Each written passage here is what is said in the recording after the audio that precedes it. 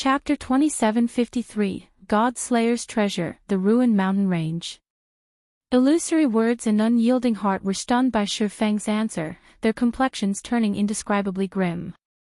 The two of them were not unfamiliar with the name Ruined Mountain Range. On the contrary, this was a name that resounded among the various superpowers.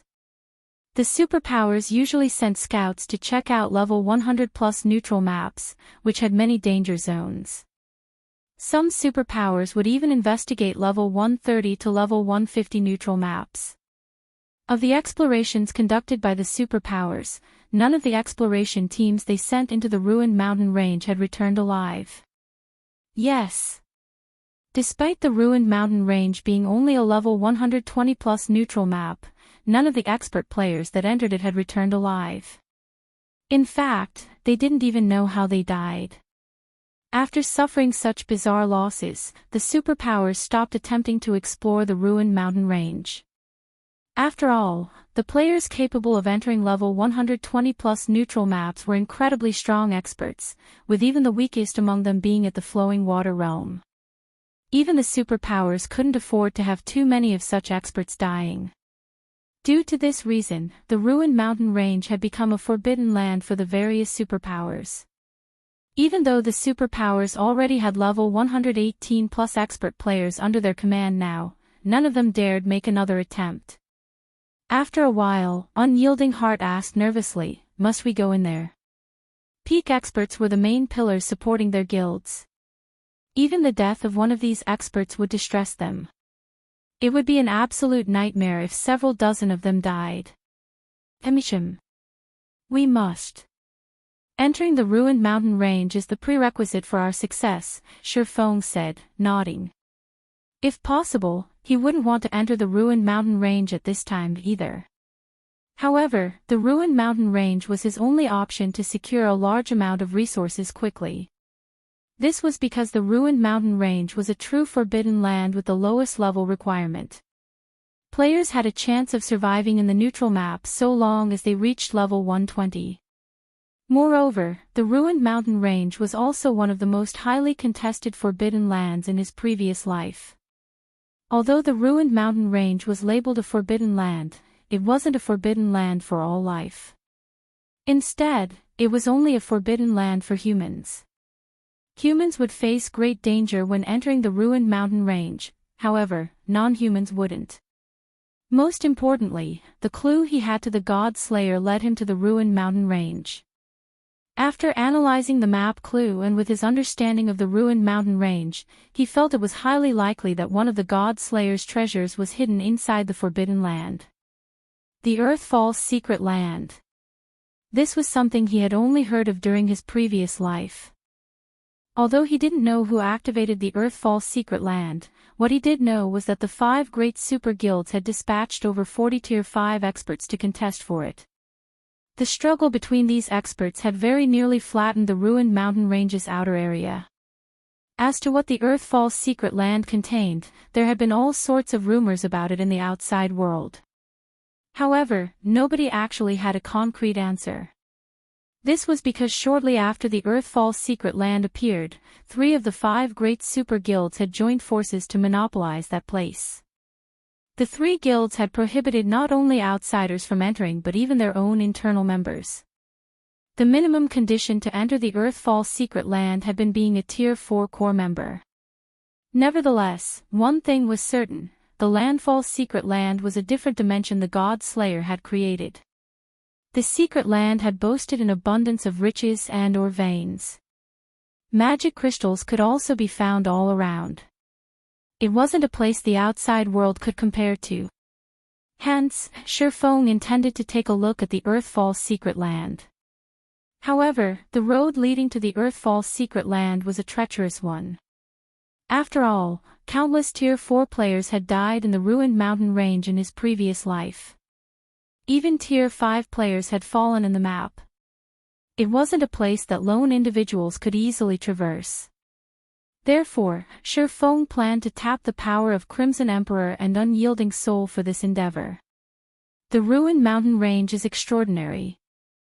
Not to mention, the two of our guilds don't even have enough people to form a 100-man team of peak experts.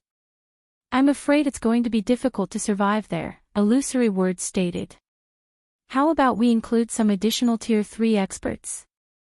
That will increase our chances. Compared to Tier 3 peak experts, ordinary Tier 3 experts were far less prized. If they came across dangerous situations, they could have the ordinary experts scout ahead instead of putting the peak experts at risk. This method was frequently employed by superpowers when exploring forbidden lands. No. Shaking his head, Feng smiled and said, the ones participating in this expedition aren't just experts from your two guilds. Other experts will come with us, as well. Other experts? Are they safe? Illusory Words and Unyielding Heart were confused by Feng's words. The operation this time was evidently a top secret. They couldn't afford to invite outsiders at all. Moreover, the operation had high requirements for players. They found it hard to believe that Zero Wing actually had other allies that could be trusted for this operation.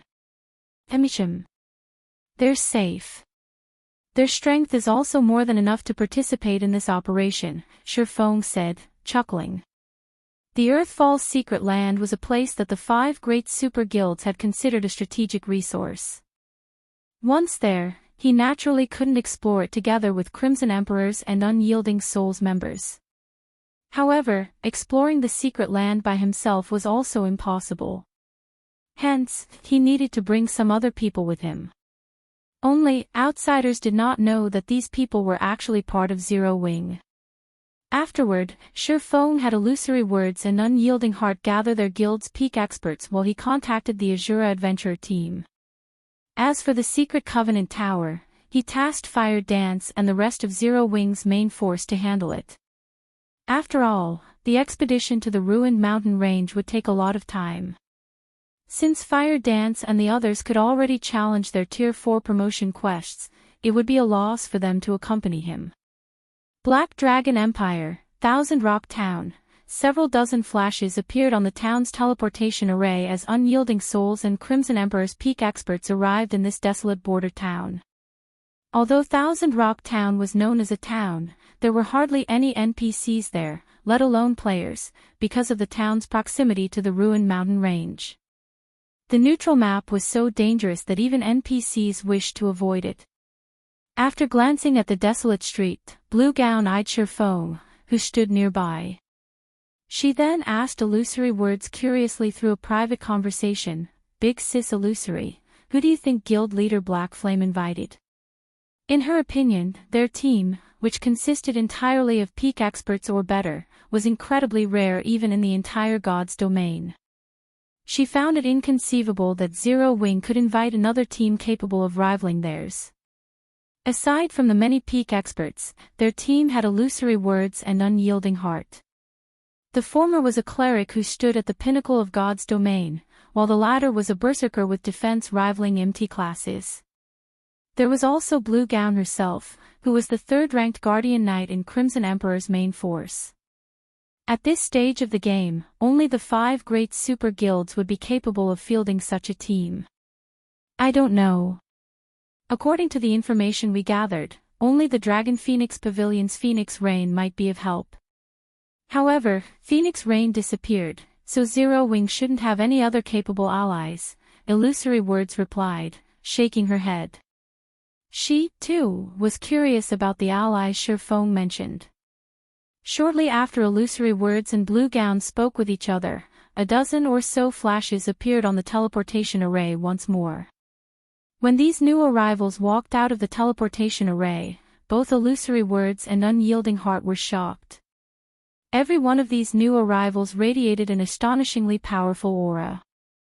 By the looks of it, not only had they unlocked their mana bodies, but their progress should have reached 100% as well. The callous man walking at the head of the group was someone even Illusory Words and Unyielding Heart had to be wary of. Lightning Demon Lifeless Thorn.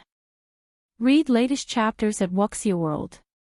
EU Lifeless Thorn was a ruthless person who persisted in challenging the various experts of God's domain. Some time ago, He had even fought stalwart Sky, one of the battle wolves' wolf kings, to a draw and was labeled by the secret pavilion as one of the Eastern Continent's top 10 rookies. At this time, Lifeless Thorn boasted not only a high level of 122 but also 7 pieces of epic equipment. And although he had hidden the glow effect of the spear he carried on his back, the archaic magic patterns engraved on it betrayed the spear's superiority to ordinary epic weapons. The Azura Adventurer Team. Why are they here? Illusory Words and Unyielding Heart were dying of curiosity at the sight of Lifeless Thorn's group. After all, the Azura Adventurer Team was currently a top adventurer team in God's domain. Moreover, it possessed an incredibly mysterious background. Not only did the adventurer team conquer many high-difficulty, large-scale team dungeons, but the adventurer team's members also possessed unfathomable strength. Many of the adventurer team's members had even reached the spiritualization realm, which allowed them to exhibit extraordinary combat power. Various superpowers had frantically tried to recruit the adventurer team. However, the Azura Adventurer Team had rejected all the offers. Although many superpowers had sent teams led by peak experts in retaliation, none of these teams succeeded. Moreover, these teams usually returned with heavy losses. Everyone's here. Let's go. Chapter 2754, Forbidden Land for Humans, Everyone's Here. Illusory Words and Unyielding Heart turned to Feng in astonishment. Could it be them? Not only did the Azura Adventurer Team possess a reputation on the eastern continent of God's domain, but according to rumor, the Adventurer Team also controlled more than half of the Ice Crystal world. All of the Adventurer Team's core members were incredibly mysterious. From time to time, unheard-of powerful geniuses would also appear in the Adventurer Team. It was also bruited about that the Azura Adventurer Team had an incredibly powerful commander. This commander was elusive and mysterious. Rumor had it that even Lifeless Thorn couldn't survive one hit from this commander and that Lifeless Thorn was challenging the various superpowers experts so crazily because he wanted to challenge Azura's commander once more. This situation instilled fear in the various superpowers. For this reason, God's domain superpowers suspected that the Azura Adventurer Team had the backing of a mysterious and powerful force. In fact, they even suspected that this mysterious backer was someone from the upper zone's top layer. The Azura Adventurer Team had arrogantly rejected many of the powers that wished to recruit it. This, in turn, resulted in many clashes between Azura and the various powers. And the more Azura fought, the more famous it became. Now, however, it was actually revealed that Azura had a good relationship with Zero Wing. They'll be moving with us later on, Feng said. He then nodded at Lifeless Thorn and the others in greeting. Actually, even Feng was somewhat surprised when he saw Lifeless Thorn and the others. He never thought that they would improve so much in the time he hadn't seen them. Now, Lifeless Thorn and the others surpassed Fire Dance and Zero Wing's other main force members in levels. Moreover, Lifeless Thorn's aura suggested that he was half a step into the domain realm already. Feng had to admit that the man was truly a battle maniac. Although his frenziedly challenging God's domain's various experts had earned him a lot of enemies, the experience he racked up allowed him to improve rapidly. As for Solitary 9, Yenya, Cleansing Whistle, and the others standing beside Lifeless Thorn, they, too, had made significant improvement. It was evident they were at the flowing water realm already. Moreover, they weren't all that far from reaching the void realm either. If they received enlightenment now, they might very well break through to the next level immediately. Meanwhile, Feng's introduction of them rendered Lifeless Thorn and the others momentarily speechless. They nodded at Illusory Words and Unyielding Heart in acknowledgement, none of them showing any intention of speaking to the two strangers. At this time, Solitary 9 spoke to Feng excitedly through a private conversation, asking, "Commander, what do you think of the people we brought this time? Everyone's combat power is on par with peak experts. We didn't shame you, right?" "Indeed. I never thought you would manage to recruit so many talents, Feng said in astonishment as he studied Azura's team members. Quite a few of the Azura members present were people he was unacquainted with personally. However, he had heard of a few of these people in his previous life. All of them had been well-known solo experts in the game. 2 of them had even reached Tier 5, only slightly inferior to Lifeless Thorn, who had reached the demigod standard. Feng truly had not imagined that Lifeless Thorn and the others would be able to recruit all these people into the Azura Adventurer team. Following this, Solitary 9 told Feng about recent events, mentioning that they had accidentally strayed into a magical place where time flowed at a completely different rate, and the players residing there were incredibly strong. In that magical place, refinement realm experts were considered third-rate. They were no big deal whatsoever. The players there were also very high-leveled, with some having even reached level 130 already. When Solitary 9 and the others visited that place, they had been utterly dumbfounded. During their stay in that magical place, they had frequently fought with the experts there. This allowed them to gain a lot of inspiration and improvement.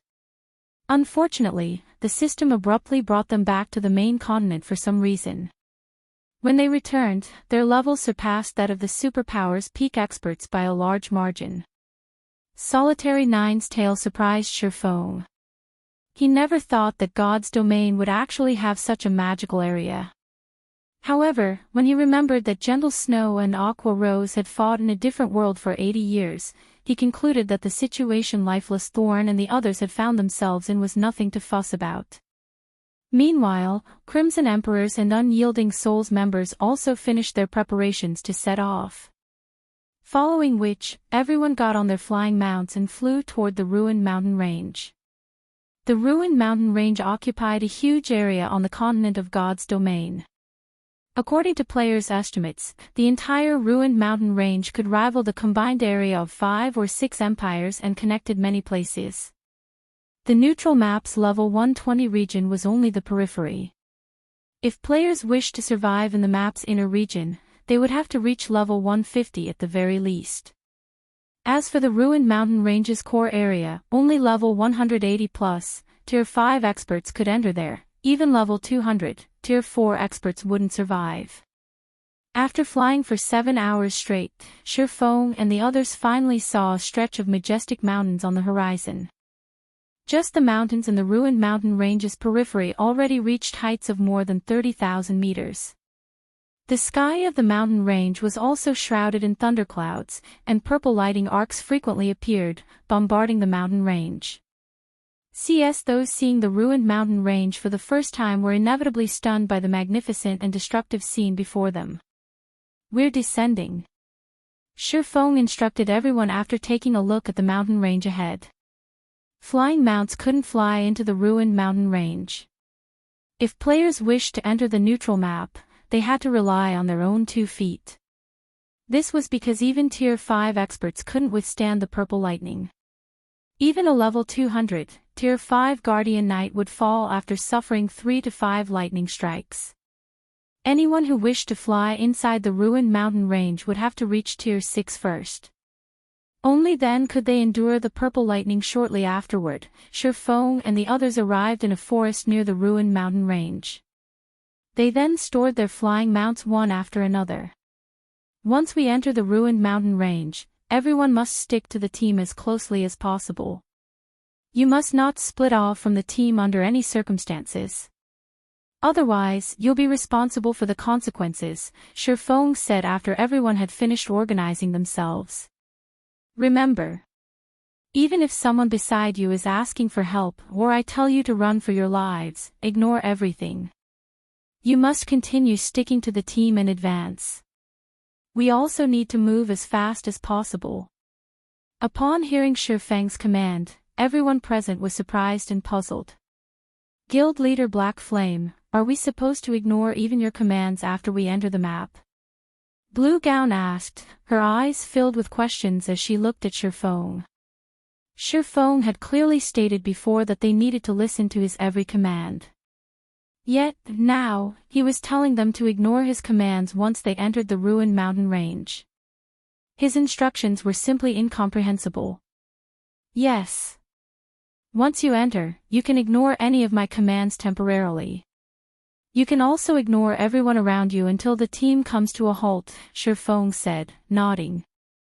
Why? Illusory Words was also slightly confused by this situation. Is there an illusion inside? I'm not sure either. In any case, the environment inside is very special. You will suffer from hallucinations once you enter. However, despite being hallucinations, everything you see isn't an illusion, but real instead. Nobody can tell what is real or fake once inside. You can treat everything as real, and you can also treat everything as fake, Feng said calmly. The only thing I am certain of is that stopping inside means death. This was also why he had Crimson Emperor and Unyielding Soul dispatch only peak experts for this expedition. Anyone capable of becoming a peak expert would possess a firm mindset. Meanwhile, only with a firm mindset could one pass through the ruined mountain range's periphery. How can there be such an environment? Blue Gown was shocked at Feng's explanation. As far as she knew, Forbidden Lands were merely places with harsh environments and strong monsters. Yet, the ruined mountain range was actually a place that subjected players to hallucinations. At this moment, let alone Blue Gown, even Illusory Words and Unyielding Heart had grim expressions on their faces. Suddenly, they understood why the various superpowers experts had died unawares after entering the ruined mountain range. In fact, it would be strange if they knew how they died. In this world, the scariest thing was the unknown. Meanwhile, the ruined mountain range undoubtedly fulfilled this condition. Although they didn't know whether there were any monsters in the ruined mountain range's periphery, just the unique environment alone made it a scary place. In fact, it wouldn't be an exaggeration to call it the scariest place they had visited since entering God's domain. The ruined mountain range truly deserved its reputation as a forbidden land for humans. Alright, let's head inside, Feng said after seeing that everyone had digested his words. Remember. Stick to the team. Afterward, Feng led the team to a mountain path that led into the ruined mountain range. The mountain path was relatively close by. Tier 3 players would take only a few minutes to cross the distance on foot. Less than 10 minutes later, the team of 100+ players entered the ruined mountain range's perimeter. The moment everyone set foot into the neutral map, their mood grew solemn. They also followed Feng's command and stuck close to each other. The team advanced at a slow pace. Even the Tier 3 magical class players of the team managed to keep up easily. The ruined mountain range's environment was surprisingly better than everyone imagined. The map did not constantly sap their stamina or concentration. In fact, very little foreign energy invaded their bodies here. Around half an hour later, the team still had not come across a single monster. The whole mountain range was surprisingly safe and peaceful. Unlike what they imagined, the map wasn't infested with monsters that could easily trample over Tier 3 players. It seems the ruined mountain range isn't a big deal, after all, Blue Gown said as she observed her surroundings. Under the circumstances, her initial expectation had disappeared completely. At Blue Gown's words, everyone in the team also started to feel that Feng had blown things out of proportion. He had only made them needlessly anxious. Blue, I'll have to rely on you once monsters start appearing later on, a level 119 female summoner said to Blue Gown. Sure, no problem. I'll make sure no monster gets near you, Blue Gown said confidently. The female summoner felt relieved at Blue Gown's assurance. The next moment, the sound of something splashing suddenly entered everyone's ears. The smell of blood also quickly spread into the surroundings. Meanwhile, everyone in the team stared at the female summoner and Blue Gown in shock. You. Why? The female summoner stared at Blue Gown in consternation. Before anyone realized it, Blue Gown had stabbed the female summoner with her long sword, causing the latter to lose HP continuously. Blue Gown stared at the female summoner in confusion. A bright smile appearing on her face, she asked in a dissatisfied tone, "What why?" After saying so, Blue Gown slashed the female summoner's throat, killing her. Read latest chapters at Wuxia EU. What's going on? Immediately, the people standing behind Blue Gown stared at her in shock and confusion.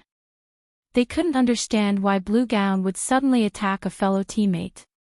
Moreover, the smile on her face was unspeakably strange. The gaze she used to look at them also seemed as if she wasn't looking at humans. "What's the matter with you guys?" Blue Gown asked in confusion when she saw everyone looking at her warily. "Why are you looking at me like that?" However, despite her words, Blue Gown had an indescribably calm expression on her face.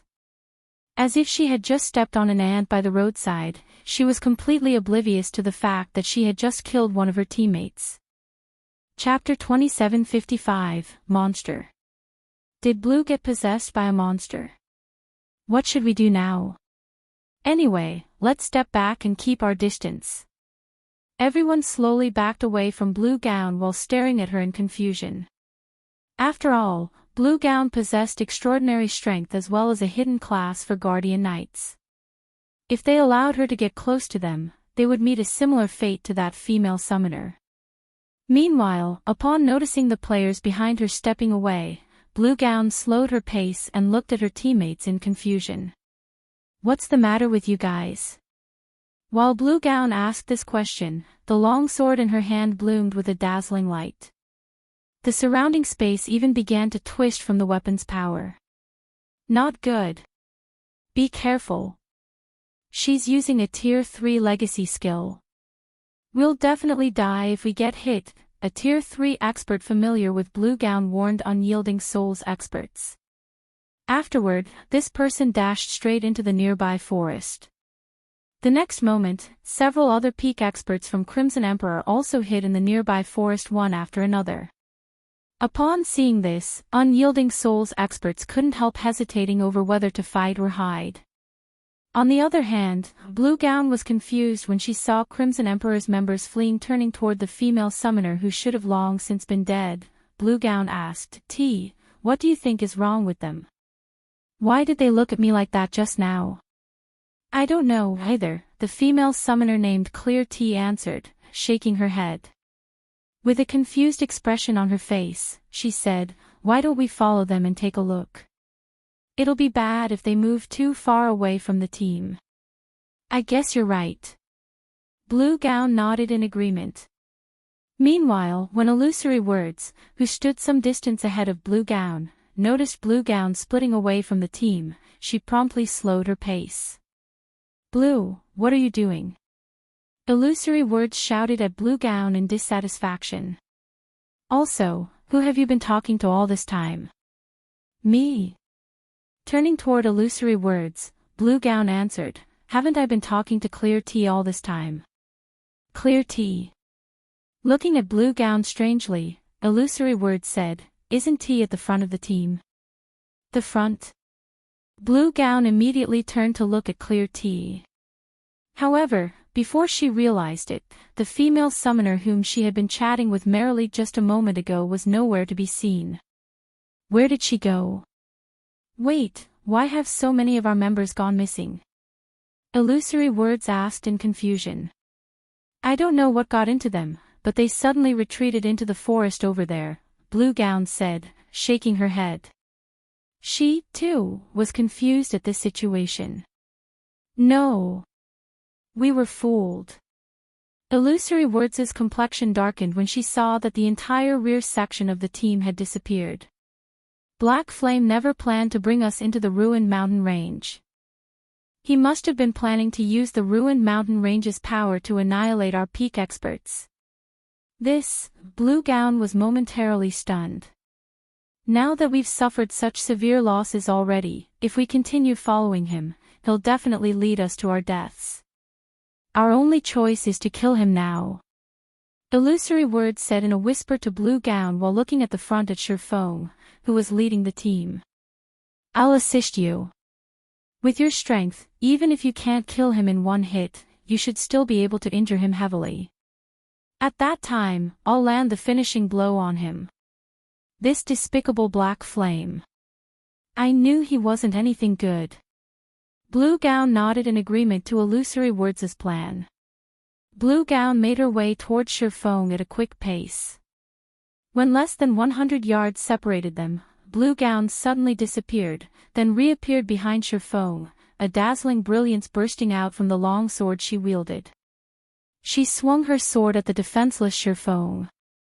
The next moment, countless spatial cracks appeared before Blue Gown and extended up to 100 yards away. Blue Gown, what are you doing? Unyielding Heart was startled when he saw Blue Gown suddenly attacking Feng. However, Blue Gown paid no attention to Unyielding Heart at all, launching another ruthless attack immediately after her first one. However, after executing her second attack, Blue Gown was dumbfounded. Where did he go? Looking ahead, Blue Gown failed to see anyone standing on the road before her, and she froze in stupefaction. By the time Blue Gown reacted to the situation, Feng was already standing beside her and looking at her quietly. At this time, Unyielding Heart also took action, grabbing Blue Gown's wrist, preventing her from attacking again. Blue Gown, what are you doing? Why are you attacking Guild Leader Black Flame? Have you lost your mind? Unyielding Heart questioned. Don't stop me. He's trying to kill us. Blue Gown said as she glared at Feng. He's trying to annihilate our peak experts using the ruined mountain range. If you don't believe me, look behind. Everyone at the back has disappeared already. Disappeared. Startled by Blue Gown's words, Unyielding Heart automatically turned to look to the team's rear. Upon seeing that fewer than 20 people remained in the team, Unyielding Heart paled. Guild Leader Black Flame, are you really? In this situation, even Unyielding Heart couldn't help doubting Feng's motives. Are you really trying to annihilate us? Before Unyielding Heart finished speaking, Feng had already unsheathed the abyssal blade. Slash! Before Blue Gown could react, Feng had cleaved Unyielding Heart in half, killing the latter instantly. You! Blue Gown was momentarily stunned when she saw Unyielding Heart getting killed. She then bellowed at Feng, you really are trying to annihilate the peak experts of our two guilds. I'll fight you to death. After Blue Gown said so, the intensity of her aura skyrocketed until it rivaled that of level 120 mythic monsters. However, before she could take action, Feng used Darkness Bind. Several dozen chains promptly appeared and restricted Blue Gown's movements. Despite her strength rivaling tier 4 mythic monsters, all she could do was glare at Feng. She couldn't move her body in the slightest. Looking at Blue Gown, Feng said evenly, you need to calm down. Calm down. You want me to calm down? Blue Gown's eyes burned with a fiery rage. You killed Vice Guild Leader Heart, yet you want me to calm down. Take a clear look at the situation. Feng shouted while releasing his killing intent and directing it at Blue Gown. The intense killing intent instantly shocked Blue Gown out of her anger. And as if having realized something, she then gawked at her surroundings. What the hell is going on with me? Before Blue Gown realized it, more people had appeared around her. Unyielding Heart stood among these new additions and was currently staring at her with a confused look on his face. Blue, what's gotten into you? Why are you trying to kill Guild Leader Black Flame so desperately? Illusory Words asked, similarly surprised by Blue Gown's actions.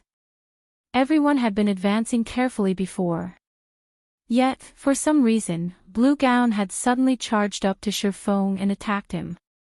Fortunately, Feng had reacted quickly and dodged her attack in time. An illusion. I got caught in an illusion. Blue Gown was stunned by this situation. Everything she experienced before felt too real, so real that she didn't even notice that something was amiss.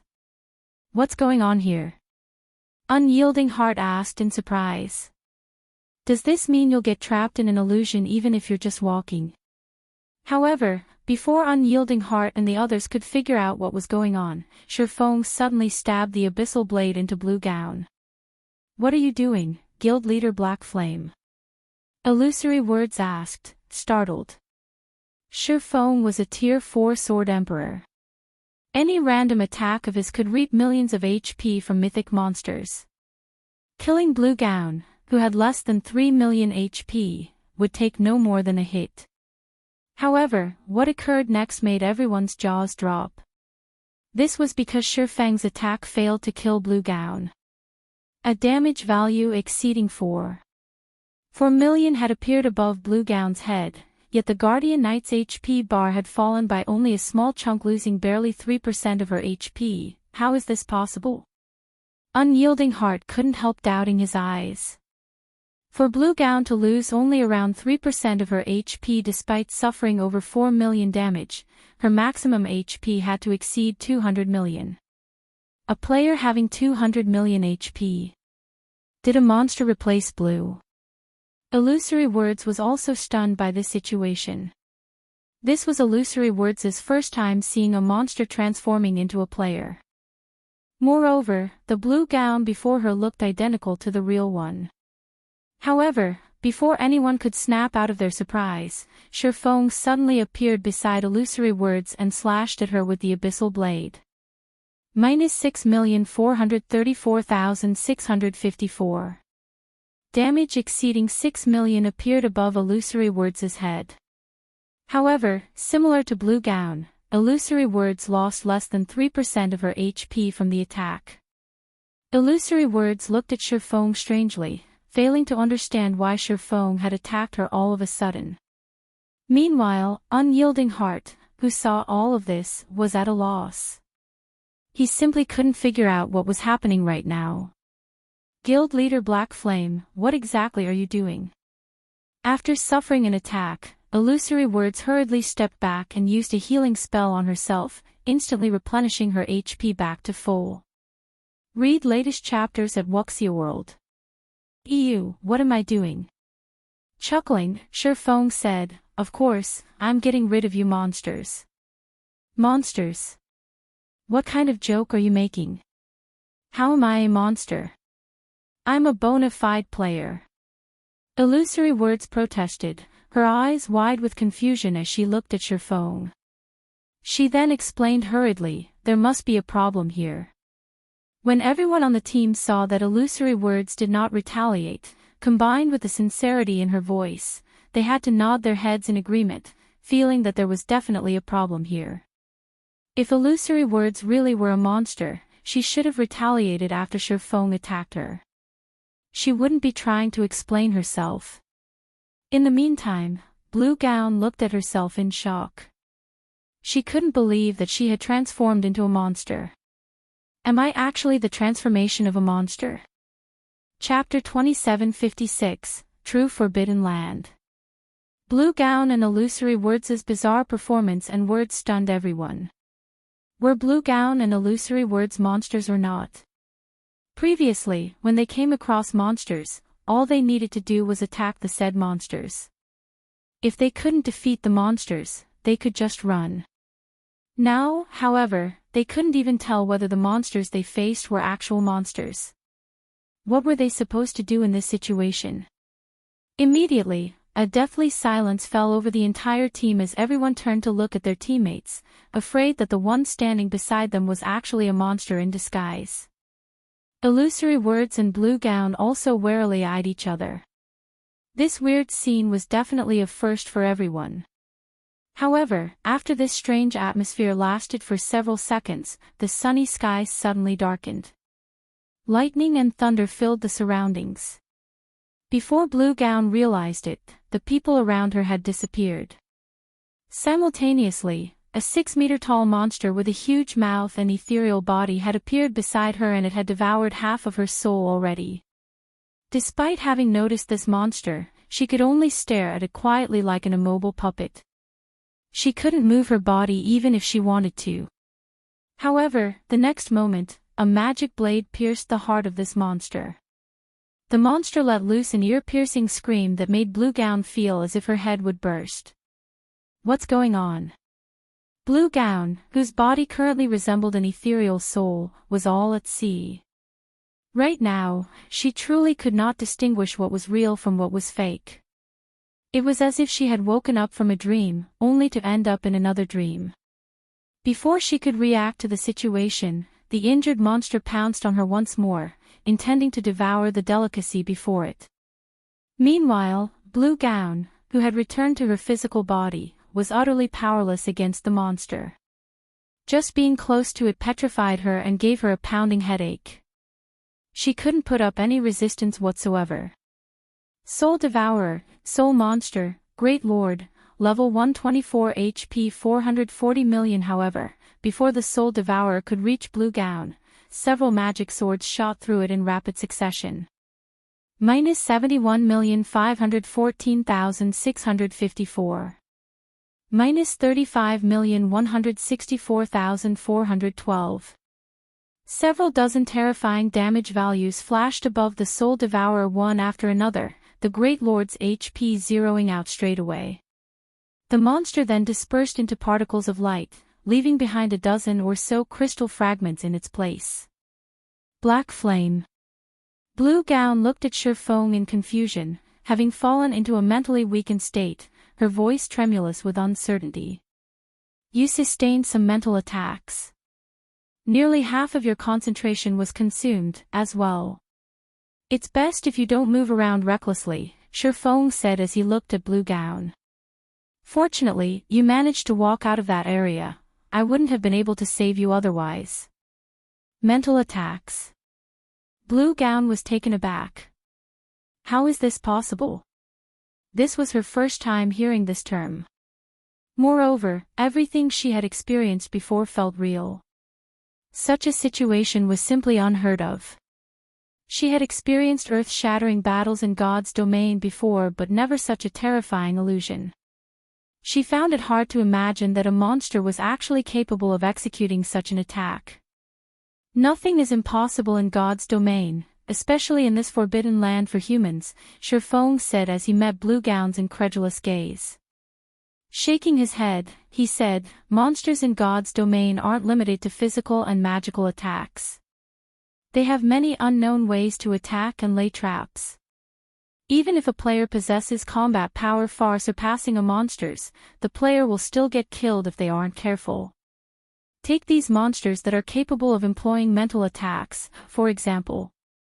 Even if you have superior basic attributes, so long as you get caught in their mental attack, if you don't have incredibly strong willpower and the concentration to break through their mental bindings, you will still get killed. This was also why it was important for players to improve not only their basic attributes but also their concentration. During the early stages of God's domain, players would rarely encounter mental attacks. Those that did wouldn't notice it due to their ignorance of mental attacks. However, past level 120 and after the first major update took place, mental attacks would appear much more frequently. Meanwhile, if players did not possess sufficiently strong willpower, they would still be helpless against mental attacks even if they had incredibly powerful basic attributes. Take Blue Gown, for example. She had been trapped inside the Soul Devourer's mental space and couldn't escape at all. Fortunately, she did not die inside the mental space. Otherwise, even if he managed to save her from the Soul Devourer, all he would have saved would be an empty husk. In God's domain, dying inside a mental space was no different from dying in the outside world. To put it simply, one would suffer a soul death. This was also why most players in his previous life dared not offend Tier 5 NPCs, as some of them wielded mental attacks. Meanwhile, suffering a soul death was much worse than a physical death. Worst case scenario, one would lose one's account and have to start all over again. After Feng finished speaking, he resumed controlling his magic swords to rescue the others. This is a true forbidden land. As Blue Gown looked at the death and destruction in her surroundings, she finally realized that the ruined mountain range was much scarier than she thought. Compared to the battles she had experienced before, the one just now was on an entirely different level. Moreover, she had never thought that there would be such forms of combat in a virtual reality game. Despite the Soul Devourer's basic attributes being inferior to hers, she had been utterly helpless against it. When that Soul Devourer approached her earlier, she had suffered an intense headache. Her head had hurt so much that she couldn't control her body, let alone fight. Blue Gown wasn't the only victim of a Soul Devourer's attack. Several dozen other people had been caught as well. Of those present, only 19 people managed to avoid the Soul Devourer's attacks. Of the 19 people, the Azura Adventurer team had an overwhelming advantage in numbers. 8 of the Adventurer team's members were unscathed, compared to the 5 members each of Crimson Emperor and Unyielding Soul. At this time, everyone was desperately trying to save those who had been caught. However, some of the victims were beyond rescue already. The devouring speed of the Soul Devourers varied. Some were slow to finish their prey, while others were quick. Evidently, some players had stronger resistance to mental attacks, while other players had weaker resistance. Those with weak resistance didn't have much of their souls left at this point. When Blue Gown noticed Azura's cleansing whistle, who was roughly the same age as herself, fighting a Soul Devourer, she was stunned. Am I that much weaker than her? Blue Gown couldn't help her surprise and confusion as she watched Cleansing Whistle. She considered herself one of the best among her peers. Her guild even recognized her as one of the top 3 talents of the younger generation. Yet, she was actually inferior to Cleansing Whistle, someone whose combat standard hadn't even reached the Void Realm yet. However, before Blue Gown could recover from her shock, she felt a chill envelop her body as if something was staring directly at her soul. What? This is a lie, right? How can we fight such a thing? Read latest chapters at Wuxia World. Blue Gown wasn't the only person who felt this sensation, everyone experienced it. When Illusory Words and Unyielding Heart looked in the direction of this feeling source, they trembled in fear. A 30-meter-tall, 3-headed monster loomed over the team, and every step it took made everyone's soul shudder in fear. Tidelia the Soul Singer, Realm Lord, Superior Mythic, Level 128 HP 20,500,000,000. Chapter 2757, 15 seconds. Everyone gasped at Tidelia's appearance. A Realm Lord was in existence close to rivaling world bosses. Not to mention, Tidelia was a Realm Lord of the Ruined Mountain Range. Its strength was most likely on par with that of world bosses in the outside world. This is the terror of a forbidden land for humans. Mu Lingsha smiled wryly at the sight of the Soul Singer. She finally understood why none of the various superpowers expert teams managed to make it out of the Ruined Mountain Range alive. It would be strange if they did. At this time, not only was half of their team dead, but they also had to fight a large number of Soul Devourers. Although the Soul Devourers weren't particularly strong, most of the surviving members of their team couldn't fully exhibit their combat power either. The Soul Devourers dealt astonishingly powerful mental damage. Even after players broke free from the Soul Devourer's mental shackles, the mental damage still existed, affecting their brains. The consequent headaches prevented the players from executing delicate actions, which, in turn, lowered their combat standards by 2 ranks on average. Now, Void Realm experts could exhibit combat standards only at the Refinement Realm, while Domain Realm experts' combat standards were at the Void Realm. On the other hand, the Soul Devourers all had combat standards at the Trial Tower's 6th floor. They could undoubtedly be considered first-rate experts, not much inferior to ordinary Tier 3 experts in combat standards. With the addition of a Realm Lord, there was no way their team could get out of this situation alive. Among those still standing, only Lifeless Thorn, Solitary 9, Yenya, and Cleansing Whistle remained relatively calm, continuing to systematically slay the Soul Devourers troubling the players around them. 9, Thorn and Yenya, help me hold the boss for 15 seconds. Feng said after saving another person from the Soul Devourers. Upon hearing Feng's command, Illusory Words and Unyielding Heart couldn't help doubting their ears. They're still going to fight in this situation. Their opponents consisted of several hundred soul devourers and one realm lord. The only thing they could and should do now was run away. The battle recovery of a monster of Tedelia's rank allowed it to regenerate 2% of its HP every 5 seconds. In other words, the Realm Lord could recover 410 million HP per 5 seconds. That was basically killing a Great Lord of the same level every 5 seconds. If they couldn't accomplish that, they wouldn't even be able to get Tedelia's HP below 98%. Meanwhile, their team currently had fewer than 30 people alive, nearly half of them in a mentally weakened state and incapable of combat. With Tedelia's defense as a superior mythic thrown in, their team's attacks would, at best, give the Realm Lord an itch. 15 seconds. After briefly calculating their chances, Solitary 9 nodded and said, "No problem. However, 15 seconds really is the most I can do." Tedelia's mental influence was too powerful, even Solitary 9 felt a little overwhelmed. "No problem. If you can't handle it, I'll take over." Lifeless Thorn said, excitement flashing in his eyes as he looked at the approaching Soul Singer. Previously, killing monsters for EXP had been a chore for him. After all, none of the monsters he fought allowed him to improve.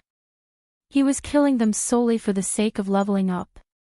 However, after setting foot in the ruined mountain range, he finally felt that he was truly fighting a battle. Previously, he would get the exhilarating feeling of having one move decide his life or death only when fighting peak experts. Now, however, the soul devourers were giving him the same feeling. It was simply wonderful. As for Tedelia, the Realm Lord was an existence that could even terrify him. This was the kind of opponent he had been hankering for.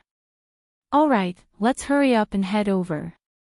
If we wait until the boss arrives, the others might get dragged into the fight," Yenya said, her head aching slightly when she saw Lifeless Thorn's excited expression. Solitary 9 and Lifeless Thorn activated the power of darkness, boosting their basic attributes by a large margin. Now, both of them were comparable with Tier 4 existences. The next moment, the two melee players turned into streaks of light as they charged at Tedelia. Meanwhile, Yenya, a druid, chanted an incantation and flew toward the Realm Lord. Simultaneously, she cast a layer of life protection on both Solitary 9 and Lifeless Thorn, the spell capable of absorbing some of the damage they took and converting it into HP, roar.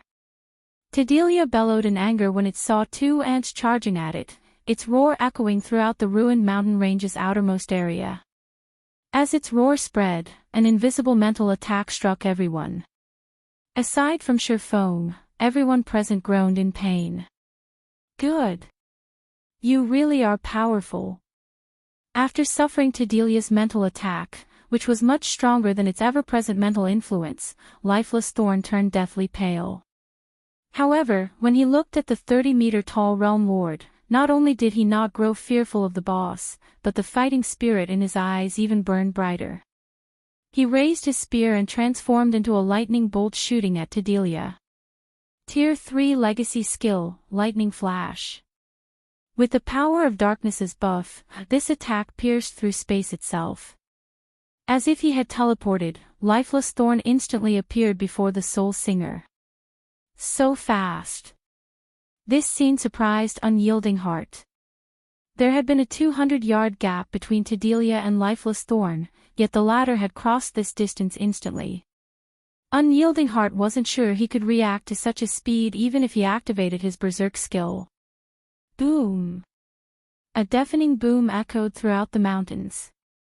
The next moment, a black shadow fell from the sky and struck the ground heavily, the impact of the collision creating a crater over 24 meters in diameter. Inside the crater, Lifeless Thorn stood, propping himself up with his spear. His hands on the spear trembled, and blood leaked out from a corner of his mouth. It was evident he had sustained a major blow. His HP had fallen by more than 460,000. What happened? Blue Gown, who was watching the clash from a distance, was dumbfounded. Lifeless Thorn's attack carried incredible power and speed. Even an actual Tier 4 mythic monster should have suffered a serious injury from it. Yet, not only did Lifeless Thorn fail to inflict any damage on Delia, but he had even taken damage. Moreover, Lifeless Thorn had lost close to 10% of his HP despite the life protection cast on him. At this rate, without additional healing, he would definitely die after 6 or 7 more exchanges. Is this monster really just a superior mythic? Everyone couldn't help doubting their eyes as they stared at the intact Soul Singer. They had seen superior mythic monsters before. Some of them had even killed one before. However, compared to those superior mythic monsters, Delia was like a completely different creature. However, when Feng, who was currently Enchanting, saw this scene, he wasn't surprised at all. The early stages of God's Domain served to let players adapt to God's Domain's combat style. The main God system had not only provided players with many benefits but also weakened the monsters in the game. In fact, even the level 100+ monsters that players felt were strong weren't actually at their peak condition. They were still suppressed to a certain degree. However, that was not the case for the monsters in Forbidden Lands. The monsters in these locations weren't subject to the main God system suppression and could exert 100% of their combat power. In Forbidden Lands, mythic monsters were beyond the capabilities of ordinary Tier 3 teams. Tier 3 players would need top-quality equipment and various support tools to even stand a chance. Moreover, the team would also need many experts with berserk skills. Otherwise, only one outcome awaited the team: annihilation. Not to mention, Delia was a bona fide superior mythic. If Feng himself fought Delia right now, he definitely wouldn't have an easy time. They would need at least 6 Tier 4 players to defeat this boss. Otherwise, challenging the Realm Lord would be sheer suicide. This was why he had tasked Lifeless Thorn's trio with only holding back Delia for 15 seconds. Asking them to hold the Realm Lord back for even a few seconds more was a luxury they couldn't afford. Subsequently, Solitary 9 and Lifeless Thorn activated their life-saving skills one after another to defend against Delia's attacks. Even Yenya, who served as the healer of the trio, had to activate her power of darkness. Without the additional basic attributes, she would have died from any random stray attack that hit her. One time, to defend against Delia's trampling, Solitary 9 activated his Tier 3 shield wall and interposed himself between the Realm Lord and his 2 companions. However, even with his life-saving skill activated, the resulting shockwave still sent the trio flying several dozen meters away. Both Lifeless Thorn and Yenya lost over 1 million HP from the attack, whereas Solitary 9 lost over 3 million HP. 5 seconds. 10 seconds. Read latest chapters at Wuxia World. EU. Every second of battle placed immense pressure on the trio.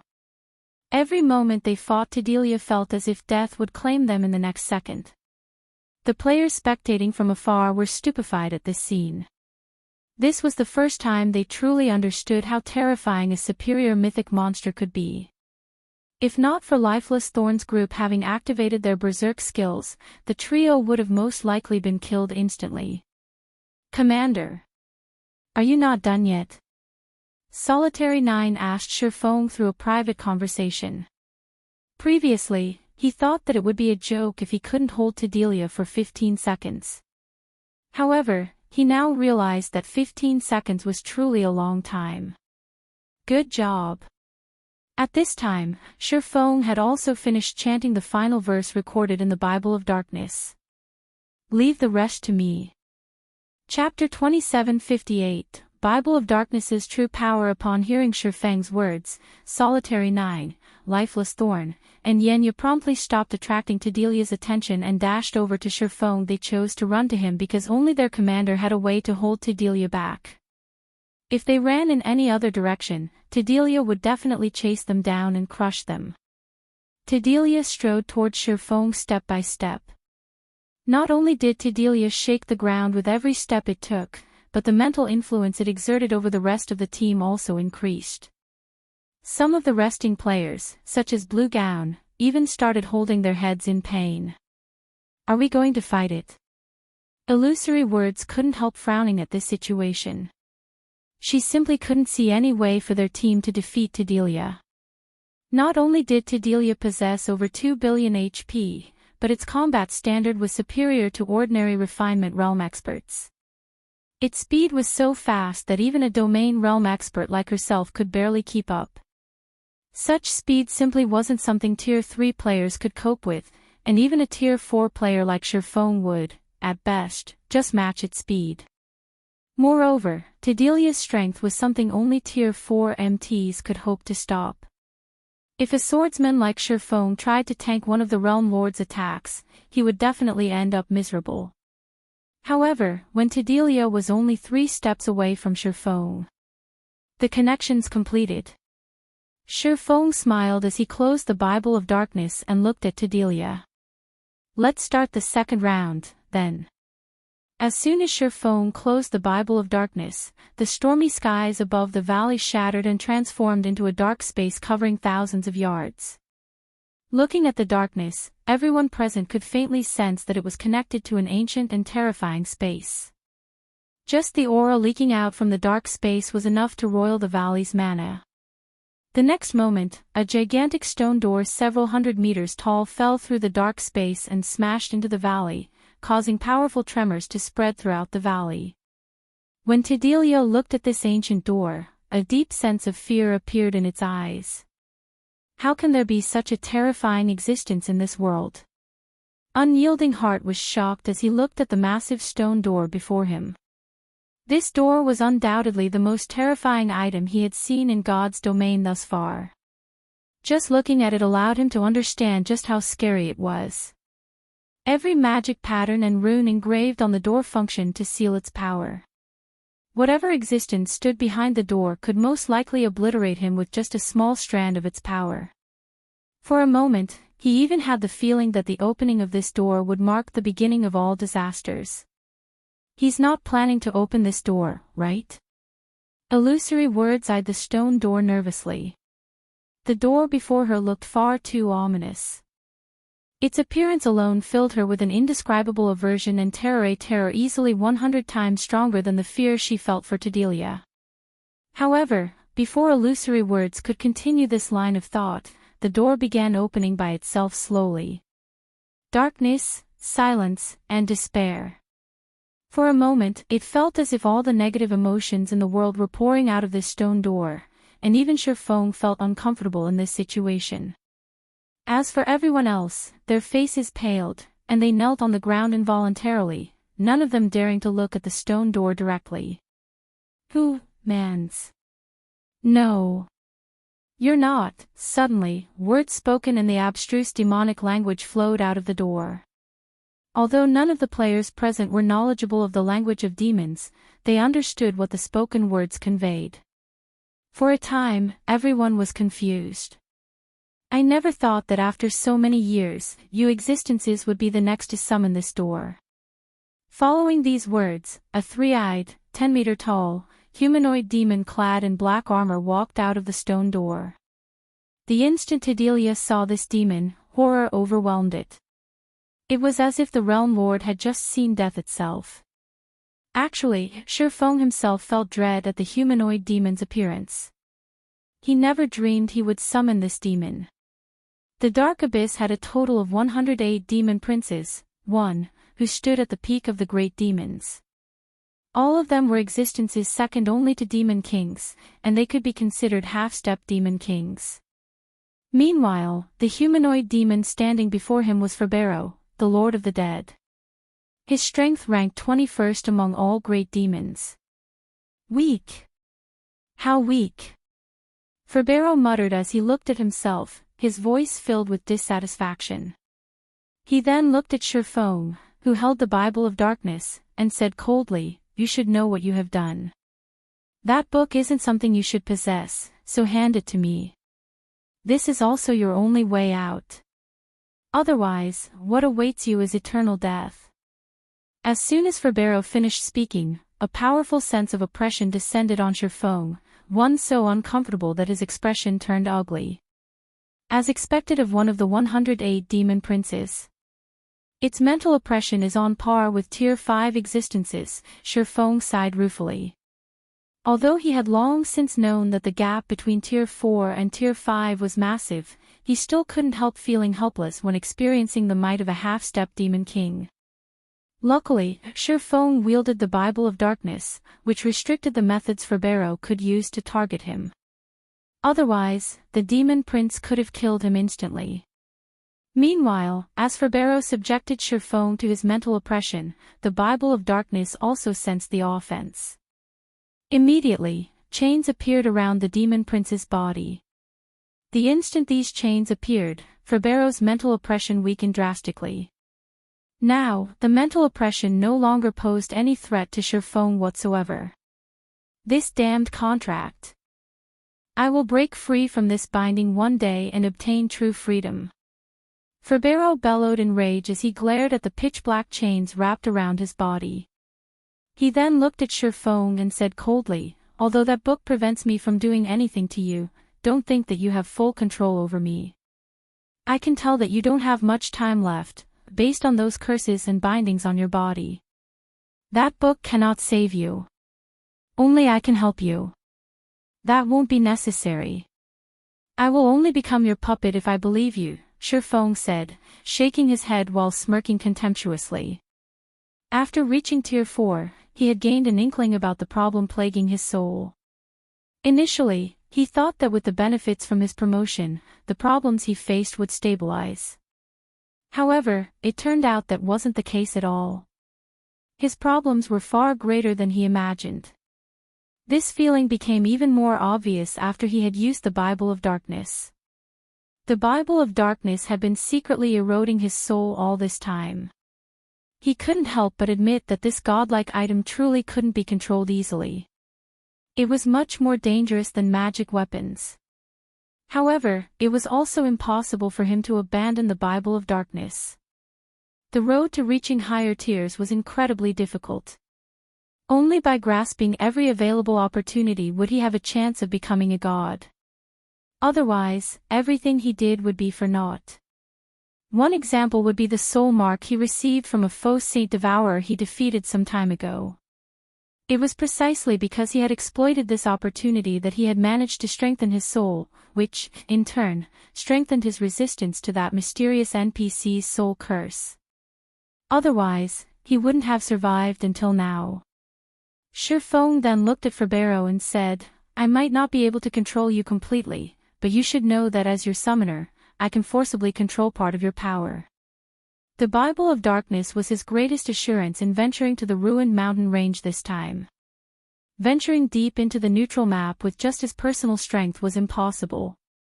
After all, Tidelia alone was already more than enough to make him flee. You'll regret this. Controlling the power of demons is beyond you. The more you use it, the deeper you will sink, until eventually your soul is consumed completely. Thank you for the warning, but don't think you demons will have an easy time devouring me. After saying so, Feng used the Bible of Darkness to erase Ferbero's consciousness and gain control over a portion of the Demon Prince's strength. A level 135 Demon Prince. Even with just 70% of Ferbero's strength, he could roam about the ruined mountain range's outer area without any worries. The conversation between Feng and Ferbero lasted for only a short moment. Hence, Tidelia, who had been petrified by the stone door and the Lord of the Dead, was still idle. However, after Feng took control of Ferbero's body, Tidelia immediately noticed something amiss. The Demon Prince's aura and mental oppression had weakened significantly. Moreover, Ferbero could display hostility toward it now. After realizing what had just happened, Tidelia pounced on Feng without hesitation, sending one of its mountain-sized claws smashing ruthlessly at the tiny human. Feng immediately felt as if the space around him had compressed 100-fold. Not only did his body feel a lot heavier, but even time had started slow. Tier 4 innate skill, Sundering Earth. This was the first time Tidelia had resorted to a skill. Previously, when fighting ants like Lifeless Thorn, it couldn't even be bothered to use skills. However, the only thing on its mind right now was to kill Feng as quickly as possible. Under intense pressure from the space around him, Feng looked up at Tedelia and smiled. "You're too late." Even before Feng finished speaking, Ferbero, who stood in front of Feng, waved his hand abruptly, and a pitch-black spear of flames condensed in his hand. He then swung the spear at Tedelia's approaching claw. Although Ferbero's spear was made of flames, it did not feel scorching at all. On the contrary, it gave off an extreme chill that froze the surrounding space. Time itself seemed to freeze momentarily. Boom! Space shattered and turned into nothingness. The impact of the collision between the two attacks caused the ground to sink. With the exception of Feng, the resulting shockwave also sent everyone flying over 500 yards away and inflicted damage on them ranging between tens of thousands to hundreds of thousands. Read latest chapters at Wuxia World. As for Tedelia, its massive body shot backward over 100 yards, leveling the terrain in its path. The next moment, Illusory Words, Unyielding Heart, and the others, who got blown away, gaped in shock as they looked at Tedelia. Chapter 2759, Half-Step Demon King, is this the real trump card Black Flame has been hiding all this time?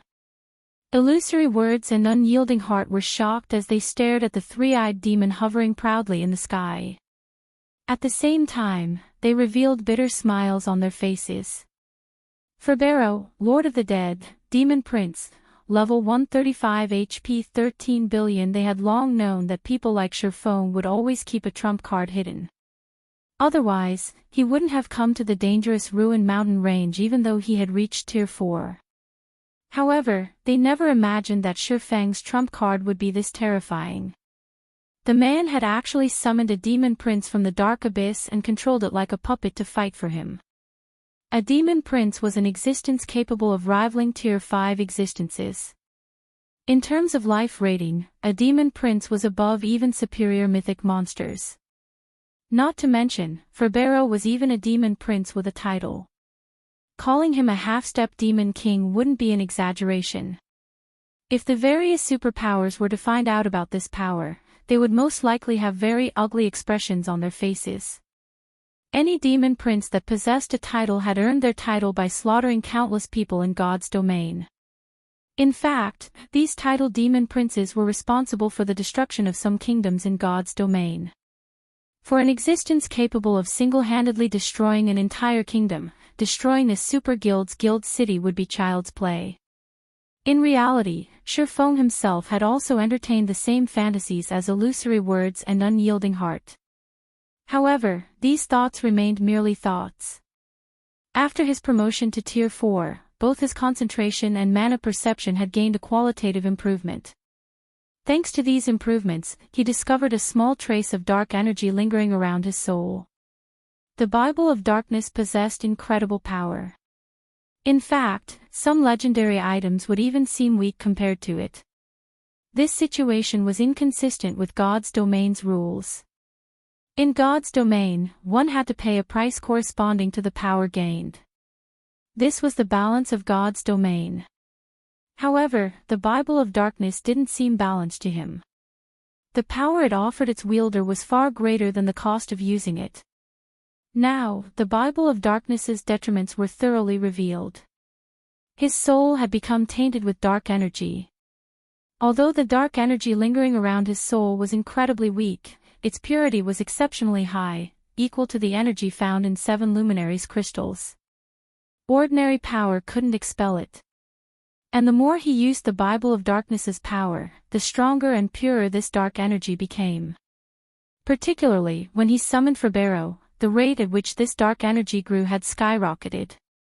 Hence, unless absolutely necessary, he didn't dare casually use the Bible of Darkness's power for now. Meanwhile, as everyone was stunned by Ferbero's power, Tedelia, who had been knocked backward, let loose a deafening roar like an enraged beast.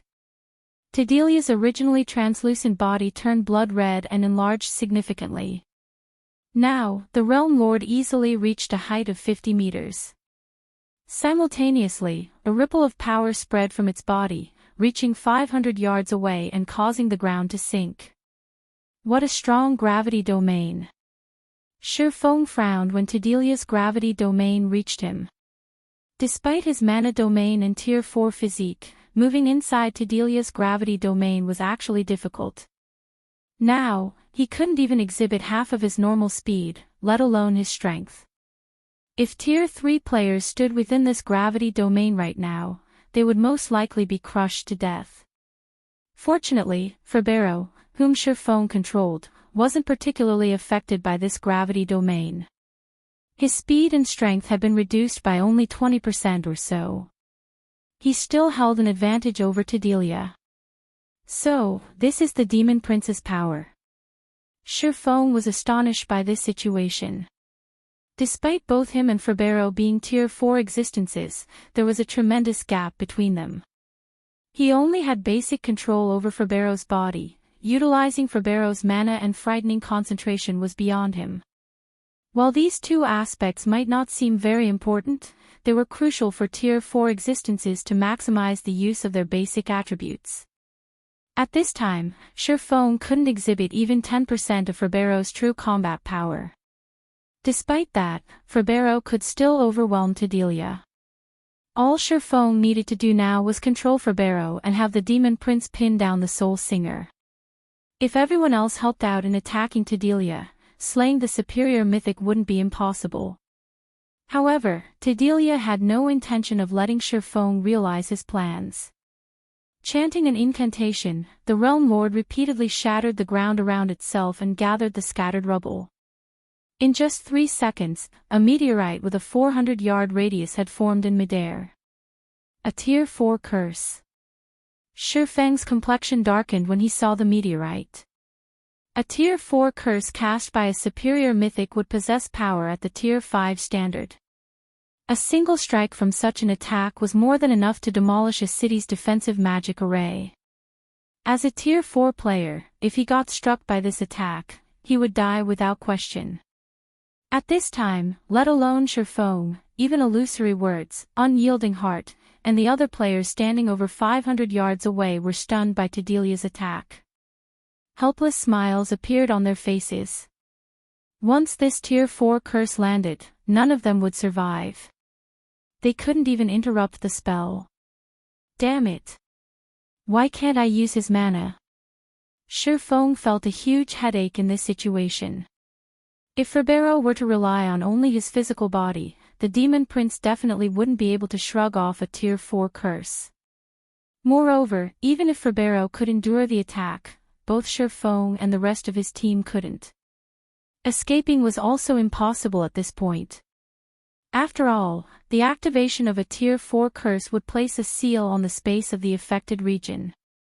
Aside from shattering the Tier 4 curse directly, the only other way to survive a Tier 4 curse would be to endure it. However, neither of these two options were viable for Feng. If he couldn't control Febero's mana, he wouldn't be able to use any of the Demon Prince's skills or spells. He could only have the Demon Prince fight hand-to-hand. While Feng was thinking about how to resolve this Tier 4 curse, Tedelia completed the incantation for the Tier 4 curse meteorite collapse. Boom! The next moment, the enormous meteorite that had taken shape fell from the sky like a real meteor. Damn it! Seeing the descending meteorite, Feng gritted his teeth and began calling the dark energy hidden in the depths of his soul. It's all or nothing now. As a tool capable of controlling all demons, the Bible of Darkness shouldn't be limited to turning demons into simple meat puppets. Feng believed it could exert further control over them. Meanwhile, a demon's power wasn't limited to just mana. They also had access to the terrifying power of darkness. In other words, the power of darkness was the source of strength for demons. Yet, when Feng used the Bible of Darkness, he could perform only simple manipulation of demons. This obviously didn't seem right. The instant Feng manipulated the strand of dark energy within his soul, it actually formed a connection with Febero's source of power. This is... Feng was stupefied. At this moment, he felt that he was Febero. He now could see what Ferbero saw and feel what Ferbero felt. Read latest chapters at Wuxia World. EU. Is this what it feels like to be in existence approaching Tier 5 Demon Kings? Not only did Feng not feel the slightest bit anxious or fearful of the descending meteorite, but it even looked like a toy to him. Be it the surrounding mana, terrain, or sky, he could now perceive everything with extreme clarity. Even the operating principles of the profound magic elements looked far less complex in his opinion. Meanwhile, just when everyone else on the team shook their heads and gave up, Ferbero suddenly raised a hand under Feng's control and directed it at the massive meteorite. The next moment, a gigantic hand made of mana appeared out of thin air and grabbed the meteorite, then lightly squeezed. Boom! A deafening explosion occurred in midair, and the meteorite, which was over 400 meters in radius, instantly shattered into dust. Space around the hand also transformed into a black void. Chapter 2760, Illusory Sword Slays Realm Lord. The sky shattered, and the resulting void storm dyed the sky black as it threatened to devour everything on this land. The void storm was so powerful that even Tier 4 players would suffer severe damage or death if they got too close. So strong. He crushed a Tier 4 curse with his hand. Is he really just a Tier 4 demon? Everyone present gasped at the power of the demon prince Feng controlled. Ferbero's might had thoroughly shattered their perception of Tier 4 demons in God's domain. In fact, even Feng himself felt shocked by this outcome. Amazing! A demon prince can actually control mana to such a terrifying level. No wonder they're known as half-step demon kings. Their actual combat power is definitely at the Tier 5 standard. Previously, Feng had merely thought to use Ferbero's mana to resist Tidelia's Tier 4 curse. However, the mana hand the demon prince conjured had actually shattered the Tier 4 curse. The demon prince's power was beyond his imagination. Nevertheless, the most amazing aspect about Ferbero would have to be the mana he could condense. The strength of the condensed mana surpassed even Feng's mana when he executed Holy Devour. Meanwhile, Ferbero had already exhibited such astounding mana just by casually condensing it into the shape of a hand. Had the demon prince executed a mana technique just now, the result would have definitely been mind-blowing. The power of the attack might even reach the intermediate Tier 5 standard. Usually, if a superior mythic monster used a Tier 4 curse, the spell's power would only be at the entry level of Tier 5, not even reaching the basic Tier 5 standard. However, the mana hand Ferbero manifested just now was undoubtedly at the basic Tier 5 standard. If the attack's power reached the intermediate Tier 5 standard, the resulting spatial storm would have had a radius of several thousand yards instead of just several hundred yards. Feng couldn't help reveling in Ferbero's power. After all, the feeling of wielding such power was simply wonderful. This was especially true for Ferbero's perception of and affinity for mana.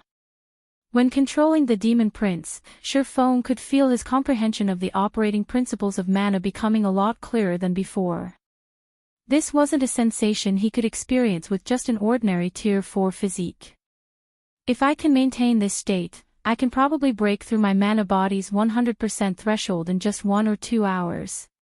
My control of mana might even improve, and getting promoted to a Grandmaster Magician would be far less of a struggle. The gap in physique and life rating wasn't something that basic attributes could compensate for. If the effects of basic attributes on one's combat power were calculated by addition and subtraction, then the effects of physique and life rating would be calculated by multiplication and division. This was also why the dragon race stood at the apex of all races. Even with the same basic attributes, a dragon would be many times stronger than a human. For the same reason, dragons, fallen angels, and such creatures were invincible among those of the same tier, with some even capable of transcending tiers. Based on the power Ferbero displayed, the demon prince's life rating was probably close to rivaling dragons. However, as Feng was savoring this wonderful moment, a stinging pain came from the depths of his mind. He paled in agony and almost staggered and fell to the ground. Sure enough, the system won't allow players to be immersed in this feeling for long. Feng smiled bitterly when he sensed the state of his concentration and the taint on his soul. He had manipulated Ferbero's mana for less than 3 seconds, yet not only did he expend 10% of his concentration, but the dark energy in his soul had also grown significantly stronger. The corrosive effect of manipulating Ferbero's mana was 1/3 of summoning the Demon Prince himself. Meanwhile, Tidelia, who had initially cowered after seeing its Tier 4 curse shattered, narrowed its 6 eyes when it noticed the intensity of Feng's aura plummeting. It could tell that Feng was no longer in his best condition. Immediately, Tidelia's 3 heads began chanting another Tier 4 curse, intending to kill Feng while he was weakened. "Do you think I'll give you another chance?" Upon noticing Tidelia's actions, Feng connected the dark energy in his soul with Ferbero's source of darkness once more. Ferbero's aura recovered to its peak. The Demon Prince's aura was so terrifying that even Illusory Words and the others, standing several hundred yards away, trembled reflexively. "Stay down." Feng had Ferbero brandish the fire spear without hesitation, gathering both mana and power of darkness for an attack. In addition, Feng even executed Light Shadow for this attack. However, as he was executing the mana technique indirectly, through Ferbero, he failed to execute the complete Light Shadow. Even so, the resulting attack was still magnitude stronger than the earlier mana hand. The next moment, illusory spears rained down from the sky and bombarded Tidelia's heads. The attacks were so quick and powerful that the Soul Singer couldn't dodge them in time, its body getting pummeled into the ground. Cracks extending several thousand yards formed on the ground due to the impacts. The violent trembling of the earth toppled everyone on Feng's team and forced them to sit on the ground. By the time the land stopped shaking, a crater with a 300-yard radius had formed in Tidelia's position. As for the Realm Lord itself, its body had sunk several dozen meters into the ground, only its 3 heads remaining above ground. -1,165,446,428, a damage value exceeding 1 billion emerged slowly above Tidelia's head as its HP bar fell by a significant chunk. Even its life aura had weakened slightly. Crap! The commander is insane. He actually managed to summon such a demon. Solitary 9 was secretly astonished when he saw the damage and destruction Ferbero caused. At this rate, the fight could end in just another dozen hits or so. The boss monster that previously filled their minds with only thoughts of escape had been beaten down like a dog. The heavy injuries Tidelia suffered had also caused it to lose 30% of its basic attributes. There was simply no comparison between Tidelia and Ferbero. Alright, stop daydreaming. All of you activate your berserk skills and fight the boss together with the Demon Prince. We must get rid of the boss now. Otherwise, none of us will get out alive. Feng ordered weakly through the team chat as he sat down on the ground. He had used his full power to launch that previous blow. He had even executed a partial Light Shadow. As a result, he had expended 30% of his concentration and further enhanced the dark energy in his soul. Now, he was in an incomparably weakened state, and just controlling Ferbero required all his focus. If they allowed Tidelia to recover and use another Tier 4 curse, they would team wipe. Hence, they needed to finish Tidelia while the Realm Lord was still weakened. They definitely could not afford to give it a chance to catch a breather. Upon hearing Feng's weak voice, Unyielding Heart immediately understood their situation. Hurriedly, he shouted through the team chat, "Everyone from Unyielding Soul, follow me. Everyone from Crimson Emperor, attack together. Activate your berserk skills." Illusory Words also commanded her subordinates to take action. She, too, understood that now was not the time to hold back. Immediately, 20+ peak experts from Azura, Unyielding Soul, and Crimson Emperor activated their berserk skills and rushed toward Tidelia simultaneously. However, the Soul Singer also realized the precarious situation it was in right now. After dragging its heavily injured body out of the crater, it fled without hesitation. Don't even think of getting away.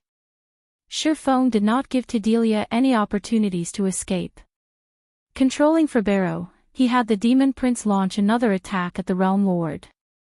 However, as Feng could execute only simple attacks with Ferbero right now, Delia managed to defend against the Demon Prince's attack despite being heavily injured. Minus 94,376,414. A damage value nearing 100 million appeared above Delia's head when its claw collided with Ferbero's fire spear. Disregarding the damage, Delia immediately jumped into the air to flee.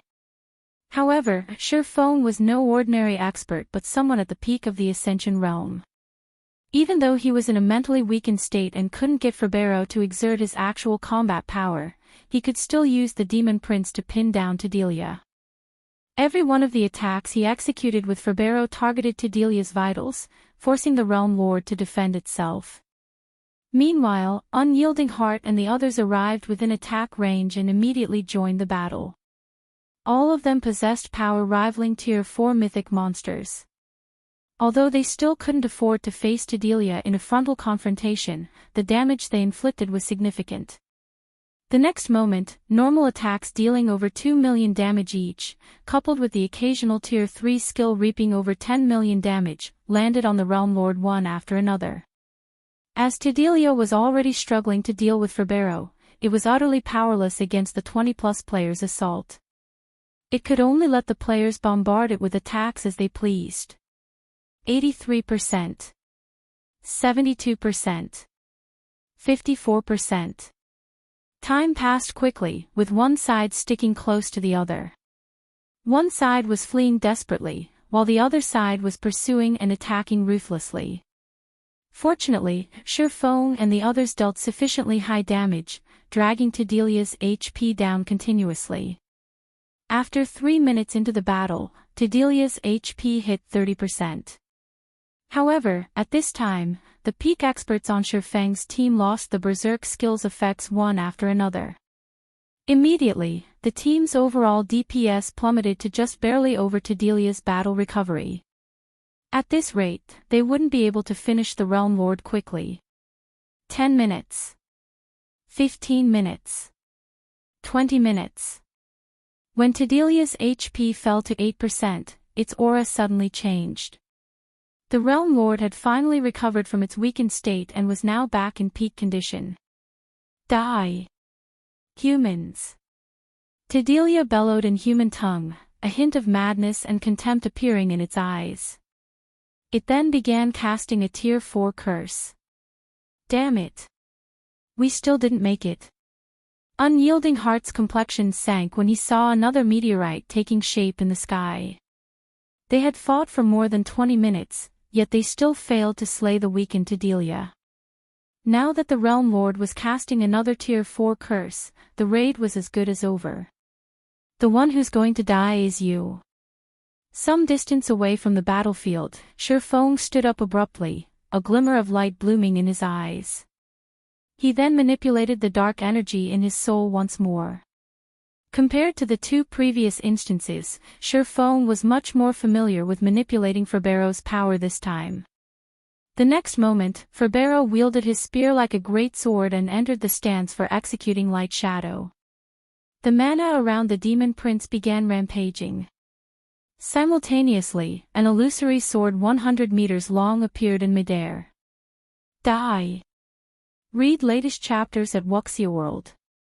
EU. At this moment, Feng had exhausted every bit of concentration he had left to have Ferbero execute Light Shadow. Boom! The illusory sword descended instantly. For a moment, everyone even had the misconception that the sky had been split apart. 1 second later, Delia's 50-meter-tall body divided into two halves and collapsed to the ground. The Realm Lord's HP zeroed out, the boss becoming deader than dead. Chapter 2761, Level Skyrockets, It's Dead. That was close. For a moment there, I thought we would all get flattened. I am never going to go near superior mythics ever again before reaching tier 4. These aren't things tier 3 players like ourselves can do anything against. After everyone saw Tedelia bisected, they slumped down to the ground and breathed out a sigh of relief, rendered speechless by this narrow escape from death. However, many people also felt fortunate about their survival and couldn't help laughing happily. As for Illusory Words and Unyielding Heart, both were too tired to pay attention to Tedelia. They only wanted to sit down, rest, and relax their minds. However, before anyone could catch their breath, divine sounds descended from the sky and echoed throughout the valley, so melodious that everyone felt intoxicated. As expected of a first kill in the ruined mountain range. Even without divine providence, the loot's quality can actually trigger a divine hymn. Feng, who was lying on the ground, was a little surprised by this situation. He never thought that the first kill of a realm lord would yield such excellent loot. Initially, he had been thinking of using divine providence and personally dealing the finishing blow to Tedelia. However, the situation at the end did not permit him to do so. As a result, he could only rely on Ferbero to finish the realm lord. While the divine hymn resounded in the valley, bright rays of light enveloped all the survivors. Feng, who was initially at 78% of level 125, leveled up twice and reached 4% of level 127. Everyone else leveled up at least 3 times, with some even leveling up 4 times. The abundance of the EXP awarded utterly dumbfounded everyone. A superior mythic boss actually awards so much EXP. If it were before, we wouldn't get this much EXP even after killing 30 superior mythics. With this, we save at least half a month of grinding. It's a pity that everyone else died. If not, they would have saved on plenty of grinding time as well. Everyone couldn't help sighing over the abundant EXP from Tedelia. On one hand, they felt grateful that they could save plenty of time. On the other hand, they felt guilty for those who died. Not only did the dead players not receive any EXP from the raid, but they would even lose 1 level after resurrection. And even if Illusory Words and the other healers of the team resurrected them, they would still lose nearly half a level's worth of EXP. Only Feng remained unfazed by this situation.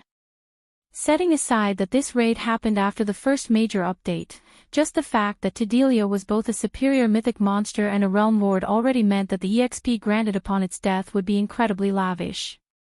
The descent of a divine hymn would also increase the EXP awarded. Furthermore, Tedelia was a level 128 monster, whereas most of the players on the team hadn't even reached level 120 yet. The bonus EXP these players received would be significant. However, it would be almost impossible for them to level up so quickly again in the future. After all, each region of the ruined mountain range had only 1 realm lord, which took 5 natural days or more to respawn. Moreover, the realm lords for each region weren't fixed. Hence, although their team had secured information on Tedelia the Soul Singer, this information would be useless because the next realm lord that spawned in this region would probably be some other superior mythic monster.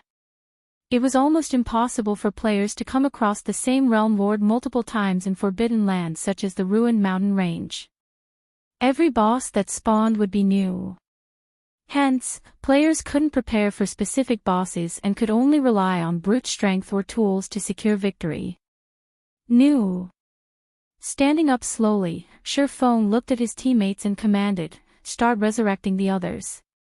Thorn, you guys patrol the surroundings. Make sure no monsters come ambushing us." Although Ferbero's presence had scared the surrounding monsters into fleeing and the likelihood of an ambush was low, it never hurt to be careful. After all, whether it was a forbidden land for all life or a forbidden land for humans, a single mistake was all it took to team wipe. "Leave it to us." Lifeless Thorn nodded before leaving to patrol the surroundings together with Cleansing Whistle and the others. As for Yenya, Illusory Words, and the other surviving healers, they began resurrecting the team members killed by the Soul Devourers. Although these people had died because they had their concentration sucked dry, their souls did not get damaged. Hence, resurrection was still possible. Only, they would be in a weakened state for several hours after getting resurrected and wouldn't be able to participate in battle right away. While the others were busy with their respective tasks, Feng slowly made his way to Tedelia's corpse and waited for the loot to appear. Regarding Tedelia's loot, none of the members of Unyielding Soul or Crimson Emperor gave it much thought. After all, Feng was the organizer of this team. Before they went on this expedition, they had already agreed that all discoveries made and items obtained would belong to Feng. This was the basis for the cooperation of their 3 guilds. Moreover, even without the agreement, both Unyielding Souls and Crimson Emperor's peak experts would be too ashamed to ask for any loot. From start to end, they had merely played a supporting role and barely did anything during the raid. In fact, if not for Feng landing the finishing blow, they wouldn't be alive right now. They also wouldn't have leveled up 3 or 4 times and gained a 15-day leveling advantage over the outside world's peak experts. One could say that the EXP harvest alone already made their trip to the Ruined Mountain Range worthwhile. Not to mention, they also got to learn about the Ruined Mountain Range and find out just how dangerous the neutral map was. With this information, their 2 guilds would have a much easier time exploring the neutral map in the future. Let's hope the loot isn't too bad. I'd even settle for just 1 or 2 tier 4 skill books or a legacy guidance fragment, Feng prayed inwardly when he saw the dark clouds in the sky gradually scattering. Compared to the outside world, the Ruined Mountain Range was impoverished. Unlike what most people of the outside world imagined, the Ruined Mountain Range wasn't a place where one could just kill a few random mobs and get rich quick. On the contrary, be it Forbidden Lands for humans or Forbidden Lands for all life, both were scarce in material resources. Instead, the reason players and NPCs deemed Forbidden Lands to be rich in resources was the legacy resources found there. In the current God's domain, the kingdoms and empires controlled Tier 3 legacy resources. In the case of Tier 4 legacies, though, even the kingdoms and empires barely had any, some had none at all. However, the various Forbidden Lands still contained a considerable number of legacies for Tier 4 and above. Hence, Forbidden Lands were far richer in legacies than the maps in the outside world. Meanwhile, after players reached Tier 4, there were 3 ways they could improve themselves. The first and simplest method was upgrading their weapons and equipment. Such items were readily available in the various kingdoms and empires. The second method was significantly more difficult, obtaining Tier 4 skill and spell books. After reaching Tier 4, aside from spending legacy skill points to obtain Tier 4 legacy skills, the only other way players could obtain Tier 4 skills was through skill books. However, the monsters in the various kingdoms, empires, and standard neutral maps almost never dropped Tier 4 skill books. Only the monsters in Forbidden Lands would drop these items. Moreover, only monsters at the Mythic rank or above dropped them, and the drop rate was incredibly low. Tier 4 skills and spells were crucial in deciding a Tier 4 player's strength. Oftentimes, the result of a duel between Tier 4 players could be predicted based on the number of Tier 4 skills and spells the 2 sides held. This was because Tier 4 skills were magnitude stronger than Tier 3 skills, with some capable of instant killing players of the same tier. Therefore, after reaching Tier 4, acquiring Tier 4 skill books was key to increasing a player's strength. The improvement players could gain from a Tier 4 skill could rival fragmented legendary items. Moreover, unlike fragmented legendary items, learned skills and spells didn't have a chance of dropping upon death. The third method to improve one's strength was also the most difficult one, obtaining legacy guidances for Tier 4 or above. After players reached Tier 4, levels would no longer be as important as before. Even if players reached level 150 and fulfilled the minimum condition for promotion to Tier 5, they wouldn't necessarily reach Tier 5. Getting promoted to Tier 5 was far more difficult than reaching Tier 4. For the Tier 4 promotion, players only needed to find their Tier 4 legacy land and learn a Tier 4 legacy skill within the allotted time. However, there were no such challenges for the Tier 5 promotion. Players weren't required to complete a troublesome promotion quest, nor did they need to search for some random location. Instead, getting promoted to Tier 5 was a very straightforward process.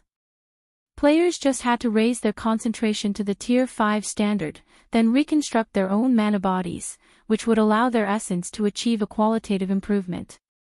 This was how one became a saint. Upon reaching Tier 5, players would no longer be an ordinary human. Their life rating would reach an extraordinary level. This was why very few players and NPCs would ever manage to reach Tier 5 in God's domain. Those who did would be dragons and phoenixes among men. The first step to reaching Tier 5 was breaking through the limits of one's mana body at Tier 3. While this might seem like an insignificant step, it would provide players with great help when they tried to reconstruct their mana bodies at Tier 4. The most difficult step was going from 0 to 1. Meanwhile, Violet Cloud had already taken the first step on the path to Tier 5. Meanwhile, legacy guidances could aid players in understanding the operating principles of mana because they recorded the comprehensions of ancient powerhouses on mana and the methods to utilize mana. Some even contained methods and experiences for constructing mana bodies. This was also why Feng had chosen to receive the Crimson-Eyed Sword Saint's legacy guidance without hesitation. At Tier 3, despite receiving samples of mana bodies, players still faced incredible difficulty constructing their mana bodies. If players wished to get promoted to Tier 5, they would need to construct a mana body that was at least 10 times stronger. The difficulty of this feat was simply unimaginable. Hence, legacy guidances were incredibly important. Only by continuously learning about mana and mana bodies could players construct a mana body rivaling Tier 5 existences. Otherwise, they would remain at Tier 4 for the rest of their lives. However, obtaining legacy guidances was easier said than done.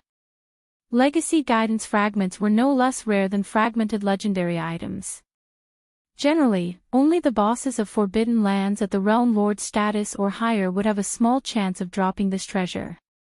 This was also one of the reasons very few independent players ever managed to reach Tier 5. Read latest chapters at Wuxia World. EU after all, let alone soloing superior mythics of the same level, even soloing superior mythics of a lower level was impossible for Tier 4 experts. Normally, raiding such monsters required the cooperation of multiple Tier 4 players. Moreover, even if players killed a superior mythic, they wouldn't necessarily obtain a legacy guidance fragment. And even if a fragment did drop, how many people would get a share of it? In addition, the guilds would frantically contest for these bosses, which further increased the difficulty of reaching Tier 5 for independent players. Unless one possessed a sufficiently strong backer or heaven-defying talent, Tier 5 would forever be beyond one's reach. Meanwhile, as Feng was praying and looking to the sky with an exhausted expression, dozens of dazzling items descended around him. The appearance of these items immediately attracted the ambient mana from several hundred yards around. When Feng spotted a strange stone sculpture of a monster among these items, his eyes instantly lit up. He even rubbed his eyes, thinking that he had seen wrong. An ancient beast sculpture. Did this monster swallow an ancient god's treasury? Chapter 2762, Ancient Treasure. While the strange beast statue held Feng's attention, the other players patrolling and resting in the distance noticed the several dozen items falling from the sky. Their eyes immediately widened in shock. Crap! What's up with this loot? I've never seen so many epic items and legendary materials dropping at once.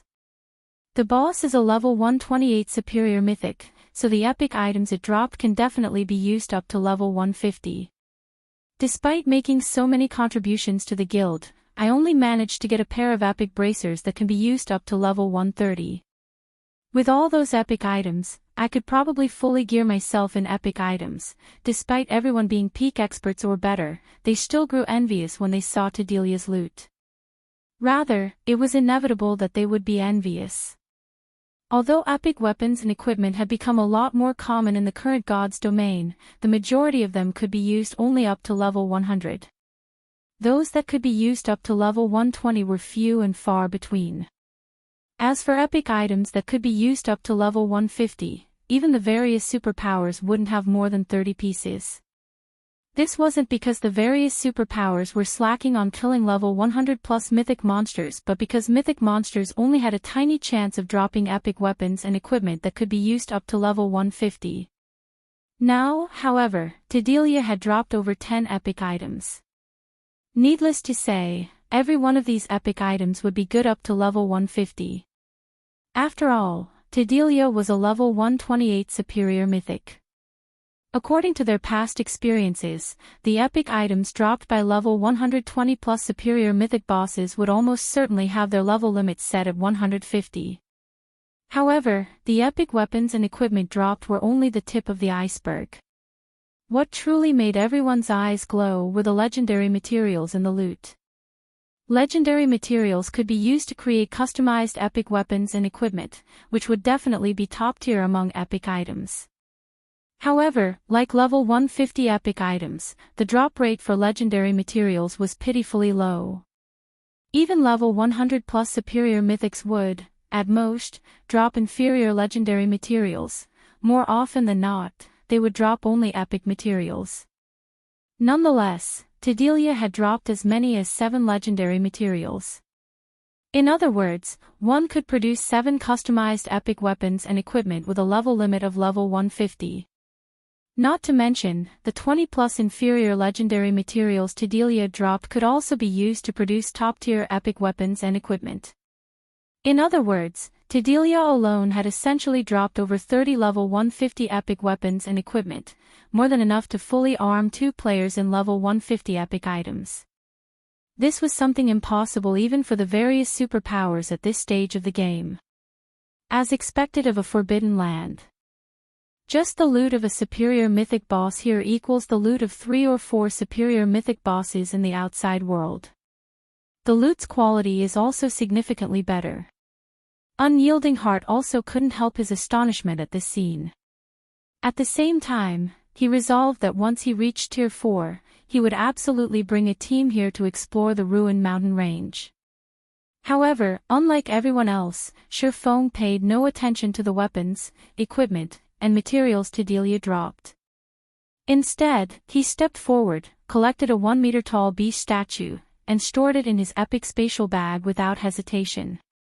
In Feng's opinion, even the combined value of all the other items Delia dropped couldn't compare to the value of this beast statue. Sacred Beast Statue, Soul-Devouring Beast, Epic Rank, Unique Item, one of 12 stone sculptures of sacred beasts made by Skyrockets. It holds incredible power. One shouldn't underestimate the beast statue just because it was an epic item. For Tier 4 players and above, this beast statue was easily 1,000 times more valuable than legendary items. An ancient god in God's domain, Skyrockets was known as the god of elements by everyone. Legend had it that he could control all magic elements, and he was incredibly strong even among the ancient gods. In God's domain, any item belonging to a god would already be an amazing item, let alone an ancient god's possession. The 12 sacred beast statues were one of Skyrockets' earliest creations. To both gods and ancient gods, these statues were trash. However, to Tier 4 players, these statues were priceless treasures. On the surface, the 12 sacred beast statues were only intended as room decor. However, if one placed these statues in areas with incredibly dense mana, the statues would generate a special signal. This signal allowed players inside the room to perceive the operating principles of a particular magic element. Although the granted perception was vague, it was still much better than blindly trying to feel and deduce the operating principles of the magic elements. Moreover, the effect stacked. With more beast statues collected, not only would one get to perceive more magic elements, but the intensity of the granted perception would also increase. In the past, a super guild had discovered an ancient god's treasury. And after working together with several superpowers and incurring countless casualties, the super guild had successfully raided the treasury. They had discovered 3 of the 12 sacred beast statues inside the treasury, one of them a medium-sized statue at the fragmented legendary rank. Due to these 3 beast statues, the super guild that found the treasury had ended up one of the 12 great guilds within a short period. Now, Feng had merely killed a superior mythic-ranked realm lord, yet he had actually acquired a sacred beast statue. This was simply unbelievable. I really lucked out this time. Although not even one fragmented legendary item dropped, the boss actually dropped an intact legacy guidance crystal, besides one of the 12 sacred beast statues. If any of those superpowers in the past found out about this, they would most likely go crazy from envy. Feng inwardly grew ecstatic as he picked up a crimson memory crystal from the ground. Normally, the legacy guidances players could obtain in Forbidden Lands were only fragmented crystals. Due to the instability of the mana inside these fragments, they would disappear after one use. However, an intact legacy guidance crystal was a different story. As the mana inside an intact crystal was incredibly stable, players could use it several times. Moreover, each use cost only 100 magic crystals. However, as these legacy guidance crystals were quite ancient, even a complete one could be used only 9 times. Regardless, an intact legacy guidance crystal was as valuable as a legendary item because it recorded far more information than a fragmented crystal. A single use of an intact crystal was easily worth 10 uses of fragmented crystals. In the past, some superpowers were even willing to exchange a legendary item for an intact legacy guidance crystal. However, nobody had ever taken up the offer. This was especially true for guilds and adventurer teams. After all, the legacy guidance crystal could lead to the birth of a tier 5 player, which was way more valuable than a legendary item. In God's domain, unless tier 6 god-ranked experts made an appearance, tier 5 players would stand at the pinnacle of the game. The resources a tier 5 player could acquire with their strength far exceeded the value of a legendary item. Several minutes later, Feng finished storing all of the dropped items in his spatial bag.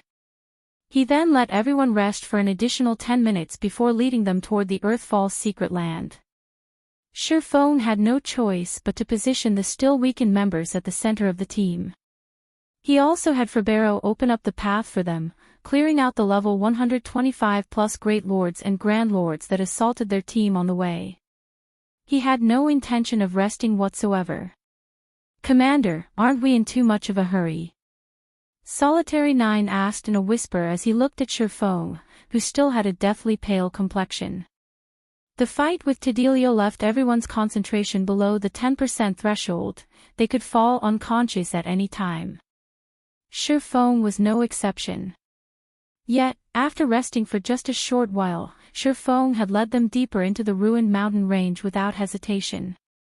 At this point, they had already been running for close to 2 hours, and everyone had constantly been fighting throughout this period. Moreover, the monsters they fought all had considerably high combat standards and high basic attributes. Although Ferbero took on most of the monsters for them, the occasional monster still slipped by. And if they weren't careful, they would be easily overwhelmed by these monsters. "I know, but we don't have much time left," Feng said while controlling Ferbero. Smiling bitterly, he continued, "At this point, I can no longer summon a second demon prince. If the duration of this one lapses before we reach our destination, we'll die a miserable death." Upon hearing Feng's words, Solitary 9 looked at the endless monsters around them and got goosebumps. At the same time, he subconsciously raised his shield and stood closer to Feng. If not for the demon prince, they would definitely be doomed. In fact, they wouldn't be able to cope with all these monsters, even with several tier 4 experts on the team. After all, fighting in the ruined mountain range cost a lot of stamina and concentration. It was impossible for players to fight endlessly. "Move faster. We're almost there." Feng urged everyone through the team chat after taking a look at his map. At Feng's words, everyone hurriedly closed the distance to Ferbero. The team then broke out in a mad dash while blocking the attacks coming from the surrounding monsters.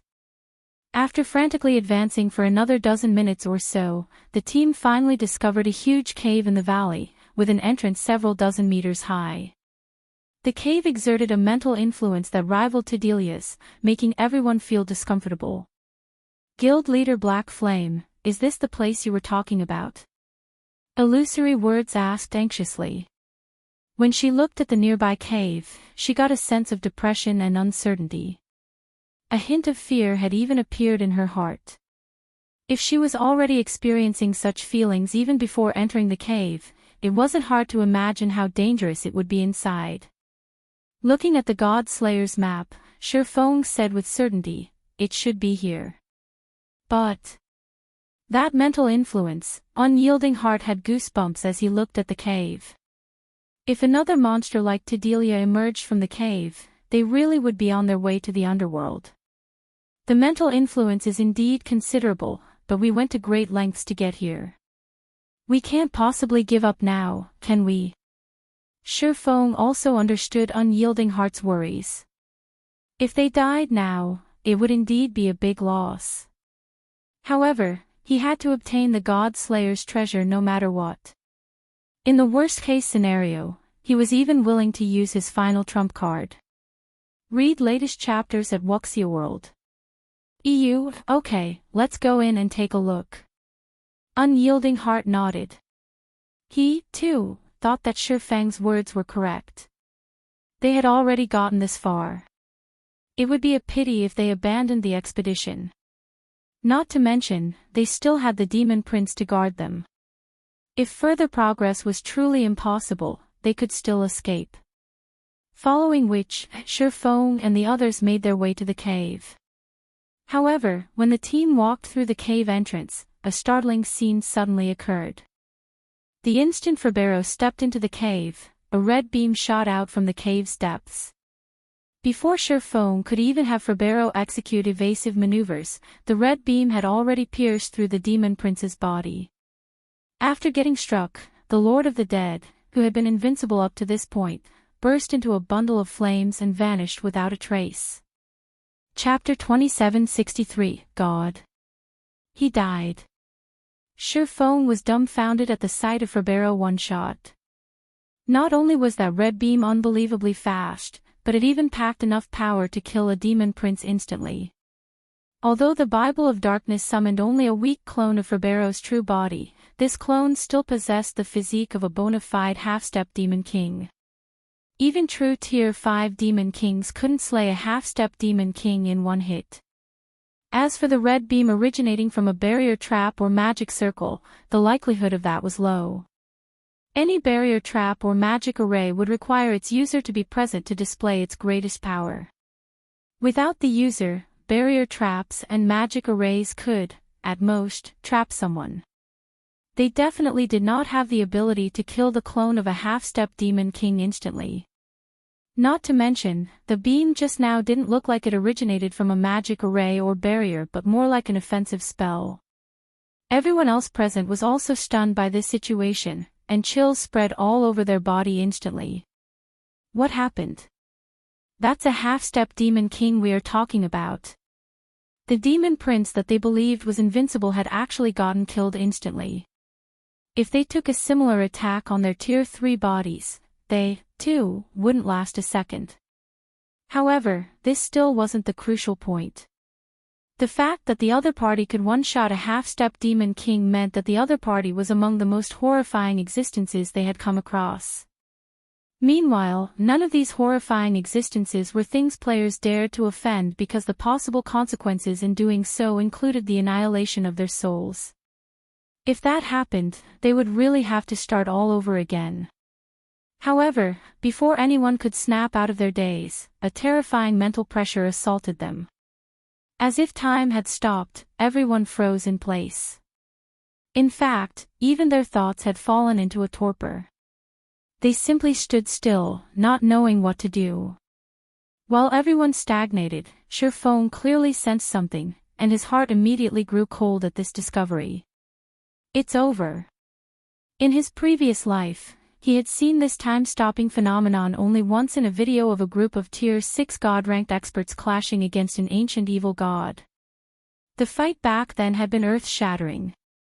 However, aside from the Tier 6 God-ranked experts and a few Tier 5 experts, the other players present had no idea what exactly had happened. By the time everyone recovered, the battle was already over. For most of the players present, the battle had basically started and ended in an instant.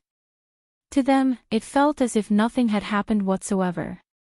However, that had been far from being the case. By the time everyone recovered from their stupor, 1/10 of a kingdom had disappeared from God's domain, leaving behind an endless wasteland littered with shattered space.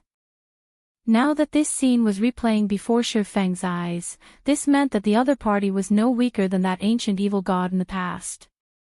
Just when the flow of time was slowing and Feng's thoughts were about to stagnate, a crimson glow suddenly bloomed from his spatial bag.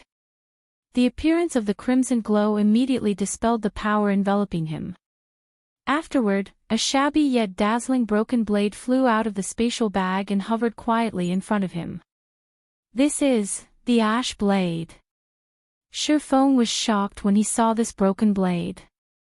Various legends were circulating in God's domain regarding the Ash Blade, which was rumored to be the God Slayer's weapon.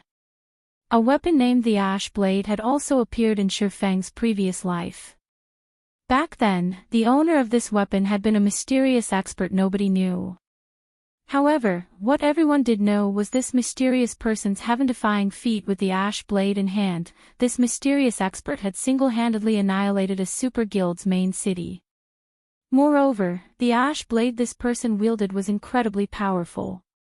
Even epic weapons would break after suffering 3 or 4 hits from the Ash Blade. Only fragmented legendary weapons could barely withstand its power. For this reason, everyone had suspected that the Ash Blade was a legendary weapon. Hence, Feng had kept the Ash Blade all this time instead of discarding it. After all, there might be a day when he could recast it. Of course, there was another legend regarding the Ash Blade, which stated that the Ash Blade was a clue to the God Slayer's legacy. However, according to historical materials in the libraries of the various kingdoms and empires, nobody had ever found the Ash Blade. Only after that mysterious expert had appeared and thoroughly shattered the status quo of God's domain did everyone start paying attention to the Ash Blade. How interesting! Out of the people that arrived this time, someone actually brought that item. It seems you are quite lucky. While Feng was surprised by the Ash Blade, a deep and indifferent voice came from the depths of the cave. It used not the human language but divine language instead. Similar to the demonic language, despite Feng having no knowledge of the divine language, his brain still understood the meaning conveyed by the words. Before Feng could react to the divine words, an elderly man clad in a grey robe appeared before him. This elderly man's body was in a translucent soul state. Moreover, it was incredibly unstable, as if it would disappear at any moment. However, Feng could still feel great power coming from the old man, which awoke in Feng the urge to submit. The old man's information was thoroughly hidden, it was impossible to glean any information about him at all. Esteemed elder, we came here purely by mistake. We did not come here with any purpose. I hope you can forgive us, Feng said apologetically to the old man. He dared not display any disrespect to the elder before him. Although Feng wasn't aware of the old man's true identity, the fact that the old man could stop time meant that he was undoubtedly at the Tier 6 standard. Even if the old man was only a remnant soul now, he still wasn't an existence Feng could afford to offend. You don't have to lie. I know why you came here, the old man said as he looked at Feng quietly, his deep gaze seemingly seeing through Feng's soul. Not only did you acquire that map, but you even hold the Ash Blade. In that case, you qualify to enter this place and know its secret. How much you can gain from this secret will depend entirely on yourself. I am only an observer and the protector of this place. I won't do anything to interfere with your progress. Feng felt deeply relieved when he heard the old man's words. As for whether the old man was lying to him or not, Feng didn't care.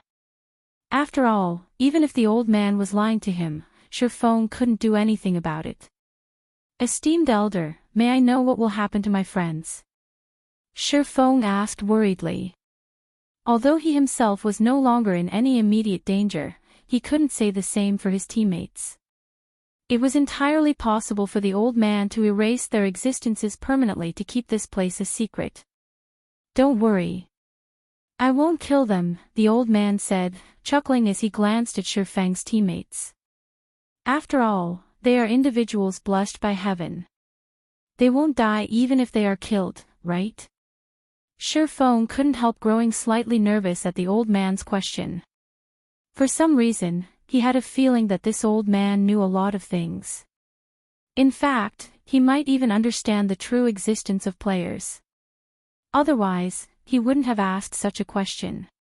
This was the first time Feng had met such an NPC. Alright, I'll stop messing with you.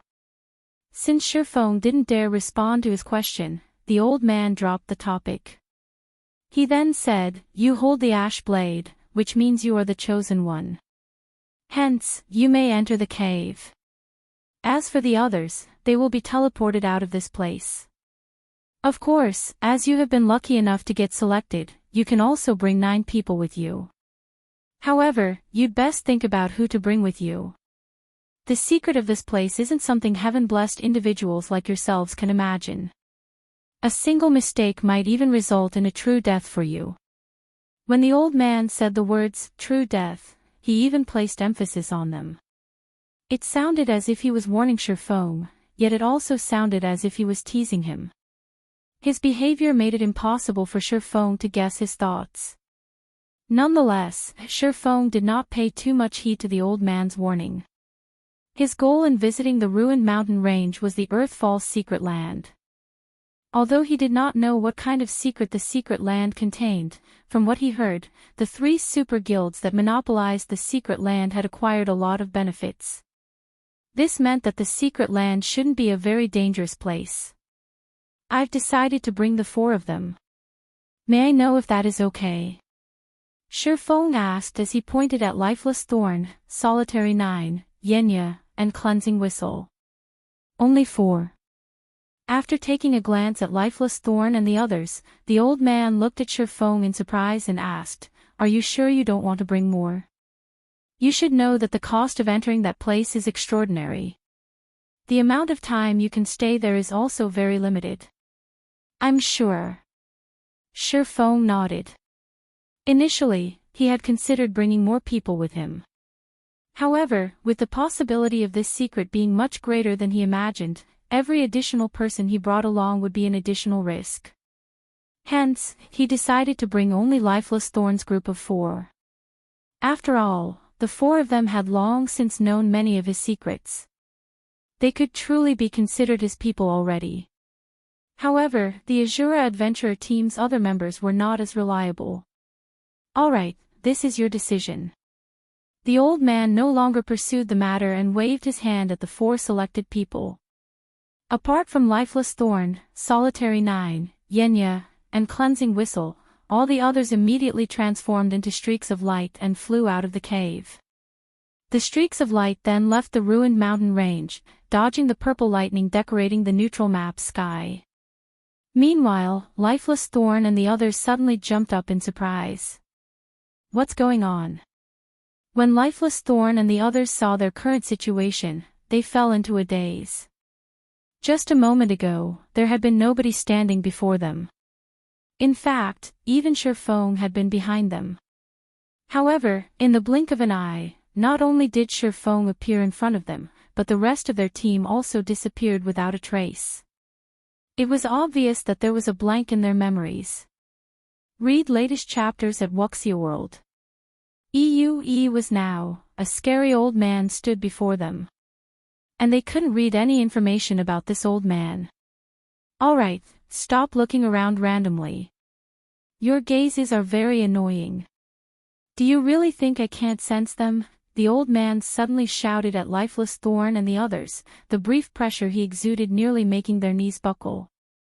I'll let you off this time, but if you behave like this to anyone else, they won't be as easy on you as I am. Upon hearing the old man's words, Lifeless Thorn and the others hurriedly nodded and promptly stopped using their identification skills on the old man and their surroundings. That's more like it. Now, follow me. The old man nodded when he saw Lifeless Thorn and the others turn obedient. He then began walking into the depths of the cave. Chapter 2764, Land of Fallen Gods. Outside of the ruined mountain range, devouring swamp, dozens of streaks of lights descended onto a swampy woodland as Unyielding Heart and the others were transported out of the ruined mountain range. Were we resurrected? Unyielding Heart looked at his surroundings with some confusion. Why did we get resurrected here? Where's Brother Black Flame? The devouring swamp was a neutral map adjacent to the ruined mountain range. However, the map was very high level, with monsters at level 130 or above. It wasn't suitable for them to travel across. Hence, they had previously traveled through a level 120 neutral map to enter the ruined mountain range. I don't think we got resurrected, Illusory Words said, shaking her head. We were most likely teleported here, probably the doing of that horrifying existence we came across just now. Although she didn't know what had happened, the most likely possibility was that they were banished from the cave since none of them had lost any levels. Big Sis Illusory, aside from Black Flame, Azura's side seems to be missing 4 people too, Blue Gown said strangely after carefully inspecting the team.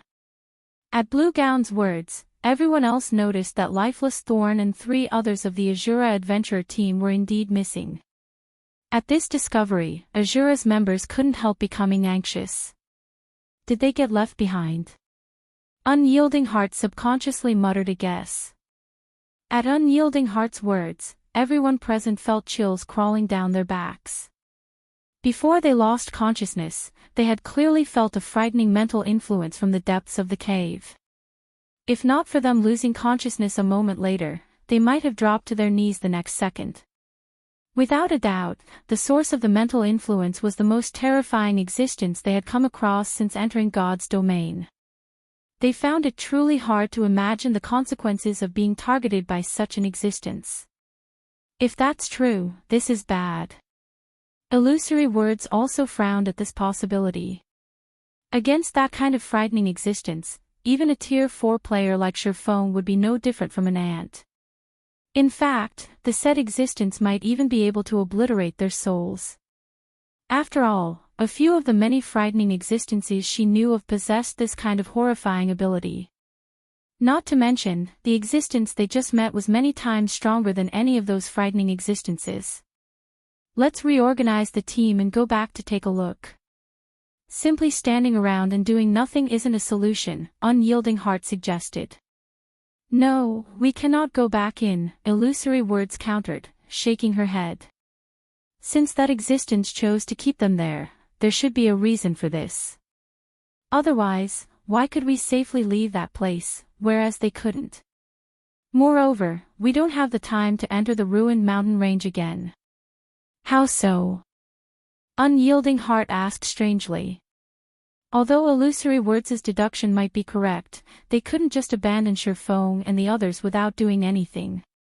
After all, they didn't even know whether they had accomplished their task. If the task wasn't completed, their 3 guilds would be in big trouble afterward. I just received news that not only did the number of NPCs increase again, but the various powers members are also facing greater difficulties in leveling up. Shortly after we started sending our members into the Secret Covenant Tower, the superpowers began having designs over it. They think that the tower is an excellent leveling spot, and they've already clashed with us outside Sky Spring City several times, Illusory Words explained. We need to head back as soon as possible to preside over the situation. Otherwise, it'll be impossible to seal off Sky Spring City with just a bunch of Tier 3 experts. They're taking action already. Unyielding Heart was surprised by this revelation. Initially, he thought that the various superpowers wouldn't pay as much attention to the Secret Covenant Tower just for the sake of leveling. Hence, he hadn't anticipated such a development. However, the massive increase in the NPC population had undoubtedly increased the various powers' urgency and difficulty in leveling up. This made excellent leveling spots even more valuable than before. Now, just for the sake of leveling up quickly, many superpowers had already started targeting the Secret Covenant Tower. If these superpowers entered the tower and discovered the Tier 3 legacies inside, the situation would definitely become even more troublesome. So, we need to return quickly to ensure nobody sneaks into Sky Springs City and the Secret Covenant Tower. Otherwise, the various superpowers would have already occupied the tower before Black Flame completes his task. If that happens, we'll end up even more passive, Illusory Words said. She then took out a transfer scroll and immediately teleported to Crimson Emperor's residence in Silverwing City. After Illusory Words teleported away, the other Crimson Emperor members took out transfer scrolls and teleported to Silverwing City one after another. What should we do? Mu Lingsha asked Unyielding Heart as Crimson Emperor's members left. Do we return too? That's the only thing we can do. Let's just hope Brother Black Flame's side is safe. Otherwise, we'll have a difficult road to walk down the line, Unyielding Heart said, sighing as he took out a transfer scroll himself. Unyielding Soul's other members immediately followed suit one after another. As for Azura's members, they planned to remain in the Devouring Swamp and level up while waiting for their vice-commanders to contact them before taking further action. During the time Illusory Words and Unyielding Heart had returned to Silverwing City to control the overall situation, Feng and the others in the distant ruined mountain range had arrived at the deepest part of the cave. Is this the secret of this cave? Shock and surprise filled Lifeless Thorn as he stared at the icy cavern before him. The icy cavern was over a dozen kilometers wide. Its interior was a snowy white world, with ice sculptures in the shape of humans, elves, half-orcs, giants, dwarves, and other races erected all over. Every one of these ice sculptures radiated an aura that was stronger than the demon Prince Ferberos. Meanwhile, these statues numbered in the tens of thousands. Moreover, the dozen or so ice sculptures at the cavern center radiated an aura that was much stronger than that of the other ice sculptures. Despite standing so far away, Lifeless Thorn still felt awe and fear in his heart when he looked at these statues. He dared not approach any of them. At this moment, let alone Lifeless Thorn, even Feng was astounded by this scene. Feng had a much clearer idea than Lifeless Thorn did of what kind of existence those central ice sculptures were. Indeed. Read latest chapters at Wuxia World. Those dozen or so ice sculptures were bona fide Tier 6 gods. He had even read about a few of them in libraries. From the scene in the cavern, he could tell that these gods and people of various races had been going up against something. Only, the end result was that every one of them got frozen into eternal ice sculptures. What the hell happened here? Feng was greatly puzzled as he looked at this horrific scene. Tier 6 gods were existences that stood at the apex of God's domain. A force of over a dozen gods could devastate the continent. It wouldn't be an exaggeration to say that such a force could even sweep through the dark abyss. In fact, even if all of the Tier 6 god-ranked experts that existed in his previous life joined hands, they could just barely manage to contend with a force of a dozen or so Tier 6 gods. Yet, these Tier 6 gods had actually been killed, annihilated in a single move, by the looks of. Chapter 2765, God Slayer's Legacy. After a brief silence inside the cave, a deep, emotional voice entered Feng's ears. You had best not ask or think about what happened in the past and what caused the deaths of so many of the world's powerful people and even gods. You also must not look into these matters. The consequences of doing so are not something even heaven-blessed individuals like yourselves can bear. You might even lose your minds as a result, the old man warned when he saw the curiosity on the faces of Feng and the others. Although the old man's voice did not carry any mental influence or coercion, the certainty in his tone made Feng shudder involuntarily. As for Lifeless Thorn, Solitary 9, Yenya, and Cleansing Whistle, although they reacted fearfully to the old man's warning, the curiosity on their faces was clear for all to see. It was evident that they did not take the old man's words seriously. After all, this was a matter related to gods. Players who were new to God's domain treated the word God as merely a noun. At best, gods were a type of powerful monster to them. However, those who truly ventured around God's domain and studied the historical materials in the libraries of the various kingdoms and empires would realize that gods weren't just powerful existences. Simultaneously, they represented a kind of extreme, a road leading to the top of God's domain. Hence, anything related to gods represented a massive opportunity for players. This was especially true for Tier 3 players like themselves. They were quite aware that they could no longer advance on their own. If they wished to get to the next level, they would have to follow in the footsteps of their predecessors. Meanwhile, the footsteps of gods were undoubtedly the best to follow. None of you should look deeper into this matter, at least not now, Feng suddenly said to Lifeless Thorn and the others. He knew very well how attractive gods were to Tier 3 experts. They wouldn't hesitate to look into matters related to gods, even if the risks were big. After all, the road to promotion was simply too difficult. Normally, players could already improve significantly with the ruins left behind by Tier 5 existences, let alone those of Tier 6 gods.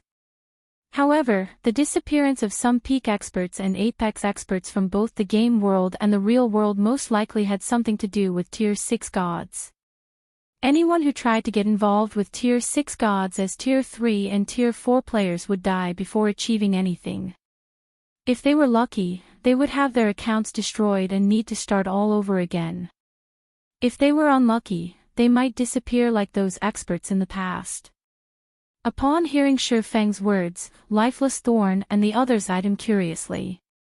They never thought that Feng would actively stop them from looking into this matter. It seems you know your limits, kid, the old man said, gazing at Feng with warm approval. That's right. Only people who know the limits of their strength and abilities can live long lives. Even you heaven-blessed individuals are no exception. At the old man's words, Lifeless Thorn and the others promptly awakened from their greed. Thanks, Commander. I never thought I would get seduced by the benefits in front of me, Lifeless Thorn said in gratitude, a hint of fear in his voice. God's domain had always emphasized balance. All gains came with losses. If one tried to secure an opportunity despite lacking the necessary strength, they would only wind up dead. Currently, they hadn't even reached Tier 4, yet they were actually thinking of looking into the secrets of Tier 6. That was simply suicide. That is normal.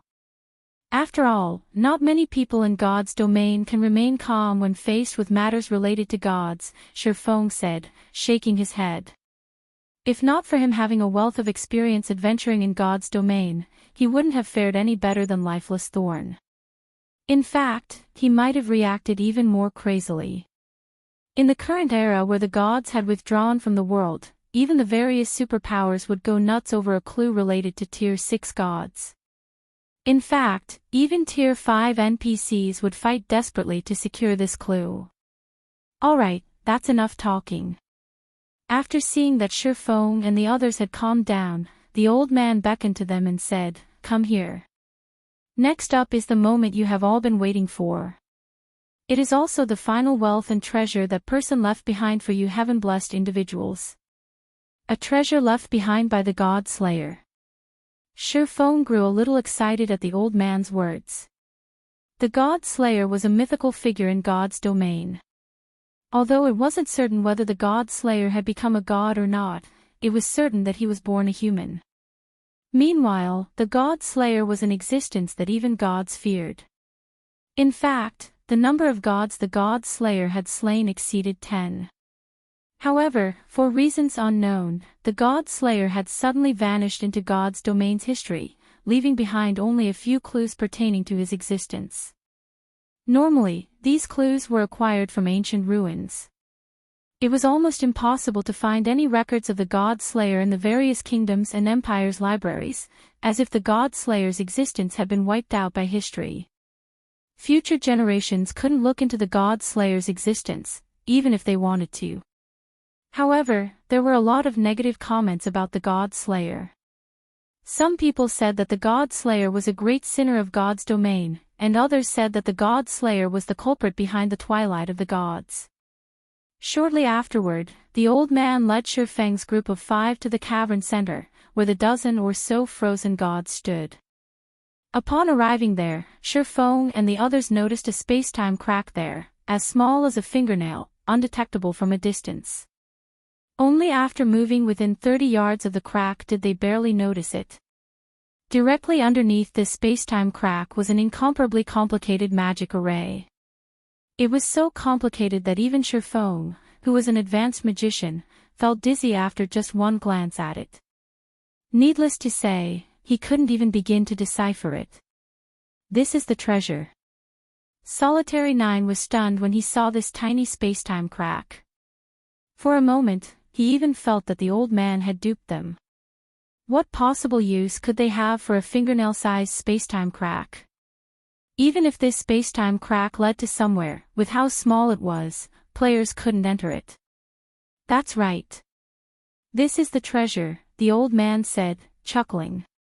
You might think that such a small space-time crack is no big deal, but what if I say that it connects to the past? Connects to the past. Solitary 9 was again stunned. Crossing timelines was simply impossible. It should still be impossible even in a virtual reality game like God's Domain. Esteemed Elder, are you perhaps saying that this space-time crack can allow us to travel to another world? Lifeless Thorn asked, thinking that the old man did not understand what the words, connects to the past, meant. In fact, even Feng suspected that what the old man truly meant was that the space-time crack allowed people to travel to a different space. After all, there were plenty of foreign spaces and other worlds in God's domain. No, it is really linked to the past. It isn't linked to an otherworld or a different space, the old man insisted, shaking his head. He could tell what Feng and the others were thinking, and he said in a determined tone, I know you don't believe me. There is no way you can believe me either. After all, time travel is something even ancient gods are incapable of accomplishing. However, it is true. Moreover, this space-time crack is connected to the ancient era of God's domain. Read latest chapters at Wuxia World. The old man's words dumbfounded everyone present. Connected to the ancient era of God's domain. Feng felt his worldview crumbling, shocked beyond words. Could this be the Earthfall secret land's true secret? The ancient era of God's domain was an era of wonders. Various super civilizations were intertwined during this era when gods still roamed the world. And because the twilight of the gods had yet to occur, the world of God's domain was incredibly rich in resources. The present era of God's domain couldn't hold a candle to the ancient era in this regard. I won't say anything more. Since this is your first time, you can enter it without any cost. However, you can only spend a limited amount of time inside. Moreover, the stronger you become and the greater your impact during the ancient era, the easier it will be for the world to notice your presence. If that happens, the world will reject your existence and expel you. What you can obtain during the ancient era will all depend on your own abilities, the old man said slowly. However, I have to warn you that the ancient era is not the paradise you imagine it to be. You will die a permanent death if you aren't careful. Before Feng and his companions could ask any questions, the old man waved his hand. Immediately, Feng and the other 4 transformed into streaks of light that plunged into the space-time crack, disappearing from the cavern. Chapter 2766, Ancient Era. In a valley amid some lofty mountains, a team of nearly 5,000 people frantically fought a group of demons. The battlefield was crazed and spectacular and looked just like a battlefield in ancient times. Both sides suffered severe casualties, their blood staining the valley red. The smell of blood carried for tens of thousands of yards. Even those inured to battle would find this situation uncomfortable and unbearable. However, neither side showed any intention of stopping, both prepared to fight to the bitter end. Of the two armies battering each other, the demon army was led by a level 135, tier 4 great demon, while a woman led the human army. The woman in question possessed golden hair and crimson eyes. She wielded a silver sacred sword and was clad in a knight's blue sacred armor. As the woman contended against several dozen level 130+, tier 3 demons, her HP continuously decreased. However, despite being at a complete disadvantage, the more she fought, the brighter the glow her sacred sword radiated. The power she exhibited also kept increasing. Damn it! You're actually using the aria of holy blood. Don't even think I will let you finish it. The tier 4 great demon's expression turned solemn when he saw the glowing sacred sword. Immediately, he spread out his 4 wings and flew toward the crimson-eyed woman. Everyone, protect the commander. Do not let that great demon approach the commander, a tall man shouted before rushing at the great demon with his golden shield raised. Subsequently, several dozen other melee classes nearby also charged at the great demon, all of them ignoring the fact that they were merely at tier 2. Scram! Seeing the crowd charging at him, the demon commander pulled out his crimson greatsword and slashed the space in front. Over 100 crimson beams shot forth, tearing apart space as they advanced. The power they carried simply wasn't something even tier 3 existences could dream of withstanding. Boom! The next moment, the several dozen tier 2 melee classes were instantly vaporized, while the shield-bearing man was sent smashing into the mountain. Damn it! I'll kill you! When a man standing nearby saw this scene, his eyes turned bloodshot, and he promptly charged at the great demon with his sword raised. However, before this man could even get near the great demon, the long-range spells of several tier 3 demons had already killed him. In the meantime, blood had already dyed the body of the crimson-eyed woman fighting several dozen tier 3 demons. Her complexion was also deathly pale. However, despite the state of her body, her gaze remained indescribably firm. Be punished, demons, the crimson-eyed female knight bellowed as she raised her sacred sword. The sacred sword released a beam of light that shot to the skies. Countless streaks of light then rained down on the valley like shooting stars, and the demons struck by these shooting stars immediately fell into a heavily injured state. The situation on the battlefield reversed in the blink of an eye. Kill! We cannot let these demons take even a step into human territory, the crimson-eyed knight shouted, her pale complexion showing no signs of fatigue. She then raised her sacred sword and charged at the demons who were still fighting. The female knight's words stimulated the surviving humans. They began madly fighting against the demons. However, after a few exchanges, the humans present were dumbfounded, staring at a distant pile of demon corpses in disbelief. The next moment, the great demon commander, who was over a dozen meters tall, emerged from this pile of corpses, a hint of mockery and contempt on his face. The aria of holy blood is indeed powerful. And for you to still be alive after using this desperate move, your mental willpower is truly astonishing. I'm certain you can rank among the top tier 4 powerhouses, the great demon said as he looked at the crimson-eyed knight. He then asked mockingly, but can you use it a second time? At this great demon's words, the complexions of the surviving humans instantly turned ashen. This was the aria of holy blood they were talking about. This was the sacred sword Blood Moon's unique spell. Most people would be able to use it only once before departing for the netherworld.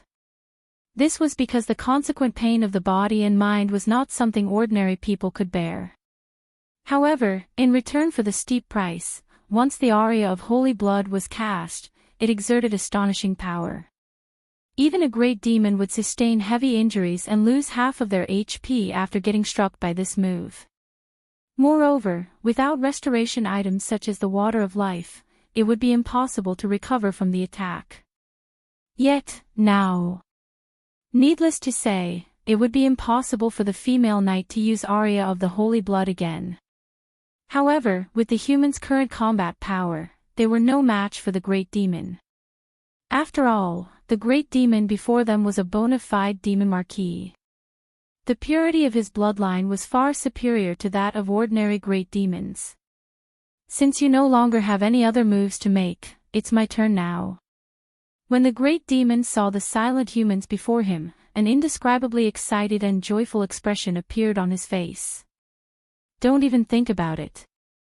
The female knight suddenly appeared above the great demon's head and brandished her sacred sword. 3 phantom swords appeared in the sky, the sight stunning everyone present. This is the sword Saint Lord Lox's personal technique, Sky Cleaver. The commander actually mastered it. When the surviving humans saw the 3 phantom swords in the sky, a look of awe and admiration appeared on their faces. You're already on your last breath, yet you're still putting up such boring resistance? When the great demon saw the 3 phantom swords, he did not reveal any awe or fear whatsoever. On the contrary, he nonchalantly brandished his great sword. Boom! The great sword and 3 phantom swords collided, the resulting shockwave sent both humans and demons stumbling backward. Large cracks formed on the ground the great demon stood on, and the great sword the great demon wielded let out a low hum.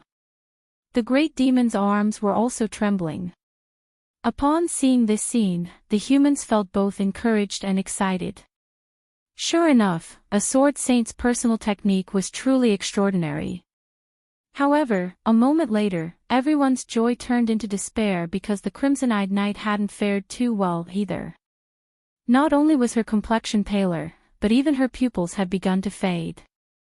It was evident that she was on her last breath, she could no longer fight. Ha ha ha. Amazing. Amazing. This is the first time I, Neiman Carlo, have seen a powerful tier 4 human like you. The great demon burst out laughing as he looked at the female knight. However, it all ends here. Before you die, I will drag you all down to hell first. Read latest chapters at Wuxia World. EU. After saying so, Neiman Carlo began chanting the incantation for the Tier 4 spell Hell's Gate. Suddenly, the sky darkened. A huge door decorated with skulls appeared, the blood-red glow from the skull's eye sockets and the agonizing screams coming from the door seemingly telling everyone that their destiny was about to end. Even if the humans present wished to interrupt Neiman Carlo's spell, they couldn't do so, as the surviving demons were doing their best to stop them. However, just as the formation of the Hell's Gate was about to culminate, a spatial tear over 1,000 yards long suddenly split the sky. The resulting spatial storm not only disrupted the mana in the sky but even shattered the magic array summoning the Hell's Gate. Afterward, several figures fell out of the spatial tear and crashed onto the battlefield in the valley, their landing sending clouds of dust into the air. So, this is the ancient era. The man standing in the lead of the group muttered in amazement as he glanced at the world around him. Chapter 2767. You chose the wrong opponent. At the sudden appearance of Feng's group of 5, the whole battlefield immediately went silent. The humans and demons all stared at Feng's group with looks of surprise, confusion, or anger. Who are they? They came out of that large spatial tear, so they shouldn't be ordinary existences. Maybe they're guardians from the holy city.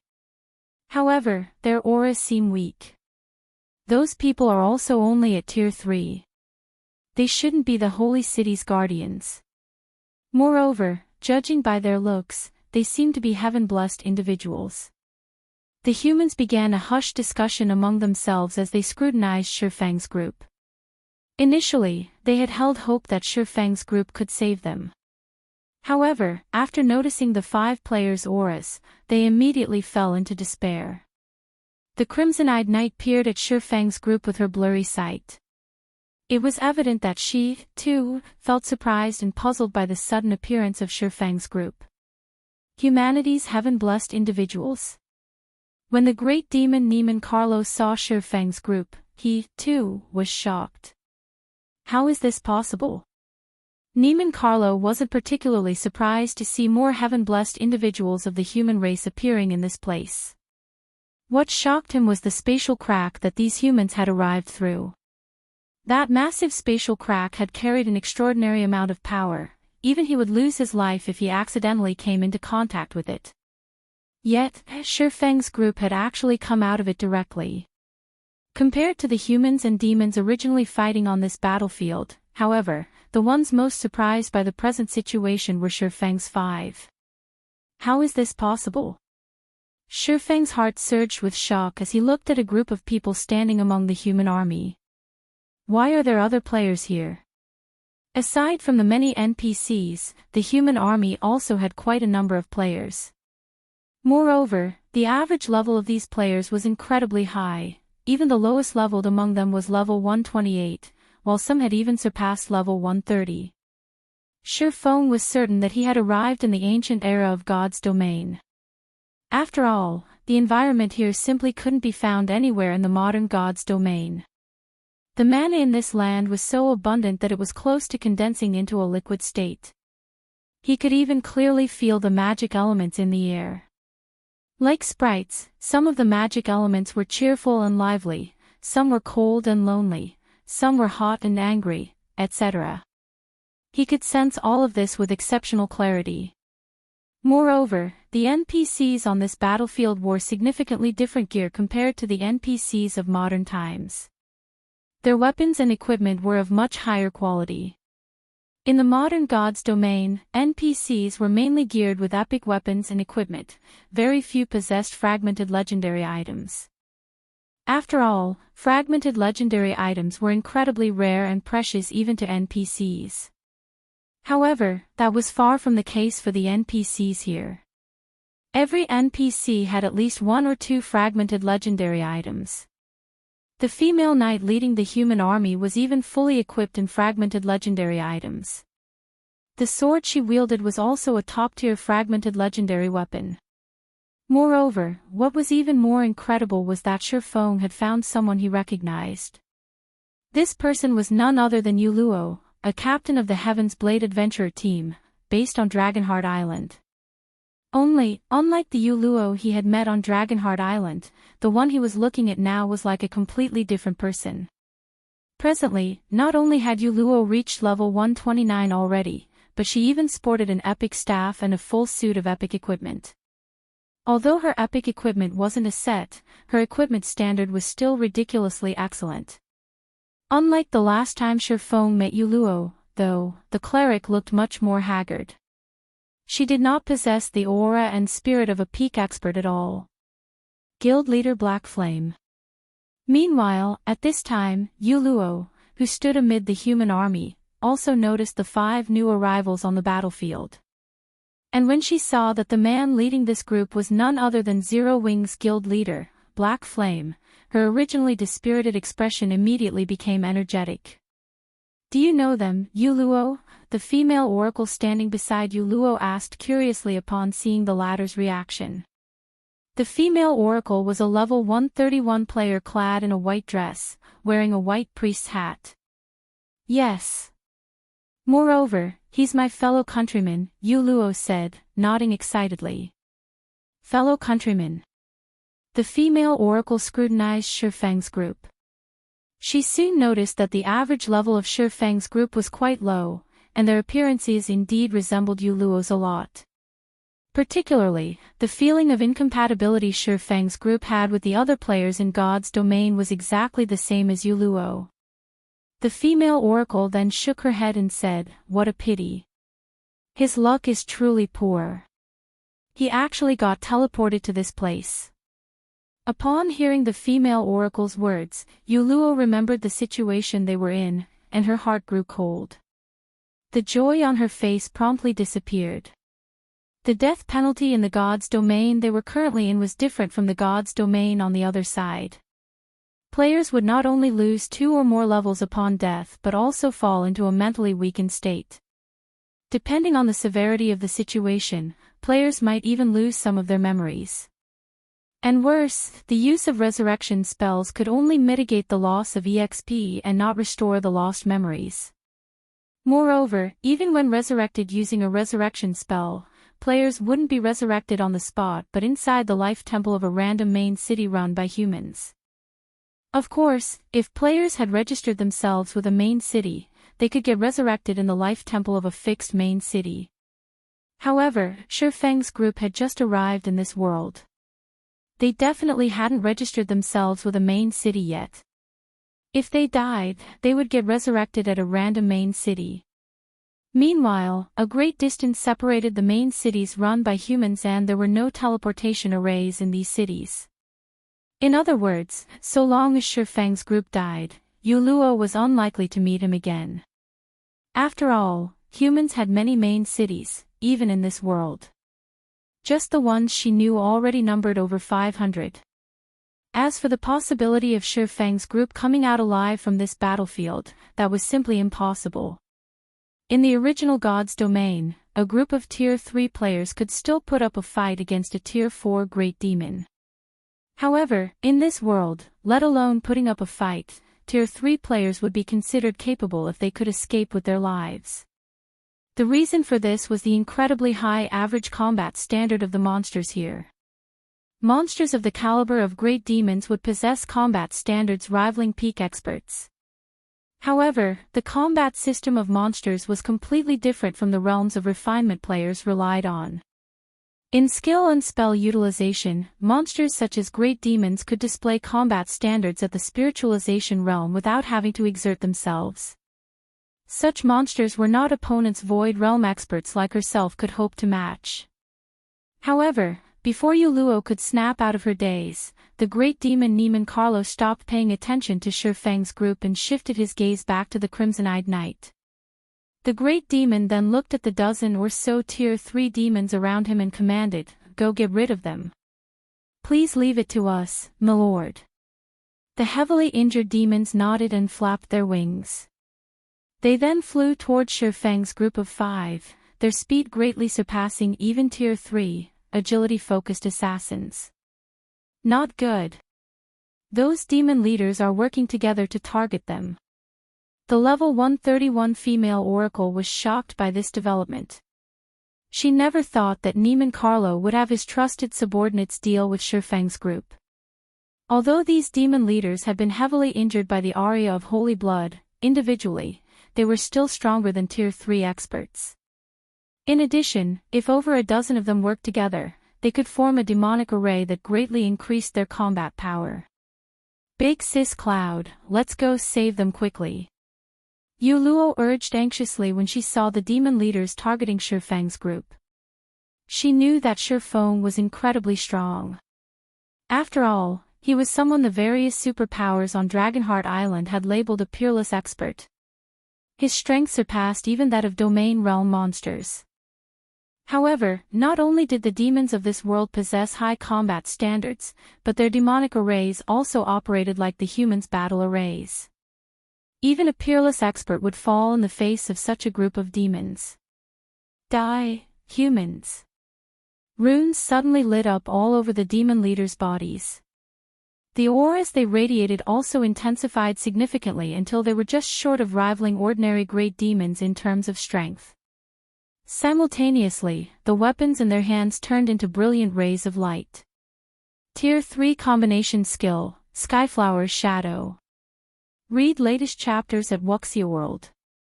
EU immediately, countless red petals fell from the sky, heading toward Feng's group. Every flower petal tore space as they fluttered down, making it seem as if night was falling. You used a good skill, I'll give you that. Unfortunately, you chose the wrong opponent. Feng snorted when he saw the red flower petals descending toward him. He then unsheathed the abyssal blade and unleashed his aura. Simultaneously, a mana domain spread out from his body, instantly covering a 1,000-yard radius and enveloping the entire battlefield. The next moment, Yuluo saw Feng execute an upward slash with the abyssal blade.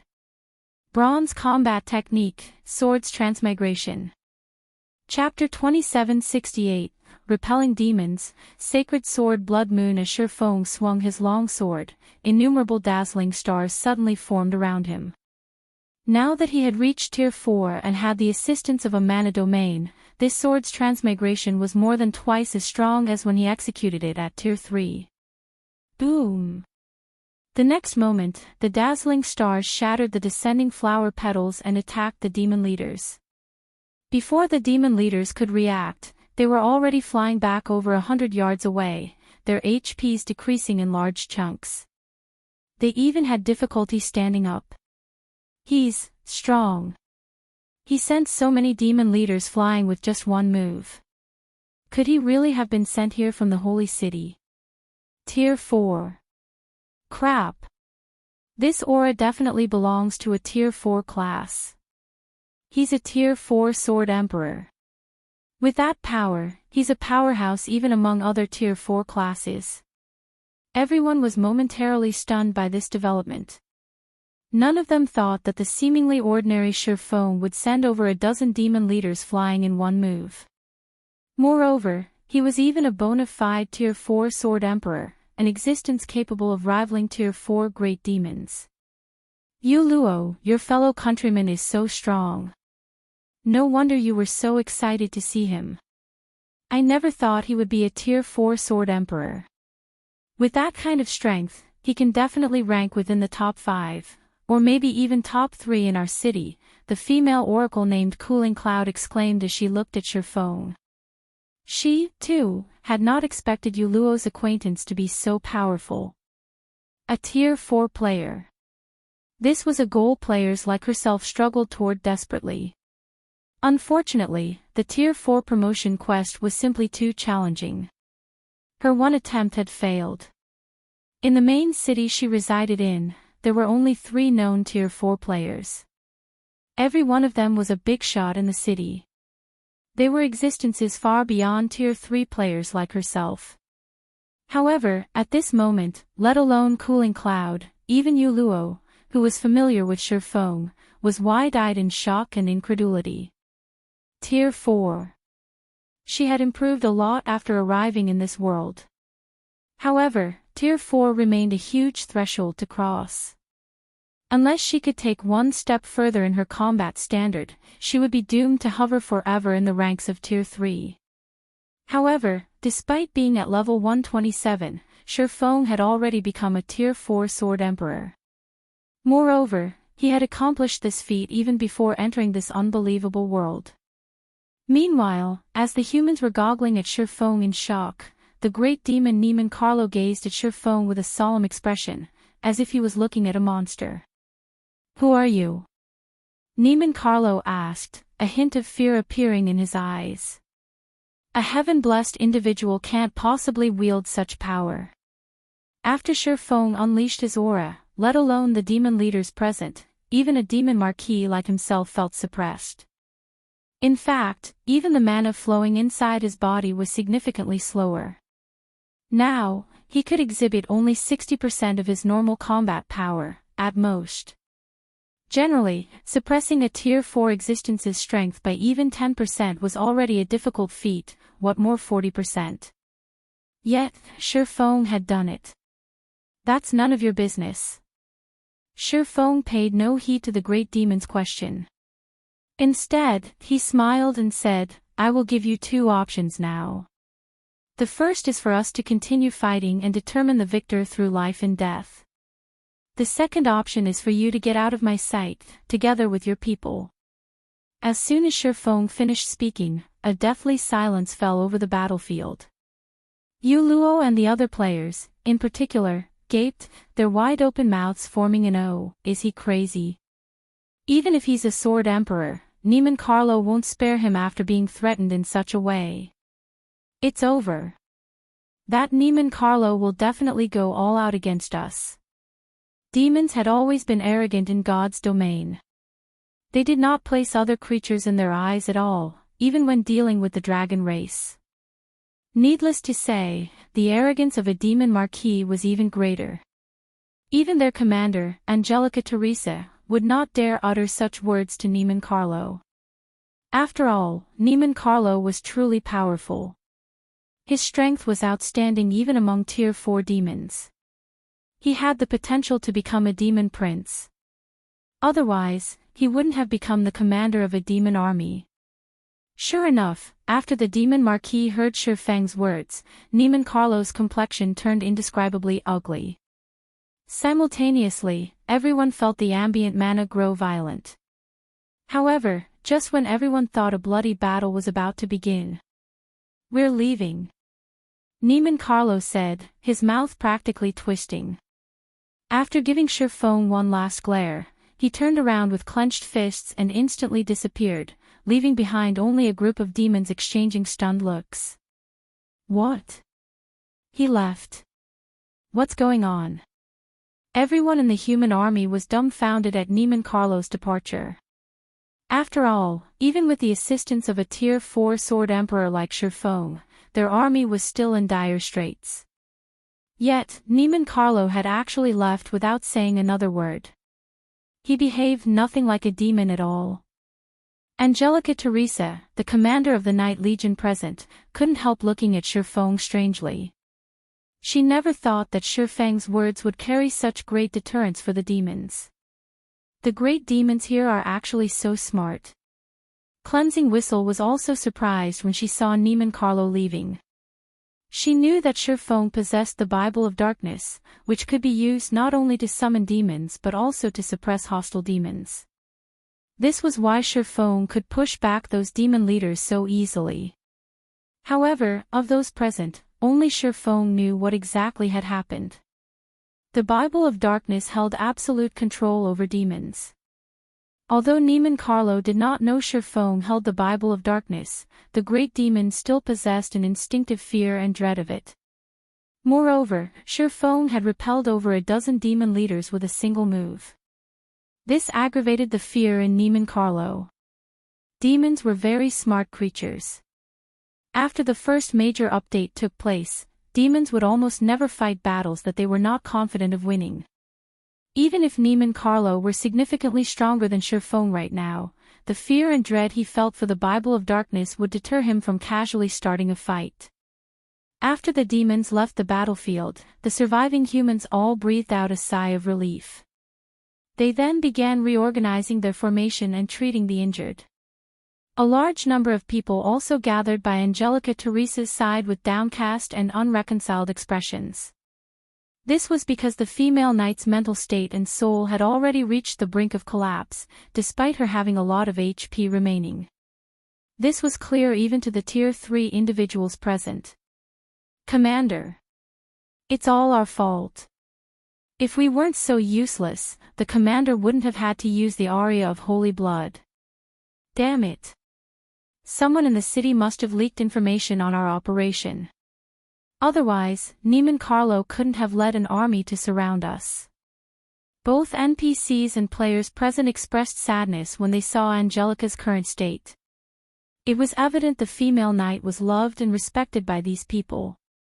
Unlike players, it was incredibly difficult for NPCs to get resurrected. "Big Sis Cloud, what should we do now? The commander won't last at this rate," Luo said while frantically casting healing spells on Angelica. However, healing spells worked on only physical injuries. They had no effect on damage to one's mental state and soul. Commander Angelica Teresa was the only hope for their main city's survival. In this world, both NPCs and players had difficulty surviving because this world was several times crueler than the modern god's domain. It was also because of Angelica that Luo had managed to live well until this day. Yet, now, there's nothing we can do. The aria of Holy Blood's backlash is too powerful. The fact that the commander managed to cast it once is already plenty amazing. Yet, after using the spell, she even used a taboo skill that placed a huge burden on the mental state. Now, even a Tier 4 Great Divine official can't save her, Cooling Cloud said as she shook her head, a gloomy expression appearing on her face. While the two Tier 3 healers, Luo and Cooling Cloud, were doing everything they could to save Angelica Teresa, Feng, who watched all of this from a distance, was filled with an indescribable sense of shock and surprise. She's actually Angelica Teresa. Feng couldn't help doubting his eyes for a moment as he gazed at the frail female knight. "What's the matter, Commander?" Solitary 9 asked curiously when he noticed Feng's surprise.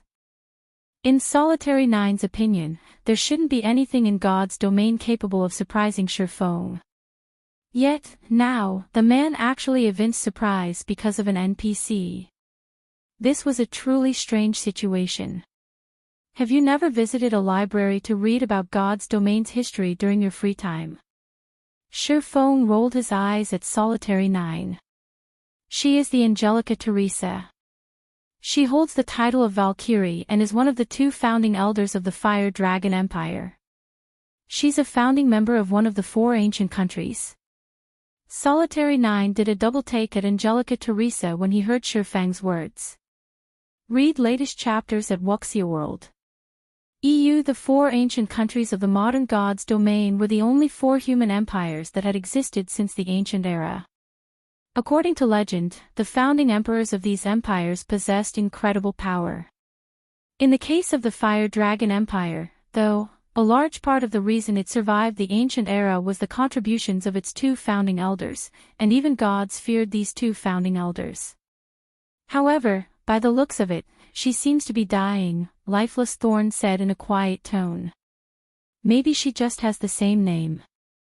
No, she is definitely that person, Feng affirmed. The sacred sword Blood Moon is ranked 6th among God's domain's famed swords. It is said that this sword once belonged to Angelica Teresa, one of the Fire Dragon Empire's founding elders. While a person can have the same name, the chances are low that she would wield the same weapon. God's domain's 36 famed swords were unique existences, and their owners were all historical figures in God's domain. In other words, it was precisely because of the people wielding these swords that the swords became unique existences known throughout God's domain. What should we do now, then? If she dies, will it alter God's domain's history? Solitary Nine asked anxiously. At this point, he still couldn't tell whether they had arrived in the real ancient era of God's domain or just a replica. If it was a fake, then good. If it was real, then the results would be very bad. No sooner had Solitary Nine finished speaking than the system's cold, mechanical voice entered Feng's ears. Chapter 2769, Inferior Mythic Quest System, Warning. Warning. System, you have triggered an optional Inferior Mythic World Quest. Quest content, assist Angelica Teresa to become Meteorite City's Lord. Rewards 1 unknown item in God's Domain World Authority +2. Penalties unknown. System, you have 30 seconds to consider. Quest will be accepted by default if no response is made. An Inferior Mythic Quest. Feng couldn't help doubting his ears when he heard the system. As far as he knew, legendary main storyline quests were already the most challenging quests players could pick up. However, there were quests of a higher grade than legendary main storyline quests, mythic quests, which had always been a mystery of God's domain. Despite the rumors of mythic quests, nobody had ever personally verified their existence. Yet, he had now triggered an inferior mythic quest. Do I accept it? Feng hesitated. This was most likely the only opportunity he would ever get to challenge such a quest. After all, he had never even heard of anybody receiving a quest of this rank. He had most likely triggered such a quest only because he happened to visit God's domain's ancient era and came across a key historical figure. Moreover, by the looks of it, the other players around him had not received this quest. This meant he had satisfied some unknown conditions to trigger this quest. Only, the penalty for failing a legendary quest was already more than enough to end a player's career in God's domain. The penalty for failing an inferior mythic quest would most likely be several times greater. If he failed to complete the quest after accepting it. However, when he saw the reward of God's domain's world authority +2, greed momentarily overwhelmed him. In the present God's domain, everyone else was probably unaware of God's domain's world authority, as it was simply far too difficult to obtain. Normally, players had to have achievements that affected the entirety of God's domain to acquire this world authority. Players who successfully obtained world authority, even if only 1 point of it, would receive unimaginable assistance in their progression in God's domain. Just like the name suggested, gaining world authority meant one would become an existence with special rights in God's domain. The various superpowers were willing to go all out and risk incurring massive losses just to obtain the special rights the war god's temple offered. After all, obtaining these rights meant one's guild could surpass other guilds by a large margin and solidify its position in God's domain. Individual players could also obtain special rights in God's domain. This was world authority. Obtaining even 1 point of world authority was equivalent to attaining God's domain's recognition. Players with world authority would then gain an unimaginable affinity with the world. On the surface, gaining an increased affinity with the world might not seem very useful. However, it would provide players with a clearer perception of the various magic elements and their operating principles. This was crucial for players aiming to reach Tier 6. In the past, for the sake of producing Tier 6 God-ranked players, the various super guilds were willing to do everything they could just to help a select few of their members gain world authority. However, even the 5 great super guilds had managed to gather only a handful of world authority points after struggling for 4 or 5 years. Nevertheless, it was also a fact that every player that obtained world authority points had reached Tier 6. Now that Feng had the opportunity to obtain 2 world authority points just by completing one quest, how could he not feel greedy? If he succeeded, let alone Tier 5, even getting promoted to Tier 6 would become a lot easier. "Commander, are you alright?" Yenya asked worriedly when she noticed Feng's strange expression. "Did you consume too much concentration after using that combat technique just now?" Previously, Feng had exhausted himself during the fight with Tedelia. Although they had taken a small break afterward, the amount of concentration he managed to recover was most likely limited. "I'm fine," Feng said, shaking his head. He then looked toward Angelica Teresa, who currently lay weakly on the ground, and gritted his teeth. "It seems I have no choice but to help her." Truthfully, he didn't wish to take part in this matter. After all, the old man from before had emphasized that if he overdid things here, the world would quickly discover his existence and forcibly return him to the modern world. If that happened, it would be a huge loss for him. After all, the environment here was truly wonderful. Moreover, God's domain's ancient era was far superior to the modern era in many aspects. The available legacies aside, just the materials, weapons, and equipment available here were already leaps and bounds superior to the modern God's domain. At this point, he had yet to find out how he could earn a large amount of resources from this ancient era, so he naturally couldn't recklessly take action. This was also why he had chosen to chase away Neiman Carlo instead of killing the great demon. Needless to say, he also wished to avoid saving the NPCs of this era if possible. This was especially true for a big shot like Angelica Teresa. Steady progression was the way to go in God's domain. However, the quest rewards were far too generous.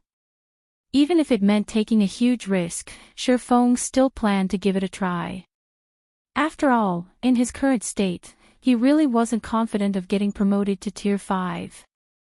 If he merely relied on legacy guidances, constructing even a completely new mana body would be tough, let alone constructing a mana body that matched the physique of Tier 5 monsters. Ultimately, Feng walked up to Angelica Teresa, his actions causing the other people present to grow alert. Although Feng had repelled the demon army for them, he was still a foreign powerhouse. Their wariness of him was only natural. After all, there were many insidious people in God's domain who were capable of stabbing others in the back with a smiling face. No one wouldn't be completely safe from such people, regardless of one's identity. The best example would be their commander. Their commander possessed a great reputation in their city. Most of the city's big shots respected and favored her, yet she still ended up getting stabbed in the back. Upon seeing Feng walk over, Yuluo gritted her teeth and asked in a quiet tone, "Guild leader Black Flame, do you have a way to save our commander?" "So long as you can save the commander, I will help you with whatever you want." even if it means sacrificing myself. In reality, Yuluo did not think Feng would have a way to save Commander Angelica Teresa. After all, even Cooling Cloud, who was both a skillful healer and advanced master alchemist, was helpless. I indeed have a way to save her. However, I don't need you to sacrifice yourself or anything of the sort. Feng smiled involuntarily when he saw the resolution on Yuluo's face. I just need you to tell me about the situation here once afterward. Even if Yuluo didn't ask for his help, he would still save Angelica Teresa. After all, a dead person couldn't become the overlord of Meteorite City. You have a way to save the commander, guild leader Black Flame. Yuluo was momentarily stunned by Feng's reply. However, she quickly recollected herself and said excitedly, no problem. So long as it is something I know, I will definitely tell you. On the other hand, Cooling Cloud, who stood at a side, was confused when she heard Feng's confident reply. She was an advanced master alchemist, yet even she was helpless about Angelica's situation. She found it truly hard to believe a fellow countryman of Yuluo's had a way to save the commander. This wasn't because Cooling Cloud was belittling Feng and Yuluo, but because the knowledge Yuluo had shown regarding God's domain was simply too inadequate. Even her usage of skills and spells was crude. In addition, while it wasn't necessary for all healers to become a specialized master alchemist, it was still common sense for healers to know how to craft some potions. Yet, Yuluo did not. Hence, Cooling Cloud concluded that Yuluo and Feng came from some backwoods. Otherwise, they shouldn't lack such common sense. However, Feng did not respond to Yuluo's question. He merely took out a translucent crystal from his bag and passed it to her. Have her eat this. She'll gradually recover once she does, Feng said without further explanation. Yuluo was confused when she received the translucent crystal from Feng, not understanding how such a crystal could save Commander Angelica. However, when Cooling Cloud saw the crystal in Yuluo's hand, she was shocked. A crystal of souls. How is this possible? At Cooling Cloud's exclamation, the other healers present stared at Feng as if they were looking at a monster. Big Sis Cloud, is this crystal of souls something amazing? Yuluo asked, bewildered. Realizing that she had lost her composure, Cooling Cloud quickly calmed herself, then explained, the crystal of souls isn't just valuable. It is incomparably rare even on the scale of the entire God's domain. The Holy City side can secure only a few of such crystals, as they are simply too rare. Normally, such crystals appear in places where souls gather, such as the Netherworld. These crystals can not only heal one's mental state but also strengthen the soul to a certain degree. It is impossible to purchase a crystal of souls on the market, and it is many times more valuable than even the water of life. It's such a rare item. Yuluo was startled. She never thought Feng would actually use such a precious item to save someone. With this, she would owe him a massive favor. Alright, you'd best save her first, Feng said. When he saw the astonished looks everyone was giving him, he only shook his head and smiled. The crystal of souls was indeed precious. Under normal circumstances, he wouldn't be willing to use it. After all, he had to rely on himself to harvest the necessary monster souls to create crystals of souls. However, the crystals weren't so precious that he couldn't afford to waste them on others. After all, the soul orb was one of the 7 treasures that could easily produce crystals of souls. He merely needed to kill Great Lord ranked monsters 5 levels higher than himself to obtain the necessary monster souls. Read latest chapters at Wuxia World. EU at Feng's reminder, Yuluo quickly snapped out of her daze and helped Angelica consume the crystal of souls. Shortly afterward, Angelica's complexion recovered significantly. Although she had fallen unconscious after consuming the crystal of souls, one could tell that her condition was no longer critical. Now, all they needed to do was wait. By the time Angelica woke up on her own, she would be thoroughly recovered. Meanwhile, after seeing that Angelica was saved, Cooling Cloud, as a captain in the Night Legion, took the initiative to invite Feng's party to rest in Meteorite City, the main city they resided in. Feng did not refuse the invitation, as he was curious to learn more about God's domain's ancient era. The human army walked for over a dozen hours before eventually arriving before a stalwart mountain range.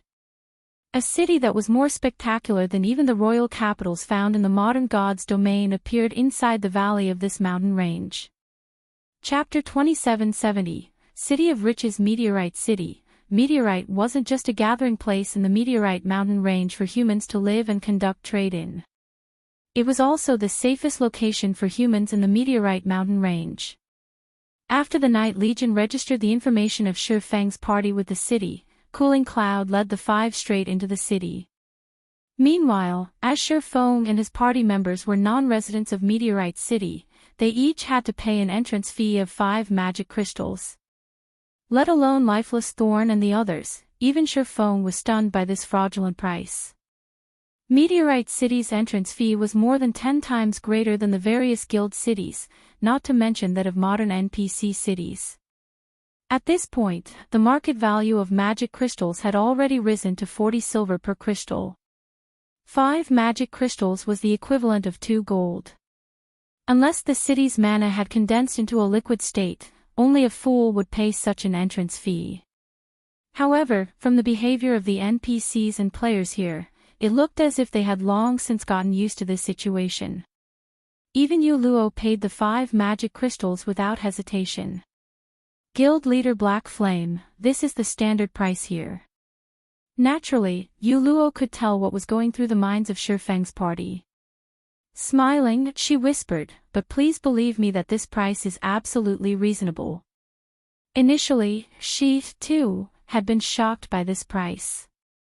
After all, she wasn't the guild leader of a guild, unlike Feng, but merely a team leader in an adventurer team. The magic crystals she had on hand had only numbered 200 or so. Paying 5 magic crystals just to enter a city had been an extravagant expenditure for her. However, after entering Meteorite City, she quickly realized that this price was definitely reasonable. Compared to the NPC main cities in the modern God's domain, Meteorite City could practically be considered a holy city. Of course, Feng wouldn't dwell on this matter. After all, 5 magic crystals was basically nothing to him. He was merely surprised by the absurd entrance fee. Afterward, Feng paid the entrance fee for his party of 5, then followed Cooling Cloud and Yu Luo through the magic array that enveloped Meteorite City. This is a main city of the ancient era.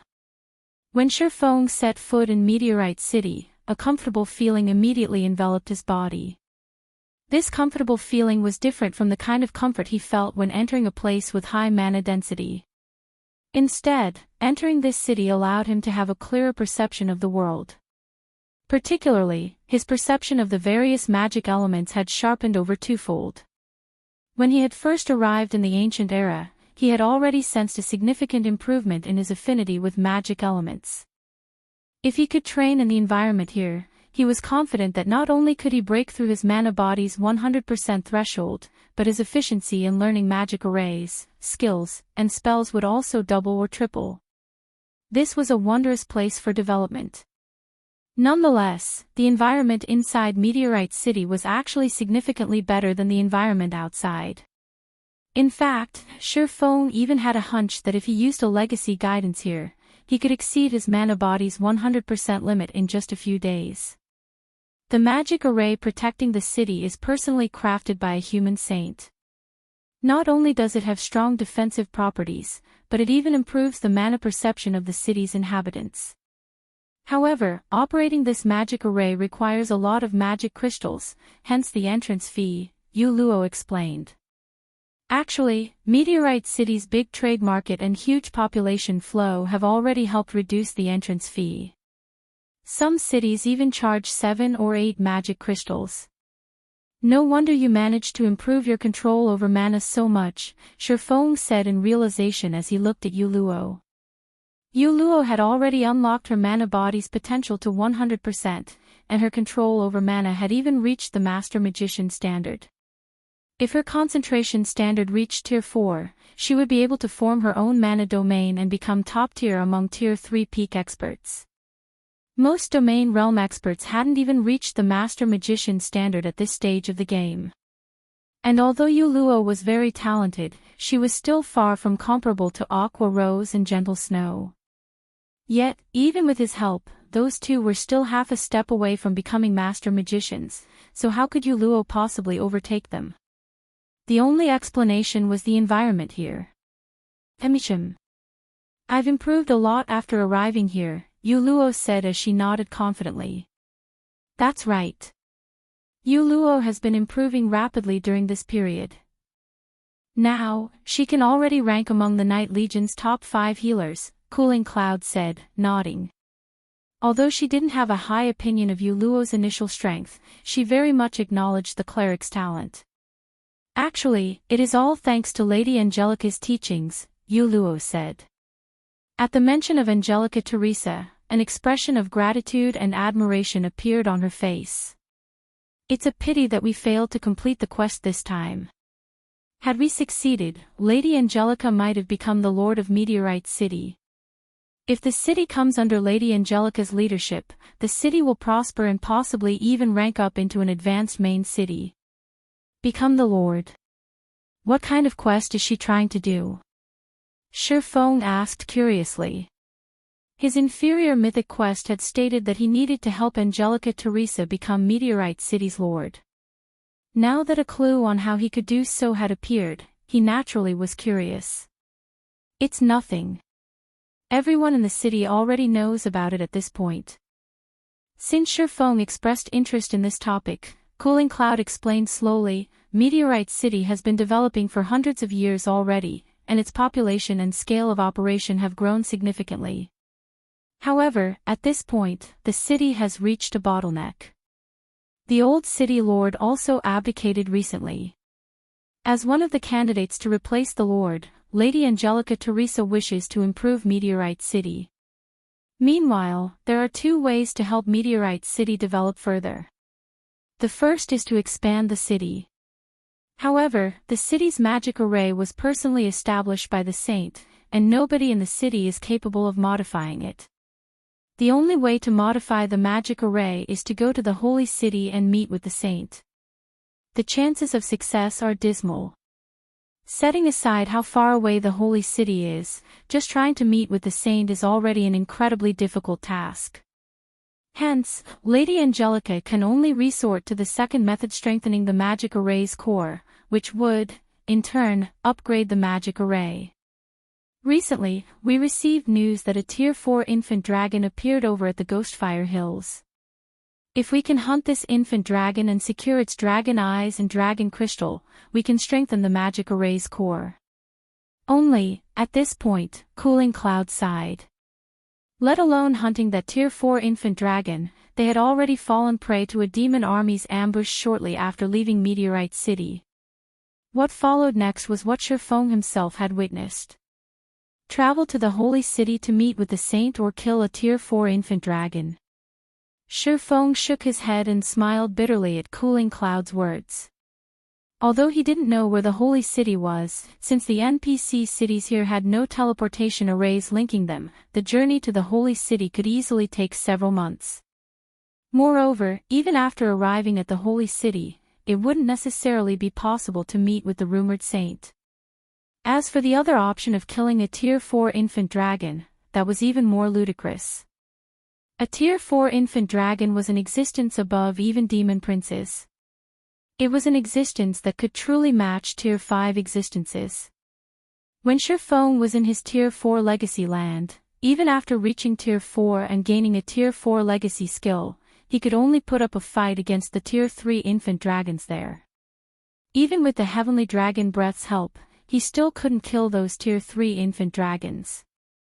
Now, Angelica Teresa actually had designs on a Tier 4 infant dragon despite being only at Tier 4 herself. Calling her actions suicidal would be an understatement. Moreover, killing the infant dragon probably had to be done as soon as possible. After all, dragons did not have the habit of living in a fixed location long term. If he couldn't help Angelica kill the infant dragon before it went elsewhere, he would have to look for the elusive saint.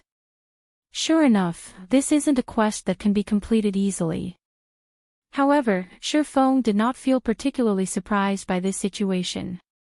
A legendary quest was already monumentally difficult to complete, an inferior mythic quest would only be worse. He also had to admit that Angelica Teresa matched the legends, which portrayed her as a brave warrior who stood up against dragons. If Angelica succeeded in slaying a Tier 4 infant dragon despite being at Tier 4 herself, that would truly be a legendary feat. The only thing Feng could do now was look for opportunities to improve both his and his party's strength. Otherwise, he would be utterly helpless against the infant dragon. Under Cooling Cloud and Yuluo's lead, Feng's party arrived at Meteorite City's trade market. When Lifeless Thorn and the others saw the dazzling items put up for sale, their eyes widened in shock. The basic currency used in the market here was actually the magic crystal. Coins did not exist here. However, they also had to acknowledge that the ancient era of God's domain was truly amazing. The NPCs here even sold epic weapons and equipment players could use. Only, the price was somewhat high. Even a random piece of level 150 epic equipment sold for 20,000 magic crystals. If converted to the gold coins used in the modern era, that would be equivalent to 8,000 gold per piece of level 150 epic equipment. While the various super guilds would kill to purchase level 150 epic equipment for 8,000 gold, it was a different story if the payment had to be in magic crystals. In addition to epic equipment, fragmented legendary weapons and equipment occasionally appeared in Meteorite City's auction house, which the various player forces in Meteorite City competed for. Only, one needed a minimum deposit of 300,000 magic crystals just to participate in the auction. Meanwhile, these fragmented legendary items usually ended up selling for over 400,000 magic crystals. Whether it was Lifeless Thorn or Feng, they couldn't help feeling like they had become beggars after entering Meteorite City. Although Feng carried some magic crystals with him, that number was only 50,000, just enough to purchase 2 pieces of epic equipment, at most, here. Of course, it was also much easier to earn magic crystals here than in the modern God's domain since the magic crystal was the main currency used in the ancient era. Whether one completed quests or traded materials with NPCs, payment was in magic crystals. Hence, local players found the prices of the epic and fragmented legendary items reasonable. Read latest chapters at Wuxia World. EU. After walking around for several hours, Cooling Cloud bid goodbye to Feng's party since she still had matters to deal with as a captain in the local Night Legion. As for Yuluo, she stayed behind to serve as a tour guide for Feng's party. Inside a high-class hotel in Meteorite City. Staying in one of the ordinary rooms here cost 50 magic crystals a day, while the high-end rooms cost 200 magic crystals per day. Feng chose to rent a high-end room without hesitation. Shortly afterward, Feng's party of 5 and Yuluo sat quietly inside the room. Out with it. How long has it been since you arrived here? Feng asked seriously as he looked at Yuluo. What's up with the players here? Chapter 2771, Alien-like players. At Feng's question, an exceptional silence filled the room.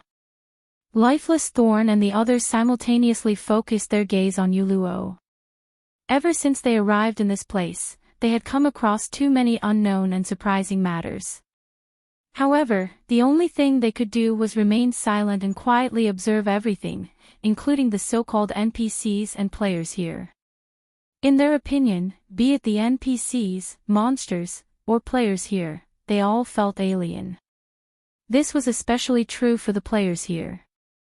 Despite being players, the players here gave them a completely different feeling than the members of their party. It felt as if the players here were not players at all, but rather the original inhabitants of this world. It was as if these players had already accepted this virtual world as their own. No. To be precise, these players treated the world of God's domain as a real world. Moreover, judging by these players' behavior, they had resided in this world for a considerably long period. Otherwise, the alien feeling they gave off wouldn't be so conspicuous. This alien feeling was especially familiar to Feng. Looking at the players in this ancient era felt like looking at Phoenix Rain back when he met her in Flame Dragon City. It was just that Phoenix Rain seemed more alien back then than these people. She felt as if she was a player yet not a player at the same time. In short, she gave off a very strange feeling. Now, the players here gave him a similar feeling. Hence, the shock he felt when he met these players initially was much greater compared to that of Lifeless Thorn and the others. However, he couldn't openly state his feelings. After all, the matter concerning Phoenix Rain was of great importance. Moreover, at the same time as their party was finding the players here alien, these players had similarly noticed the strangeness of their party. It was evident that these players were foreign to players like their party as well. In addition, through the previous conversation he had with Cooling Cloud, Feng got the impression that they lived in completely different worlds. The old man in the cave had already stated that this world was the ancient era of God's domain. Logically, there shouldn't be any other players in this world. Yet, not only were there players living in this world, but there were even a large number of them. Based on his initial estimates, there should be well over 5 million players residing in Meteorite City. This was already on the level of royal capitals in the modern era. Meanwhile, according to Cooling Cloud, there were at least 500 such main cities on the continent. If Meteorite City was representative of these main cities, there should be well over 2.5 billion players in the ancient era. Yet, none of the various powers in the real world had an inkling that there were players playing in the ancient era of God's domain. That's right. Everything is as you guys have guessed. When Yuluo saw the look everyone was giving her, her originally light and happy expression instantly vanished, replaced by a solemn expression. Whether it is this God's domain or the players here, both come from a different world from ours. A different world. Solitary Nine's breathing grew heavy at Yuluo's words. How is this possible? Although he had already had suspicions, he still found it unbelievable after hearing Yuluo's confirmation. While it was indeed true that God's domain was a virtual reality game like no other, it was still far-fetched to say that people of a different world were playing the game with them. No, it would be somewhat incorrect to say that they're from a different world. Shaking her head, Yuluo smiled and added, to be precise, they are people living in a different world. What do you mean? Feng asked curiously. You should know of the migration plan that took place 100 years ago, right? Of course, we know. Back then, due to a shortage of resources and the worsening environmental pollution, Earth had gradually become unsuitable for human life. Hence, a migration plan was executed. I heard that many people at that time were sent out to explore the universe for habitable planets, Solitary Nine answered, nodding. Could it be? Are you saying these players are the people who were sent out? Yes. They are the descendants of those explorers, Yuluo said. Back then, Earth had already discovered several habitable planets. However, they were too distant from Earth, and the journey would take a long time. Hence, after gathering all of the world's power, several hundred interstellar spaceships with self-sustaining environments were constructed. These spaceships then set forth toward the selected habitable planets while carrying all sorts of resources and hundreds of millions of Earth's outstanding personnel. These people have been living on the interstellar spaceships for these past 100 years. However, these people experienced a much longer time than people on Earth during their journey. I heard that they've been living in space for over 600 years. Some spaceships have even experienced over 900 years of life. The population on these spaceships has also continued to grow over time, with the total population having exceeded 10 billion long ago. The original spaceships have also acquired resources from various planets on the way and modified and upgraded themselves. At this point, these spaceships can no longer be considered mere spaceships but more like interstellar continents. And they are still making their way to the habitable planets. However, as these interstellar continents had limited resources, the majority of their population can only reside in virtual worlds. Only a small minority has the privilege to roam the outside world. Hence, these people are accustomed to virtual worlds. The professional players of our worlds can't even compare to these people in this regard, as virtual worlds have long since become a part of these people's lives. After God's Domain's launch, the game became their everything. The understanding they have of God's Domain far exceeds ours. When Yuluo finished speaking, silence enveloped the room for a long time. Solitary 9 and the others even had their mouths hanging wide open. They never thought that they would actually be ignorant of such a huge matter happening outside Earth. They also couldn't even begin to imagine how it felt to live out in the open universe for several centuries. I see. After hearing Yuluo's explanation, Feng came to another realization. During his previous life, right before he reincarnated, God's Domain had suddenly launched an expansion pack for seemingly no rhyme or reason. It was the most special expansion pack ever added to the game. Normally, the main God system would first implement a new expansion pack in the game before notifying players about it. However, news of this expansion pack had spread in the real world before its implementation. In fact, even its name had been revealed beforehand. War of Worlds. The description that came with this announcement also clearly stated that there would be several worlds attacking the main continent of God's Domain. For the sake of their own survival, these worlds would wage war with each other on an unprecedented scale. The winner would live, and the loser would die. This announcement had agitated countless people in God's Domain when it came out. After all, the territories on the main continent were basically fixed at that point, and few disputes occurred between the various powers. The game had been trending toward stability. With the sudden appearance of several new worlds, how could the players of God's Domain not feel excited? The various major powers, in particular, had immediately begun sharpening their blades after the announcement.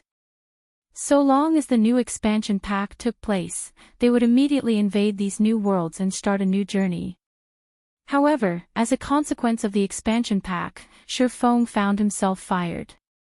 Upon seeing the stunned expressions of the people around her, Yuluo revealed a bitter smile and said, "My arrival here was a complete accident. While exploring an underground space in Dragonheart City by myself, I got caught in a space-time storm. By the time I woke up, I was already in this place. Currently, I have spent 20 days here already. Although I want to go back, I haven't been able to return even after dying or jumping into other space-time storms. What's most frustrating is that I can't log out of the game from here." "You can't log out?" At Yuluo's words, Solitary 9 and the others hurriedly checked whether they could log out or not. If they couldn't, then it would be a huge problem. Nowadays, all virtual gaming cabins had a nutrient solution storage that could let players stay online for 1 or 2 months without any problem. The latest model could even let players stay online for 3 months. And in the event that players depleted their supply of nutrient solution and couldn't leave their gaming cabin for some reason, the cabin would issue a system alert, and professionals would come quickly to deal with the problem. Hence, players had no need to worry about starving to death. Even so, this wasn't good news. "No way. I really can't log out." Solitary 9 couldn't help growing anxious. It would be very inconvenient for them if they couldn't go offline. After all, there were many things they needed to do in the real world. Moreover, staying online long-term would affect their physical bodies to a certain degree. They can't log out. Looking at the logout button on his system interface, Feng found that it was still brightly lit, indicating that he could go offline whenever he wanted. "Is it because of that world stone in my bag?" After some thought, the only explanation Feng could come up with for this situation was the world stone. After all, this item could stabilize the principle of all things, which meant that he should be able to bypass the rules of this world. With this, it seems I don't need to be too anxious. While the ancient god's domain was indeed excellent, he also had many things he needed to do in the real world. He couldn't stay online long-term. With the World Stone, he could now feel relieved. Feng then conversed with Yu Luo about the basic information of this world, particularly about information relating to legacies. After the conversation, Lifeless Thorn and the others sighed ruefully. The ancient god's domain was indeed different. Compared to the modern god's domain, the players living in the ancient god's domain had a much easier time getting promoted. With a reliable team, players had no problem at all securing a complete Tier 3 legacy. In fact, with enough rare materials, one could even seek out a Tier 3 instructor to exchange for a complete legacy. The only limitation of this method was that players could only exchange up to 3 legacies. As for the promotion to Tier 4, while it was significantly more difficult than that to Tier 3, it was still much easier compared to the process in the modern god's domain. At the very least, players didn't have to seek out a legacy land in the middle of nowhere. They could simply head to a Tier 4 instructor and choose to challenge their Tier 4 promotion quest. They would then be teleported to a Tier 4 legacy space. However, the cost of this method was high. Each challenge required the payment of 15,000 magic crystals. The difficulty of the promotion quest was the same as in modern times. Players still had to learn a Tier 4 legacy skill or spell during the allotted time. Failure meant having to wait 20 natural days before they could re-challenge it. At this time, only 3 players in Meteorite City had successfully reached Tier 4. At this point, Feng wished he could bring all of Zero Wing's Tier 4 Flowing Water Realm experts and above to this place. Even if it meant spending a lot of magic crystals, it would still be much better than searching for a legacy land. After all, searching for a legacy land was not only time-consuming, but success was also highly dependent on luck. If word of this matter got out in the modern god's domain, every power across the continent would most likely do everything they could to secure this opportunity. "Commander, can I borrow 10,000 magic crystals from you?" Lifeless Thorn asked as he looked at Feng. "I'll pay you back double as soon as we return." "Commander, you can't play favorites." Solitary 9 objected hurriedly, knowing that Feng did not bring a lot of magic crystals with him to the ancient god's domain. Every bit given away counted. Meanwhile, Yenya and Cleansing Whistle also stared at Feng with eloquent eyes. "Relax." Feng smiled spontaneously when he saw everyone's reactions. "Although I didn't bring a lot of magic crystals with me, I still have a way to let each of you challenge your promotion quests once. You can challenge yours as well, Yu Luo." "Me?" Yu Luo was stunned by Feng's words. "But I don't have that many magic crystals." She, too, yearned to challenge her Tier 4 promotion quest. However, it wasn't easy to save up magic crystals while living in Meteorite City, as everything cost magic crystals here.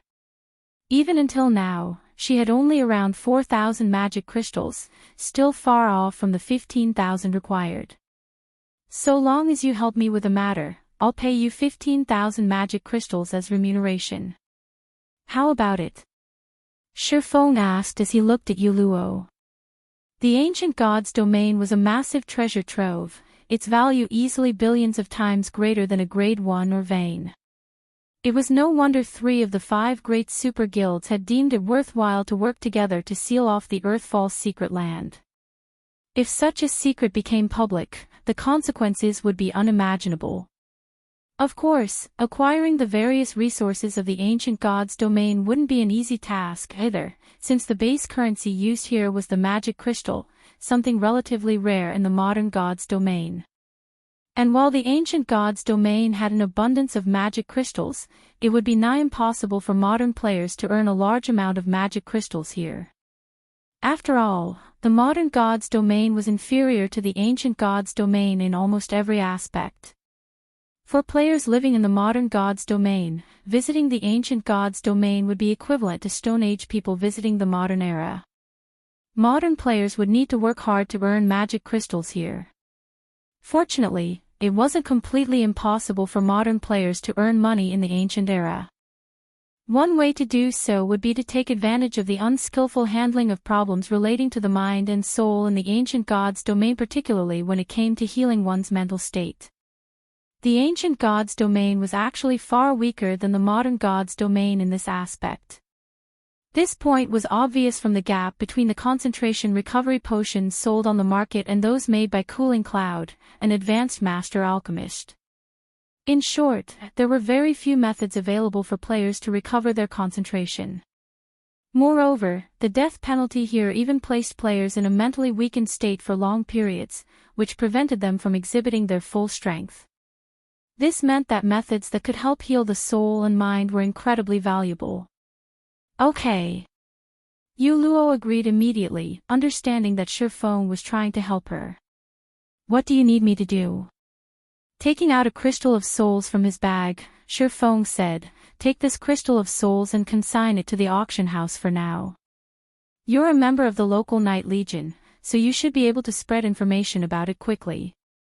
Just say that this is the crystal of souls that healed Angelica Teresa and that it has a minor soul-strengthening effect, which can increase one's chances of passing the Tier 4 promotion quest.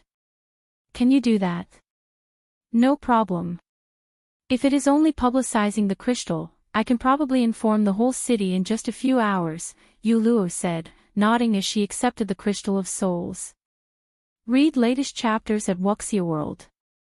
She had personally witnessed the crystal of souls' effects, so she knew that Feng was indeed telling the truth. As for the aid the crystal could provide in the Tier 4 promotion quest, it was partly true. After all, if one's soul got strengthened, one's learning ability would improve as well. Hence, it couldn't be considered an outright lie. Meanwhile, spreading this news throughout the city was a piece of cake for her as a member of the local Knight Legion. Yu Luo left the hotel room to get the word out, while Lifeless Thorn and the others went to their respective rooms to sort out their thoughts and prepare themselves to challenge their Tier 4 promotion quests.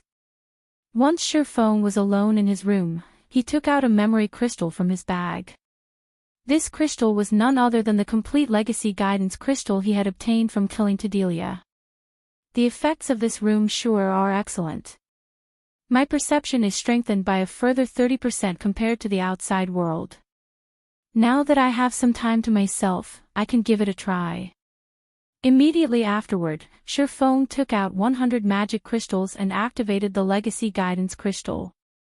Chapter 2772, Breakthrough inside the quiet and spacious living room. As Feng continuously poured mana into the legacy guidance crystal in his hand, divine runes and magic arrays began appearing all over the crystal one after another. A short moment later, the mana inside the room started surging toward the memory crystal. Afterward, the crystal radiated a dark blue glow that enveloped Feng. What a powerful legacy! Feng was astonished when the blue light engulfed him. This was because the owner of this legacy wasn't an ordinary person but someone known as the Saint of the Ice World. The quality of this legacy was far superior to that of ordinary legacies. In addition, the Ice World Saint's legacy explained a lot about the ice element's operating principles and described some basic methods to construct one's mana body using the ice element as the basis. This sort of legacy guidance was incredibly rare in God's domain. In most cases, legacy guidances only provided a demonstration of the manipulation of magic elements and some explanations of their operating principles. The chances of a legacy guidance containing a demonstration of how to construct a mana body from scratch were less than 0.1%, let alone a saint's guidance and demonstration. Existences holding the title of saint were either gods or existences approaching gods. Some saints were even existences that gods feared greatly because a saint represented the epitome of a certain aspect in God's domain. Not even gods could match a saint in their specialty. In other words, while a saint could be a god wouldn't necessarily be a saint. The requirement to become a Tier 6 god wasn't to achieve the extreme of a certain aspect. Instead, one only needed to reach a certain threshold. As to what that threshold was, only those who had actually reached Tier 6 would know. Meanwhile, the Ice World Saint had undoubtedly attained the ultimate in the manipulation of the ice element. Hence, the Ice World Saint's control over the ice element was undoubtedly superior to everyone else's. Even gods wouldn't be a match for the Ice World Saint. Following this, time passed by, second after second. As Feng injected more mana into the memory crystal, the Ice World Saint's demonstration sped up. The information the saint conveyed also became increasingly complicated. Half an hour later, the saint's demonstration ended. Feng, who had been focused on the demonstration the entire time, felt mesmerized by the information he learned. What a pity! The guidance barely talked about elements other than the ice element. If the guidance for the other elements were as detailed as the one for the ice element, my control over the magic elements would definitely reach the Grandmaster standard. At that time, I might even stand a chance against superior mythic monsters. Feng sighed ruefully when the demonstration video disappeared. He had to admit that the existences granted the title of saint were indeed powerful. Saints who had reached the ultimate in control of a specific magic element were especially amazing. Their understanding and explanation of magic elements were incredibly enlightening. However, the Ice World Saint's explanation became increasingly complicated as it progressed, and Feng found himself struggling to understand the lecture. It felt as if the saint's explanation had gone from talking about 1 dimension to 2 dimensions to 3 dimensions to 4 dimensions. He could still understand up to the 3rd dimension, but when the explanation progressed to the 4th dimension, his mind failed to comprehend the saint's thinking. Despite understanding the surface meaning of the saint's words, he couldn't understand how to apply them in practice. Hence, Feng could only treat the magic element usage methods explained at the end as gibberish. Nevertheless, he had still made massive gains. At the very least, he had made qualitative improvements in manipulating and understanding the ice element. Now, all he needed to do was experiment with his newfound knowledge. This Ice World Saint's legacy is truly extraordinary. I will have to get Violet Cloud and the others to study it earnestly. It would simply go to waste if given to someone without an affinity with the ice element. Feng now placed even greater importance on the legacy guidance crystal in his hand.